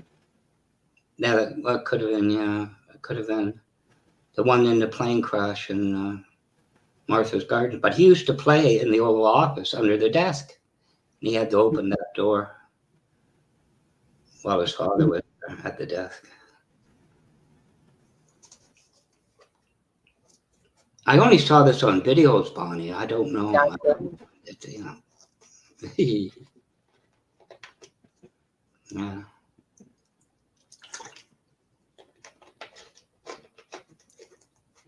But yeah, I mean, when is it too much? I mean, it is kind of obvious, you know, now. I hate to say it, that, you know, you run your course. Yes. You know, but ah, dear. We'll leave the poor man alone, will we? But anyway, that was a good, you know, I could be wrong, but I think a man should sing that song. You know, I think a tenor. You raised me up. Yeah. Think should be a man. Yeah. Well,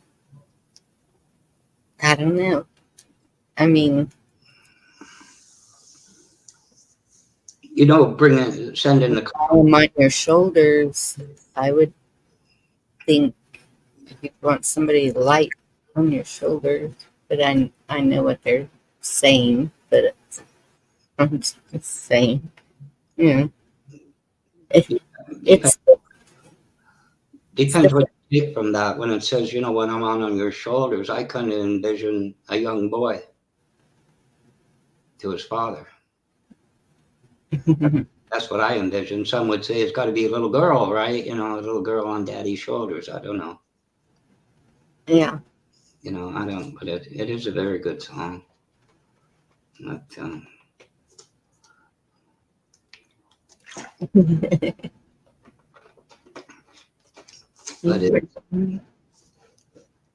but excuse me.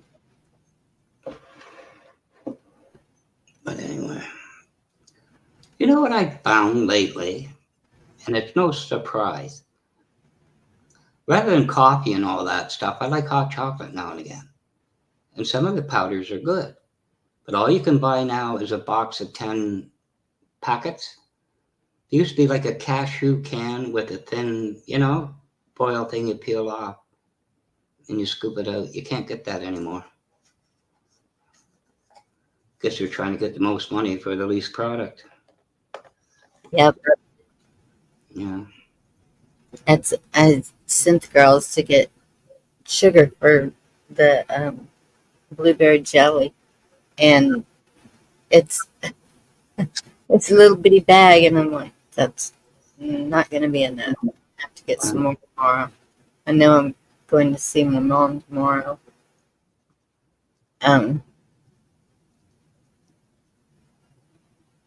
Hey, Carl. Carl, what are you doing awake? Did you just have your nap? I mean, to be honest, there's a good heaping, 2 or 3 tablespoons in the packet. There's a fair amount there. But, you know, you can't get that can like a cashew can. You used to be able to get that. And kind of makes you wonder when they're packaging it, right? Why can't you dump it in a can? Anyway, maybe it's too much money. Yeah. But, And that's, my mother's used to drinking coffee every morning with chocolate syrup in it. And that's, I know I need to get up there. you drink like chocolate syrup in your coffee? My mother does. I don't drink coffee. Uh, It caffeine and I do not get along. no, I can understand that. Makes me a nervous wreck. I don't know how anybody drinks those Red Bulls, any of those Yeah. things. I would just be wired. I'd be awake for days So and sorry. climbing the walls.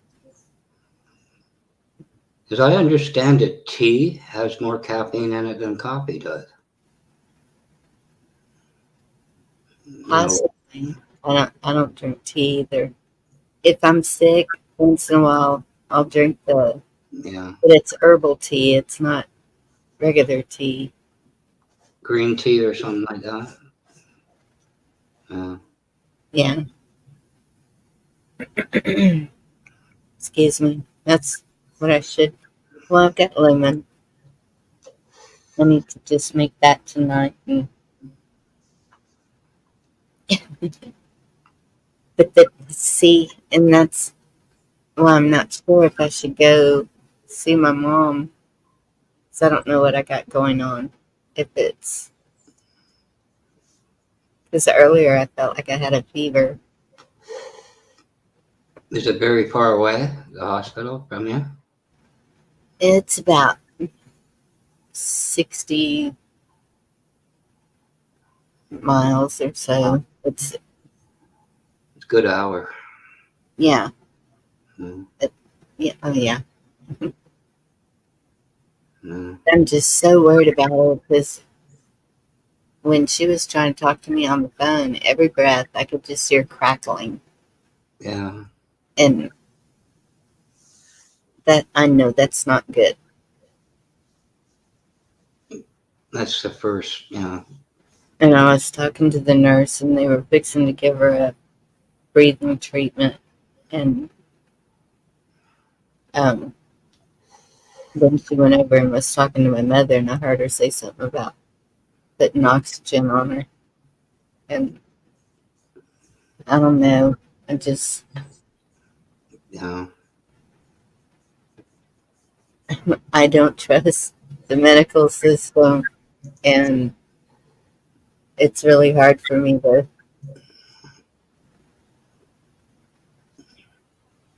Well, from what you've said, that's where she should be, though.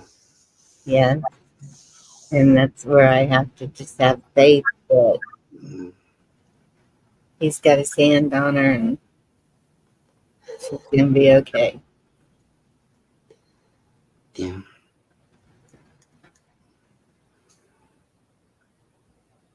How many years has she got behind her now? 80 something, I would imagine. 84. 84, yeah. Hmm. Yeah, and she's lived through some stuff. I mean, her heart stopped and they got her through that. She's tough.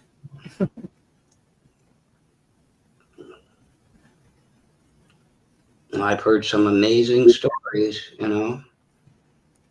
of people going in and that they come out, they get over I it. know. I've seen miracles happen. My brother's a miracle. My dad was. That was. Yeah. Hmm. Carly, you want to come up?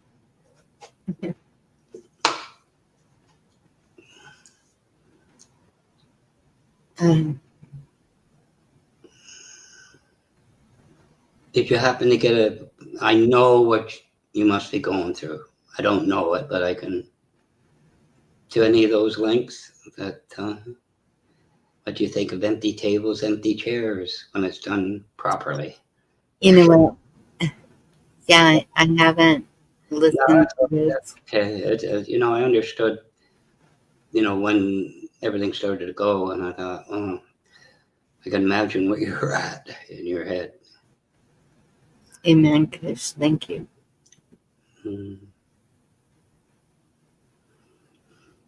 Yeah. Yep.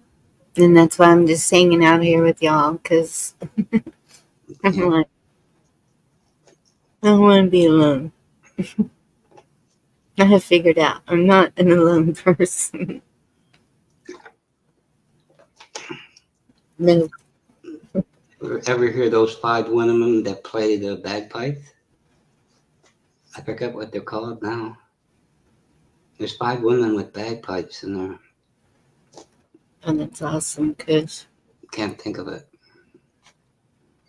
5 women with bags. They play, I forget what the group is called. I think they're Irish, actually. The tendency would say Scottish, but they're Irish. Quite amazing.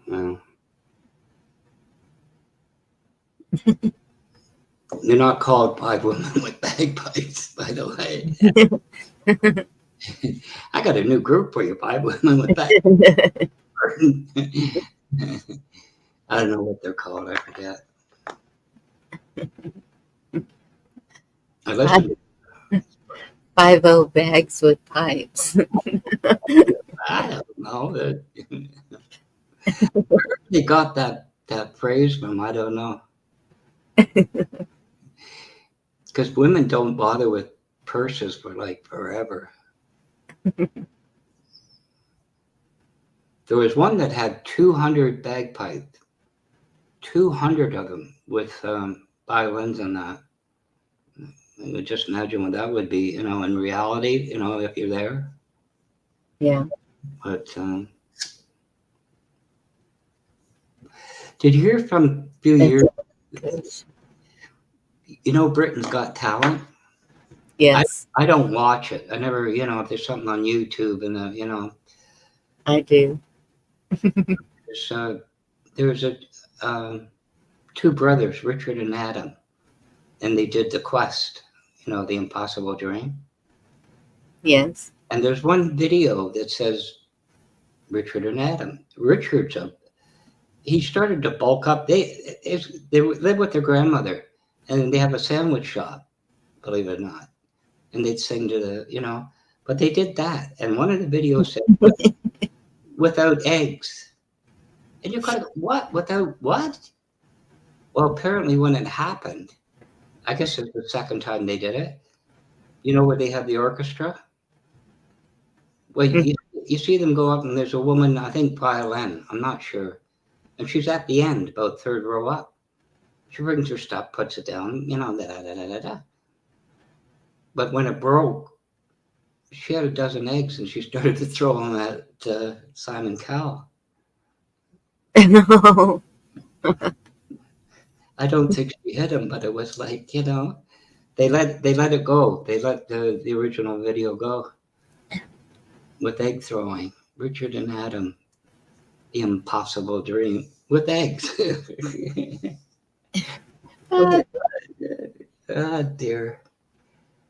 I wonder what it's being like being a man that popular, right? Oh, well. Oh, my goodness. Okay. Thank you. Where am I going to?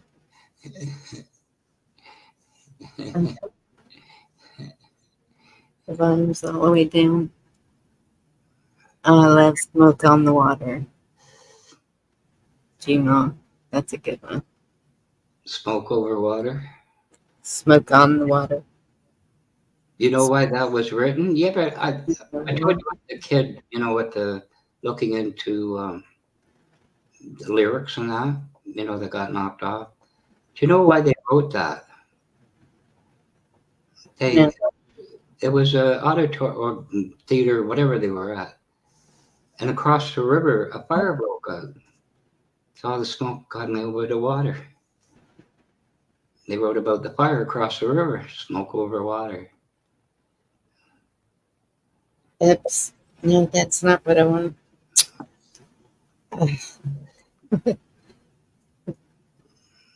Looking for me. There it is. Okay, where's the link? Uh, Oh my goodness. I bet that is a good one. Okay, I'm gonna send it to my email.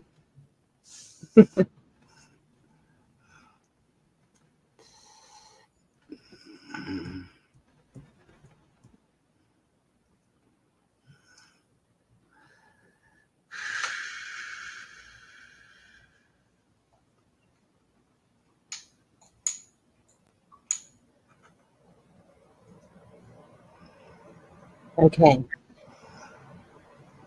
Got it. Moose Man, good to see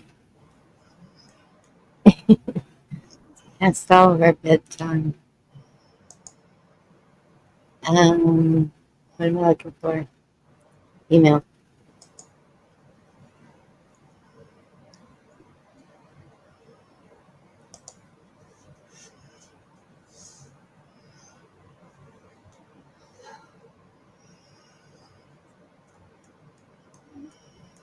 Are you kidding me?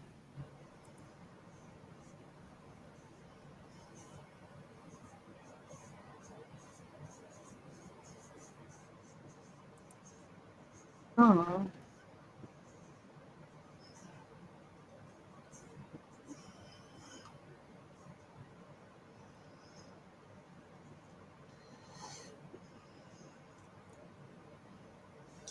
did you ever have colors at high school? High school colors? Yeah. Just remind them we had purple and gold. That Deep Purple song. Yep. Used to have ribbons you put to your sleeve to go to football games. It was purple and gold.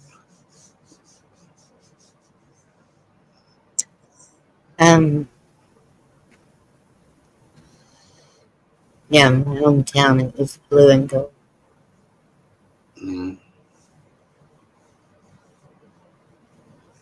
Raw, raw, raw. And in band, we had this hat. It's a round hat, and then it has this little tiny bill on it. And then it's got this white feather thing sticking up at the top of the hat. We look goofy. Yeah. And that uniform was so heavy. And so when it was raining and cold, Yeah. and it just absorbed all that water, and then you probably weighed 50 pounds more Yeah. and couldn't get warm. That's like pure wool to me. Don't get wet. I could never wear it.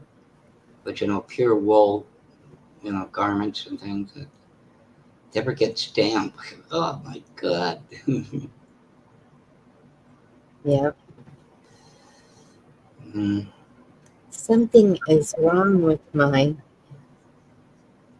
What is going on here? Try the other phone.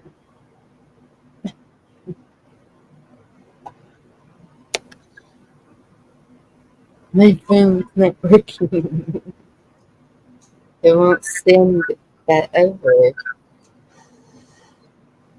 Who did Child in Time? The Carls. I'm trying to remember Child in Time. Deep Purple. Did they? I can't remember.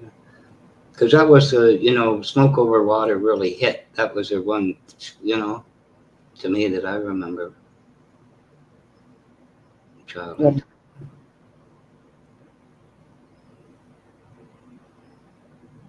Moody Blues used that theme an awful lot in the beginning. Turn the volume down. Sorry about that.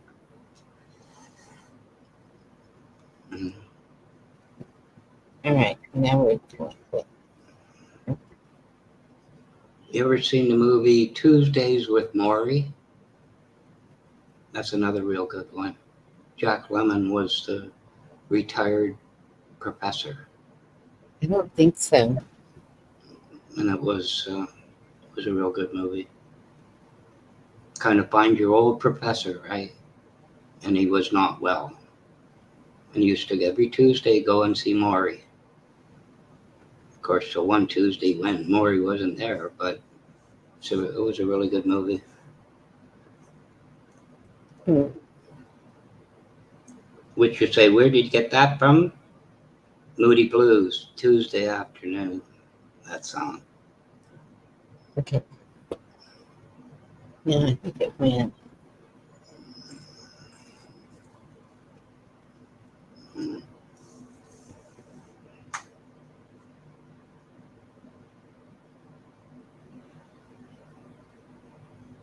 We can worship and have fellowship with Him. Purple and gold.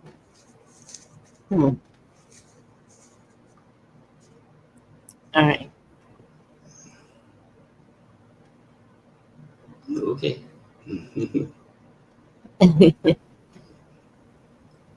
Got it. Let's see. No, no, no. No, no, no, no.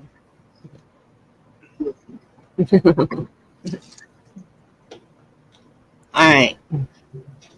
We'll play this for Apple Dumplings, but she went to so much trouble to get that to me. Here we go. Wait, did it? Did it? Yes, it did. Okay.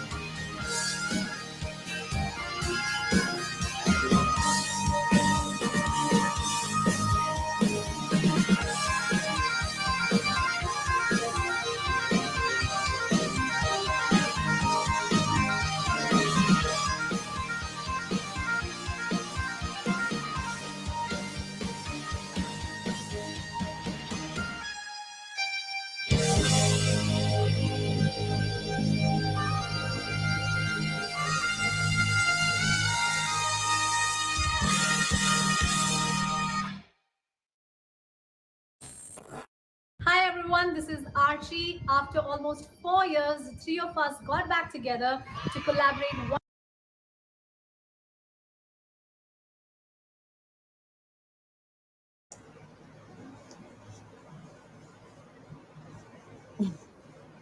I can't believe every note of that was with bagpipes, because that sounded really, really good.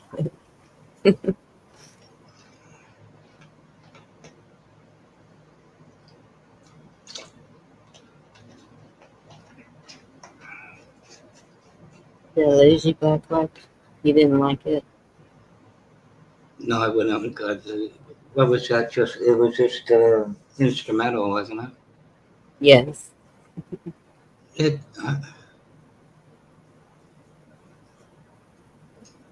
it wasn't bad. Oh my goodness. Well, I didn't really catch. You're such a critic. I had to make a pit stop. Okay. Oh, okay. What do you want to know? They didn't see my pants next to what? No, I'm not. It Oh, that was the 5 ladies with bagpipes. it sounded like it. Yeah, the five bagpipe. They to me, it's something like I can't picture You Raise Me Up without violin. It's just like something's missing, you know. So that's just me, you know, the way I look at it. Yeah, well, no, it was good. I just was kind of preoccupied, so to Oh, speak. But they are. I haven't seen them in a long time. I think it was all branched off of Celtic Thunder. You know how well they did a lot of it. I think there's 5 Celtic women. I think it's called the group. They're not no, the ones that did that. no, that was definitely not Celtic women. They don't dress like that. But it's I don't think there's anything else to it. They're just the bagpipes, which can you imagine changing of the guard, no matter where it is? Scotland Castle, doesn't matter, and there's no drums or anything. You know what I mean? It's just Do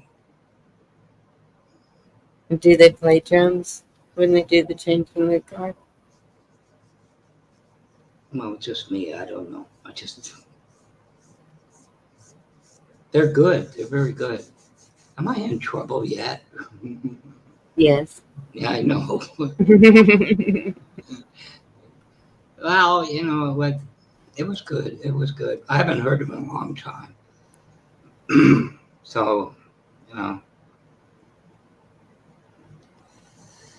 but I haven't heard Celtic Thunder in a long time. The other one bites the dust. That's a good one.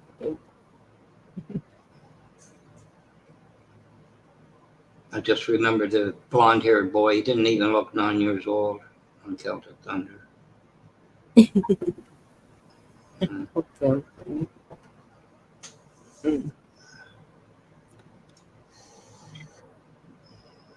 goodness, we've been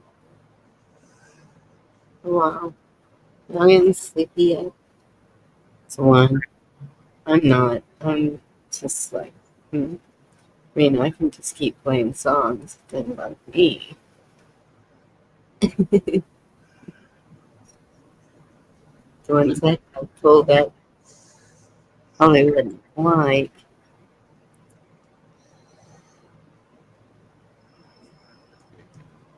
Like that. I got some tabs.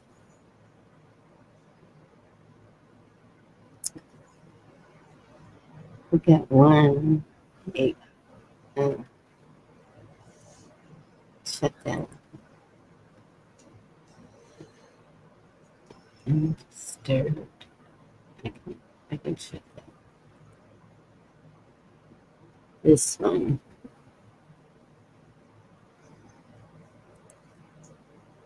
This one's kind of neat. just sing. Oh, I'm having a little problem with my voice.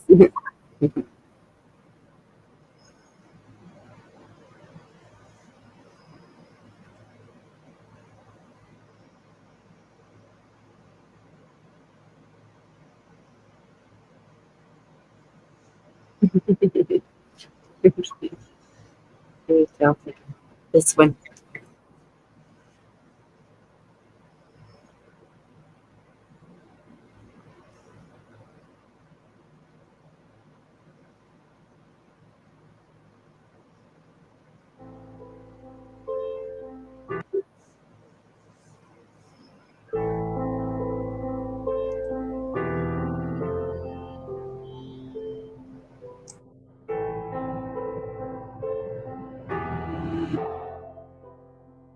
You triggered me, so I had to leave.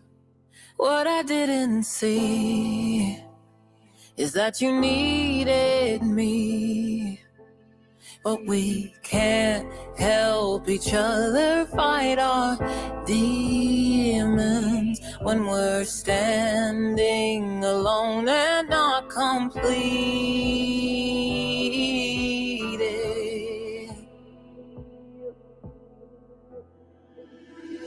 I wasn't ready for you, and you weren't ready for me.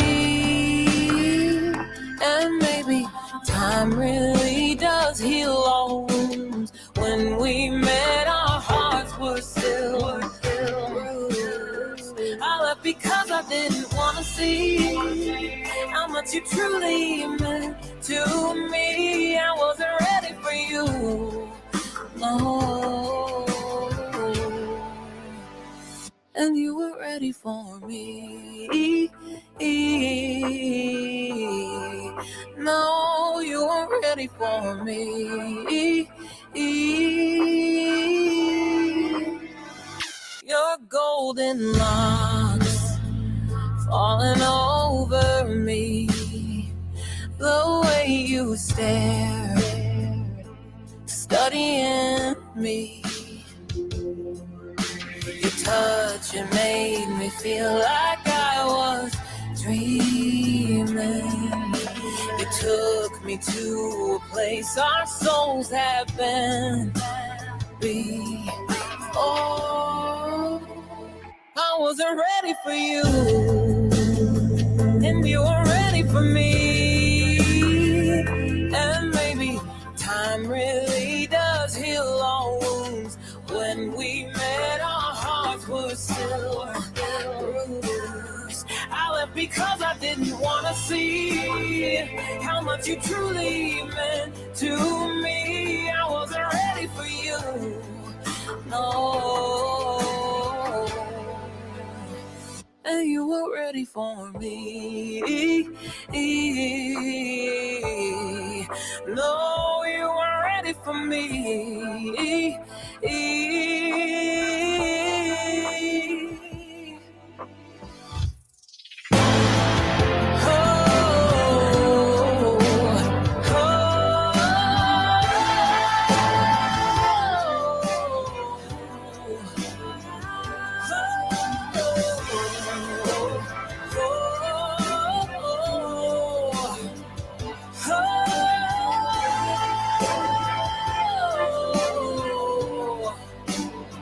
I wasn't ready for you, and you weren't ready for me.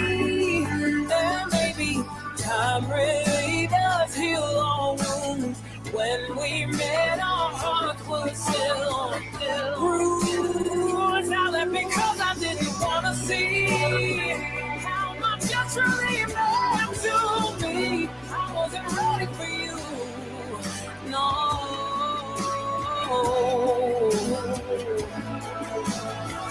And you weren't ready for me. No, you weren't ready for me.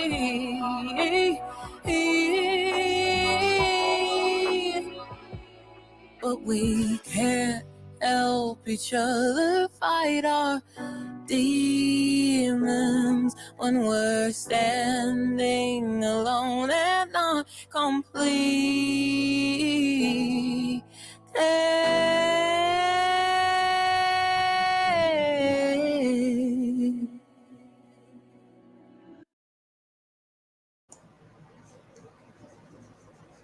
That was good.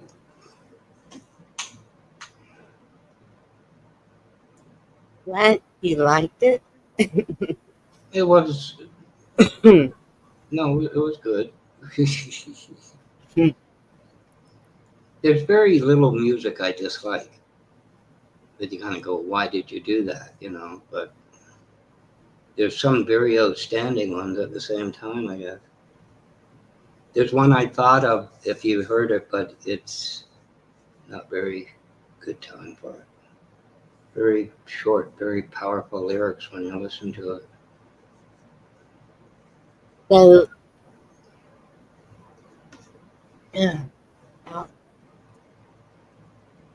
One of the hardest things for me is letting go. Is that something that's easy for everybody else? That's what I didn't get that. The speakers crackled. Is that something that's easy for everybody else? Letting go? No. Do you have to let go? Like the Disturb guy said earlier, keep their memories alive in your heart, in your mind, dreams, and remember the good things. Well, as I told you, I went through a very almost predictable day. I knew it would be coming. And like I said, it was no surprise when I think about it. But in a word, I had to leave. There are people there, as you say, became friends, very close friends because of circumstance. I think I told you one night there's an English woman and her daughter went into anaphylactic shock while we were doing it. Yeah. And her husband rushed her to the hospital, but she couldn't get a hold of him. So we spent 3 hours. But I got to let that go because of where it is. Let it go. See? What do you mean let it go? Did she die? The daughter? It's what? I'm sorry. Did the daughter die? Or the friendship is gone? I'd rather do it backstage, but it's something where the one that owns the channel was predictable. Oh. Well, I knew it was coming. The one I told you about was involved, and basically, I felt sides were taken, and I just couldn't stay there anymore. Oh, okay. Nobody could. I challenge anybody to do that. And like I say, there was a couple of men, but there was these 2 women that night, and we stayed with her. We stayed with her. Right. And the guy that owned the channel fell asleep because he's so far advanced, right? But we went all night long, and that's what's going to be missed. Yeah. For me. What's the chances, Bonnie? You're going in there and you're talking away and everything else you're doing, whatever you do, and all of a sudden, boom, that happened. Yeah. And she was very grateful for who was there. Exactly. And that's it. It's y'all stayed there with her. She wasn't alone. And It wasn't. That's what I don't understand, that when you spend years talking to people, the same people, and share so many things with those people, how It's just truth gone. And Yeah. I don't understand it. But I just, but I know what happens. I know people just come and go. And Like anyone, he does not give host away. And he fell asleep. I was the only one on panel. She doesn't come up on panel, which is fine. mm, But it, you know, it gotta let it go. Gotta let it go. She won't leave there. I know that. I always knew that. yeah, Not saying she should, but you know, when it becomes almost choosing sides, I don't know. But anyway,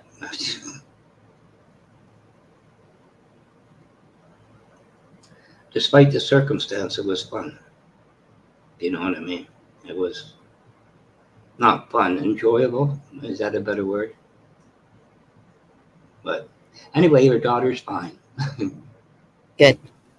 I think she's 19, but Lulling to sleep. anyway, it whatever. I knew it would happen, as I told you. I saw it. Saw who, when, where, at all. And you made a remark. I wasn't watching. And the owner made a remark to those on panel, and I said, I'm done. But anyway, life goes on. Okay, here's one. See what you think about this one. But you got to remember, I have to use covers. And sometimes they're not great. But he's pretty good.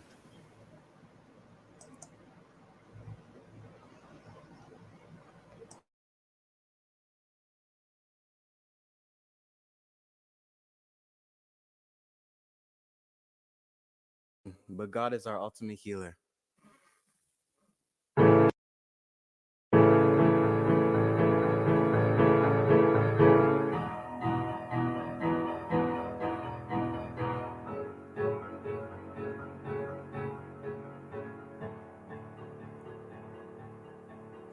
I'm a little unsteady. I'm a little lost inside. And my heart stays heavy. I don't say what's on my mind. And I think it's starting to show. Can you tell I'm losing control? Feels like I'm broken in so many pieces. To know if you can help me.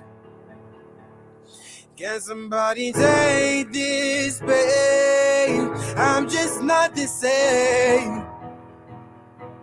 I'm so lost and confused, don't know what else to do. Can you help me? Can you help me? Can somebody take this pain? I just wanna change. I'm so done trying to prove that I know where to move. God help me. Can you help me? Cause I've tried all the drinking and the smoking, wasting time. Yeah, I've tried all the running, hiding from the baby side. I can lie, broken heart is what I find, so I know that I can help me. Can somebody take this pain? I'm just not the same. Don't know what else to do. I'm so lost and confused. Can you help me? Can you help me? Can somebody take this pain? I just wanna change. I'm so done trying to prove that I know where to move. God help me. Can you help me? Can you help me? Oh, can you help me? Ooh. Can you help me? Can you help me? Can somebody take this pain? I'm just not the same. I'm so done trying to prove that I know what to do. Can you help me? Can you help me? Can somebody take this pain? I just wanna change. Cause I'm lost and confused, don't know what else to do. God help me. Can you help me? Thank you.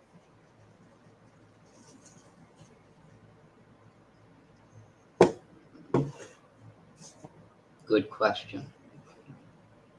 Mm-hmm.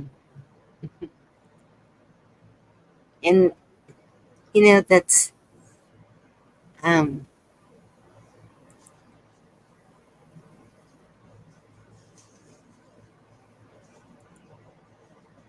I don't.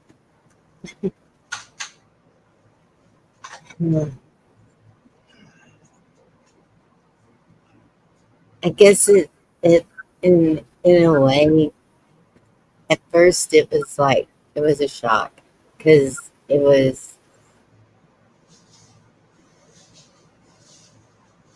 for me it was unexpected. My sister was there. It was in ICU for 12 days, but they didn't call me or let me know that until the end. And so I kind of felt cheated. um,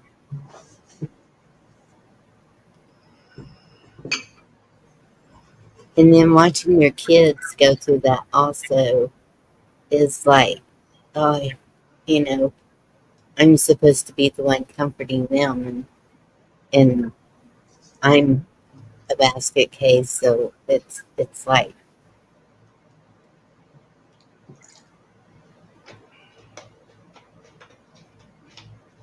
but you think I would be used to it. So that's what I'm talking about. Like with he was my daddy, but he wasn't around a lot.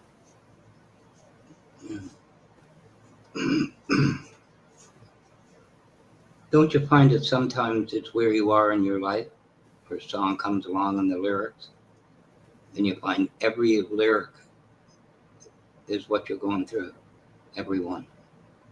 Yes, So it's kind of timely, I find. and that's why music, I think, is healing. And so if you just keep listening to songs that say what you're wanting to say, is it getting it out, or is it, I don't know. There's something about music. It just,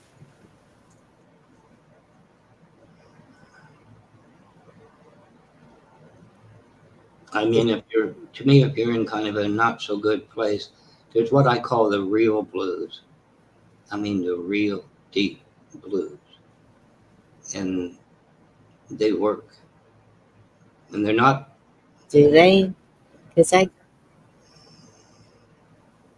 tend to turn to love songs or upbeat, like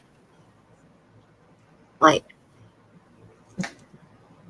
I could wake everybody up right now really quick with some of the songs that I listen to, um, or put them to sleep. It's yeah. the other. One group, I could think of that there's no song that is down. It's Three Dog Night. Not one of the songs are down, you know what I mean? It's all upbeat. Uh,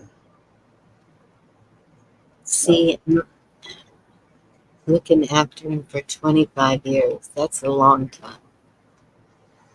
So y'all were really, really close.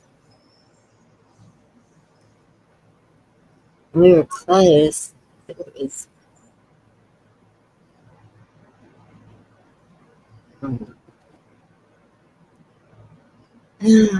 okay.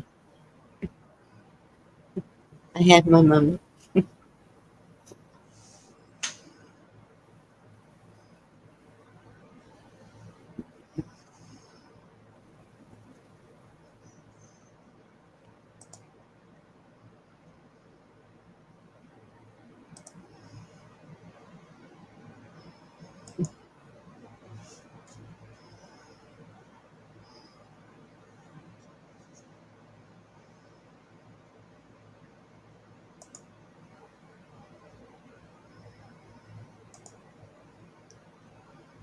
Oh, yeah. Sing that. Lisa. This is so hard.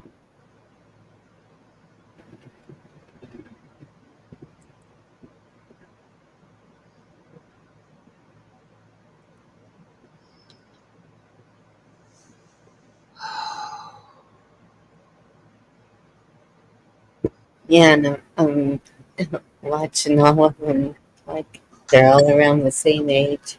My stepdad and my father, same age.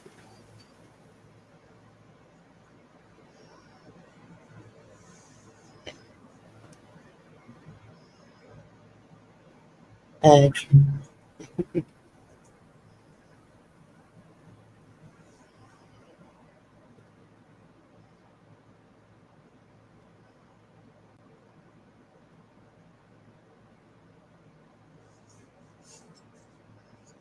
let's see, what's on my list?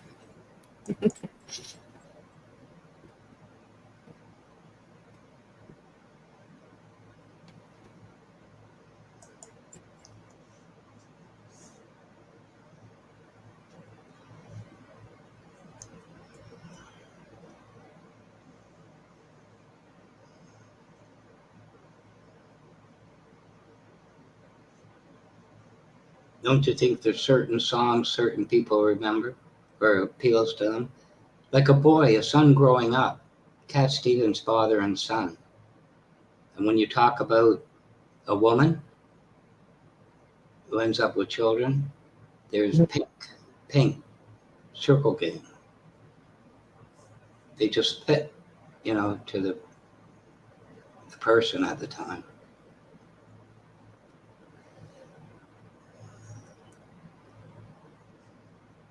What did I just see?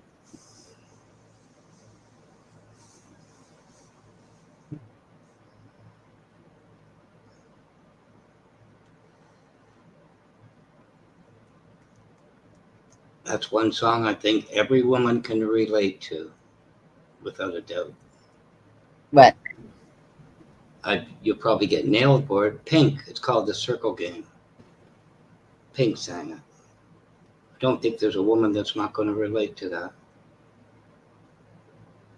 I was on somebody's Rumble and they said, look what Blackwatch put in. I said, just play it for the women. One said she was almost in tears.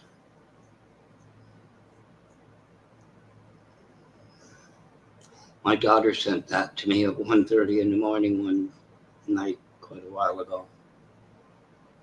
I understood what she was feeling. Mm. Anyway. Lisa, I'm thankful for all of that and more.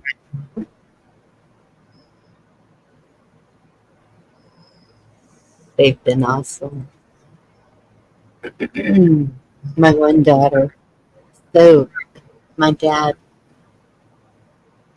he was little Benny. And so when I had the two younger girls, he was like, don't call me grandpa, it makes me feel old. Call me Fred. Fred's not even close to his name. I don't even know where that came from. So he was Fred to them. And but my one daughter, she's she's having a really hard time with it. Yeah. So did I pull it up? No, I didn't. Let me see. Yeah. Need to get in a different one, right?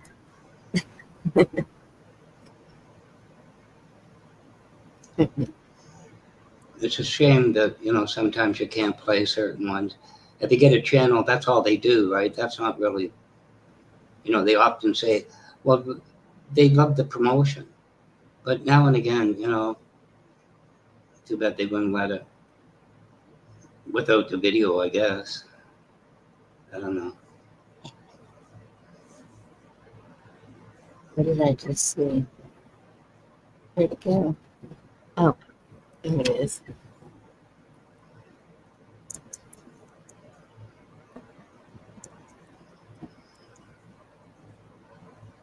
Well, this probably isn't.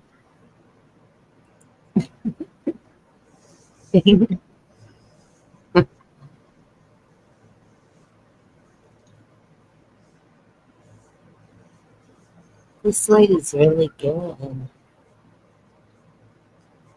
I don't know if it should be a man or a woman. Oh, it's got to be this one. Neat. You already know what it is, don't you?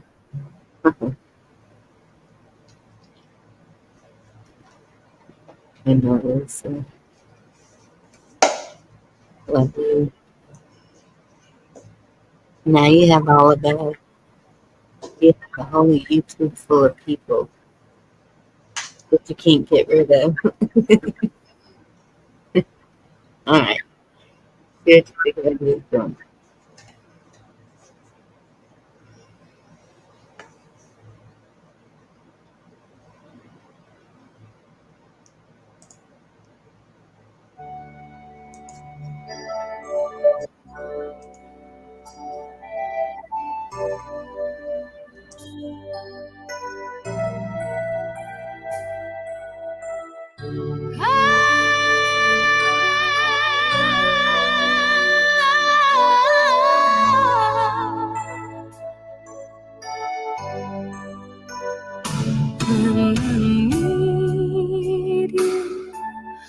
Just close my eyes and I'm with you.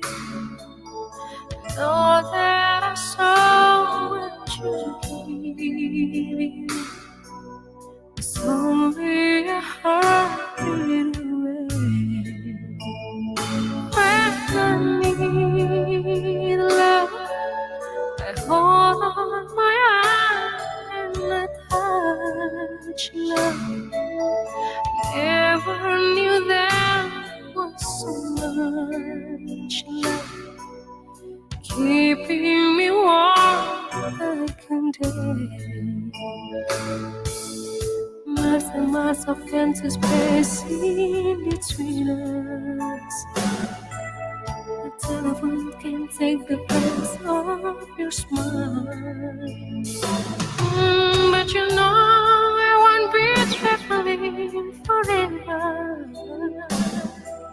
It's cold, but hold on and do like we do when I need. Just close my eyes and I'm with you. Know that so much to give, baby. It's only a heartbeat away. It's not easy when the road is your driver. Honey, that's a heavy load that we bear. But you know I won't be traveling a lifetime. It's cold, so hard, and you like me do.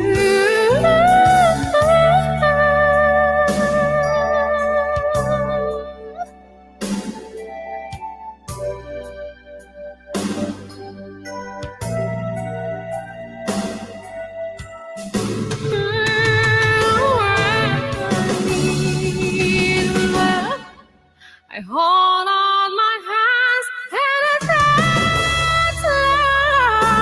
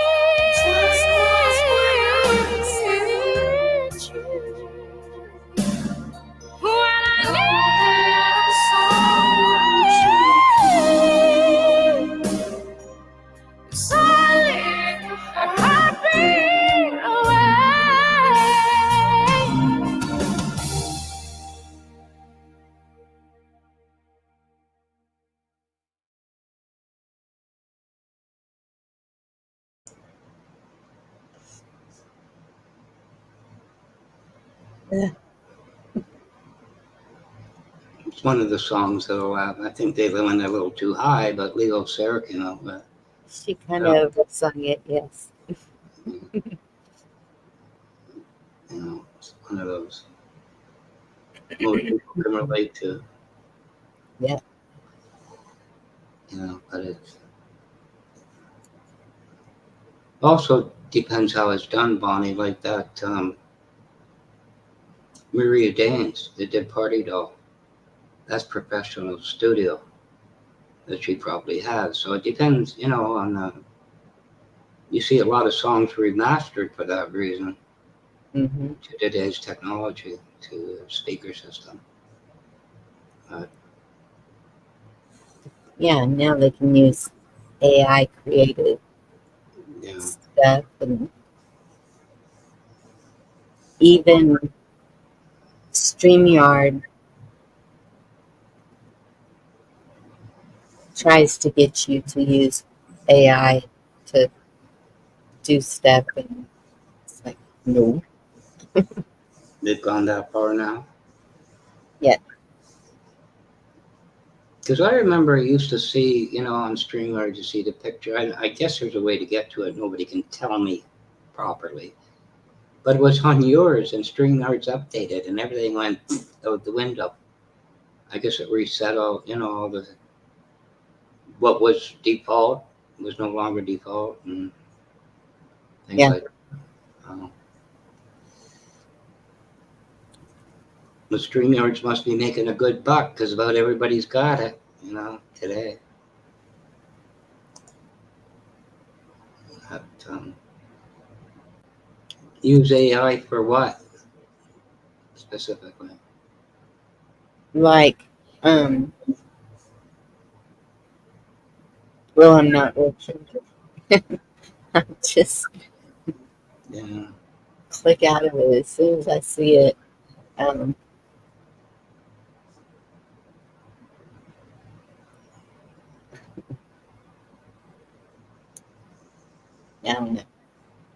They try to get AI to do everything. Yeah. Well, it speeds it up. It speeds it up. That's all. Really. Online language lessons. Well, it's like Wattlock said about those uniform people. All of a sudden, they had to do it with paper, pens and paper, right? Yeah. The system just speeds it up quicker. That's all. It's all it was ever meant to do. Let's see if I can find that clip.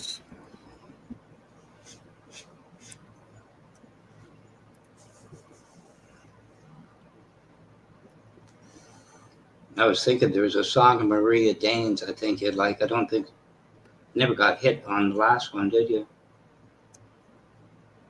I don't think.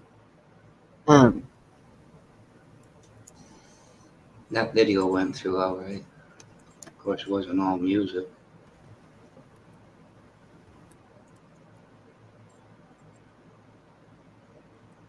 She did one called You Don't Love Me Anymore.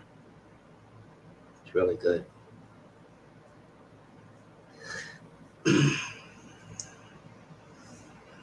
Oh. Okay.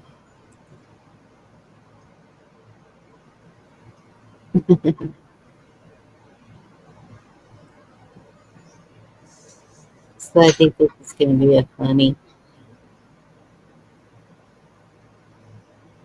Working on the building. Thank you, Miss Man.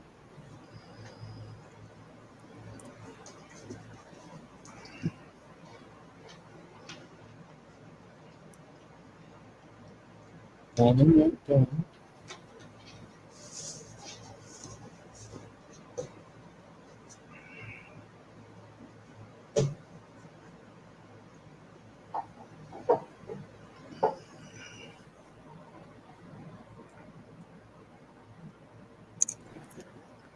Okay, let's see what happens with this.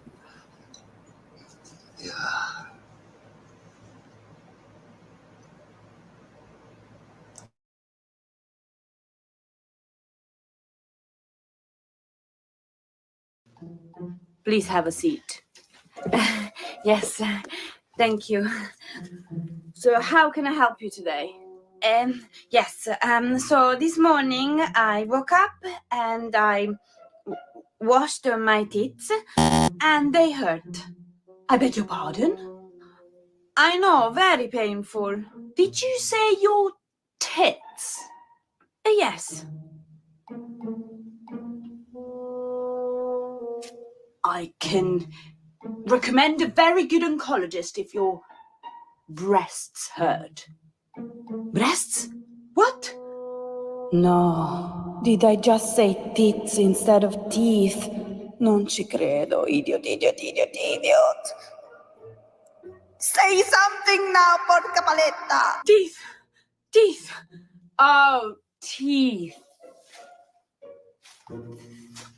Yes, I washed my teeth in the shower. No, in the sink. Brushed, not washed. Brushed. I brushed my teeth. And they're very, Don't say sensible. Zen. It's a false friend. See. Don't say sensible. Tiv. Good girl. Okay, let's inspect your gums first. Gums? Oh, okay. The gum, these are good for your teeth. I promise, they're Italian, sugar-free. Your gums! You imbecile. Sorry. Right, open nice and wide. Gums look red and healthy. I use the string. The string? Do you mean floss? Yes, floss. Open wide again. You may need a filling. I'm feeling good. I'm glad. So, should I proceed with the filling? I'm feeling good, I said. Filling, not feeling. You have a decay. Decay? Decay, a cavity. Una carie. Now, don't worry, it won't hurt. I'm not worried. Good. Where did you say hurt?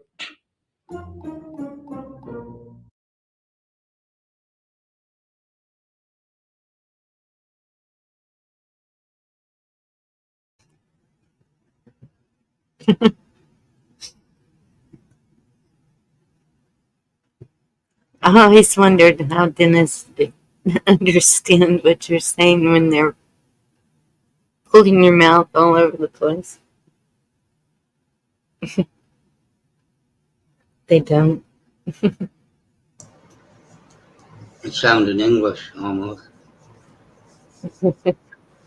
Yeah.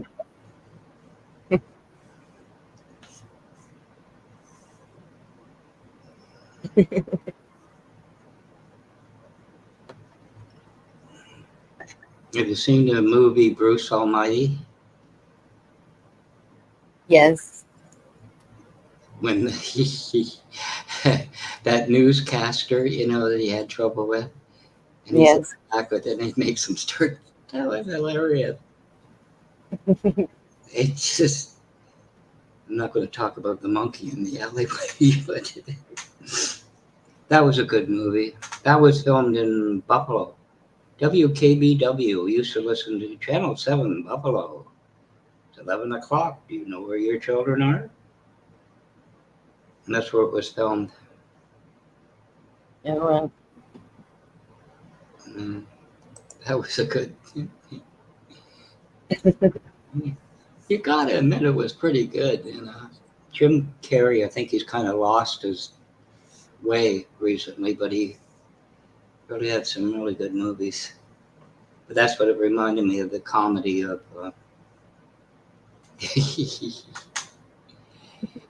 We won't go there.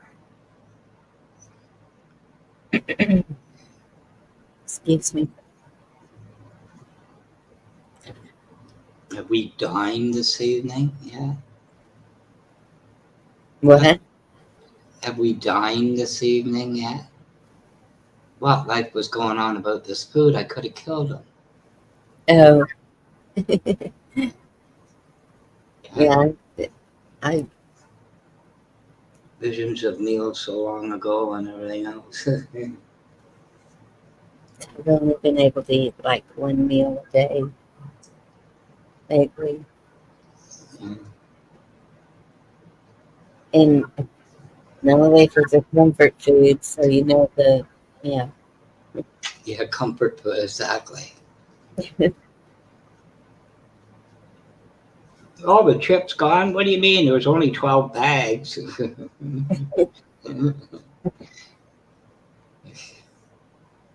Yeah. Keeping people in business. Did you ever have that happen growing up? You used to get a family-sized bag of chips, and now and again my father would I want some chips. Well, 2 kids and a wife got into them. It's kind of like, where's the bottom of the bag? There's hardly any left. Don't look at me. I didn't eat them. Yeah.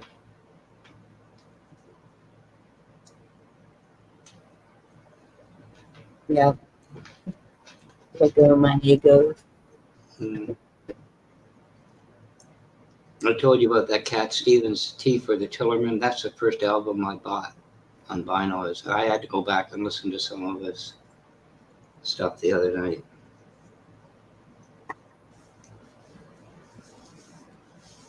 The 60s were fun.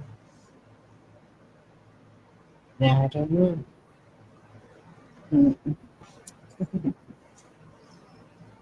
But he did some really good songs. I'm sorry about that Leonard Cohen poem the other night. I didn't think you'd get through it. Oops. It's just a historical recounting of history. That's all. Which some hasn't been that good. But so do you think you'd get covers done? You have better luck with covers? I'm still looking for Maria Danes under my covers. I can't find her. Well, and that's some songs there's not a cover for. Yeah. And that's the one that I'm getting Lady Campion to do, because there's not a cover for it. And I'm getting her to do it. I asked if she could do it. I haven't heard yet. Well, it's like that. Who did it? I don't know if it was Ken Loxley. Did Never Enough. He kills that song. But it's getting so big, I think he'd get struck with playing his. That'll blow it. I got these very expensive $10 speakers, and yet when he starts that song, it sounds like a surround sound. Never Enough, Ken Loxley. Another one of the only ones I like out of him that he did, and he slowed it down. It's an amazing song. Yeah. You've listened to it, I guess? No. Never Enough. Usually it's a woman singing it, but oh my goodness. You're never enough. Yeah. Starts with I'm holding my breath. Let this moment never end.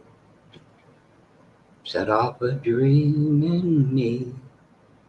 Can't you hear it echoing? Never enough.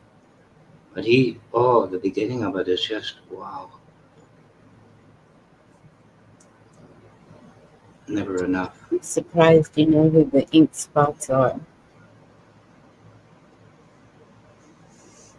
But you'll probably get, even without the video, I don't know, he's got a very big following, professional singer, but it's not his song. I don't know.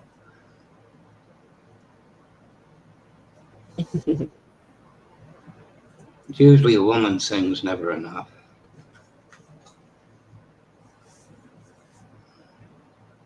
Have you ever heard the ink spots? Heard what? The ink spots. Oh, geez, that. Now you're going back. Yeah, that's way back. That's like Nat King Cole days almost. Yep. Which, his songs were, I don't know.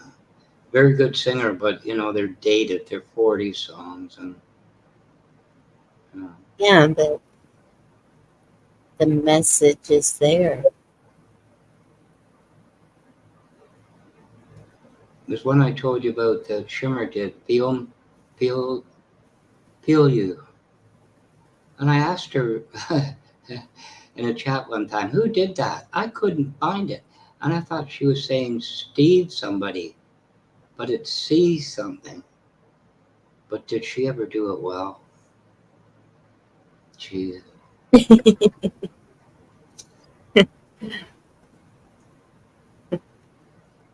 She was running sound for them and walked in the dressing room and they were all naked. Got an eye full then, didn't you? Good night, Lisa. I think she's gone.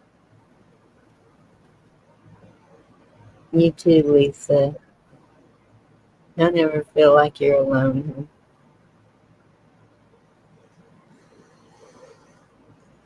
Sweet dreams. Love ya. Too bad you couldn't play some of those songs, Bonnie. Problems. Yeah. But, I'm going to close it up because okay. I don't know what the kids are doing tomorrow. They better not be waking me up early. What's early? Going to bed at 3 a.m? I said, Yeah. You wake up to lunch, no doubt. Yes. I wish I could do that again. Sunday mornings, brunch. Yeah. You completely miss breakfast. It's so long ago now.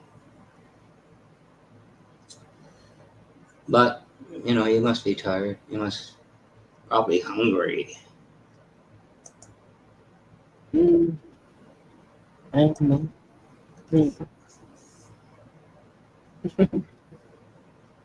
Oh, fine. Mm-hmm. All right. Thank you all for being with us tonight. There's been 10 or 11 hung out. Gma, I'm going to go back and write down every one of those songs and listen to them. She knows her music. Oh, where did? Thank y'all for hanging out. Thank you for just being there. Thank you again for all the prayers and messages. Much appreciated. Definitely felt.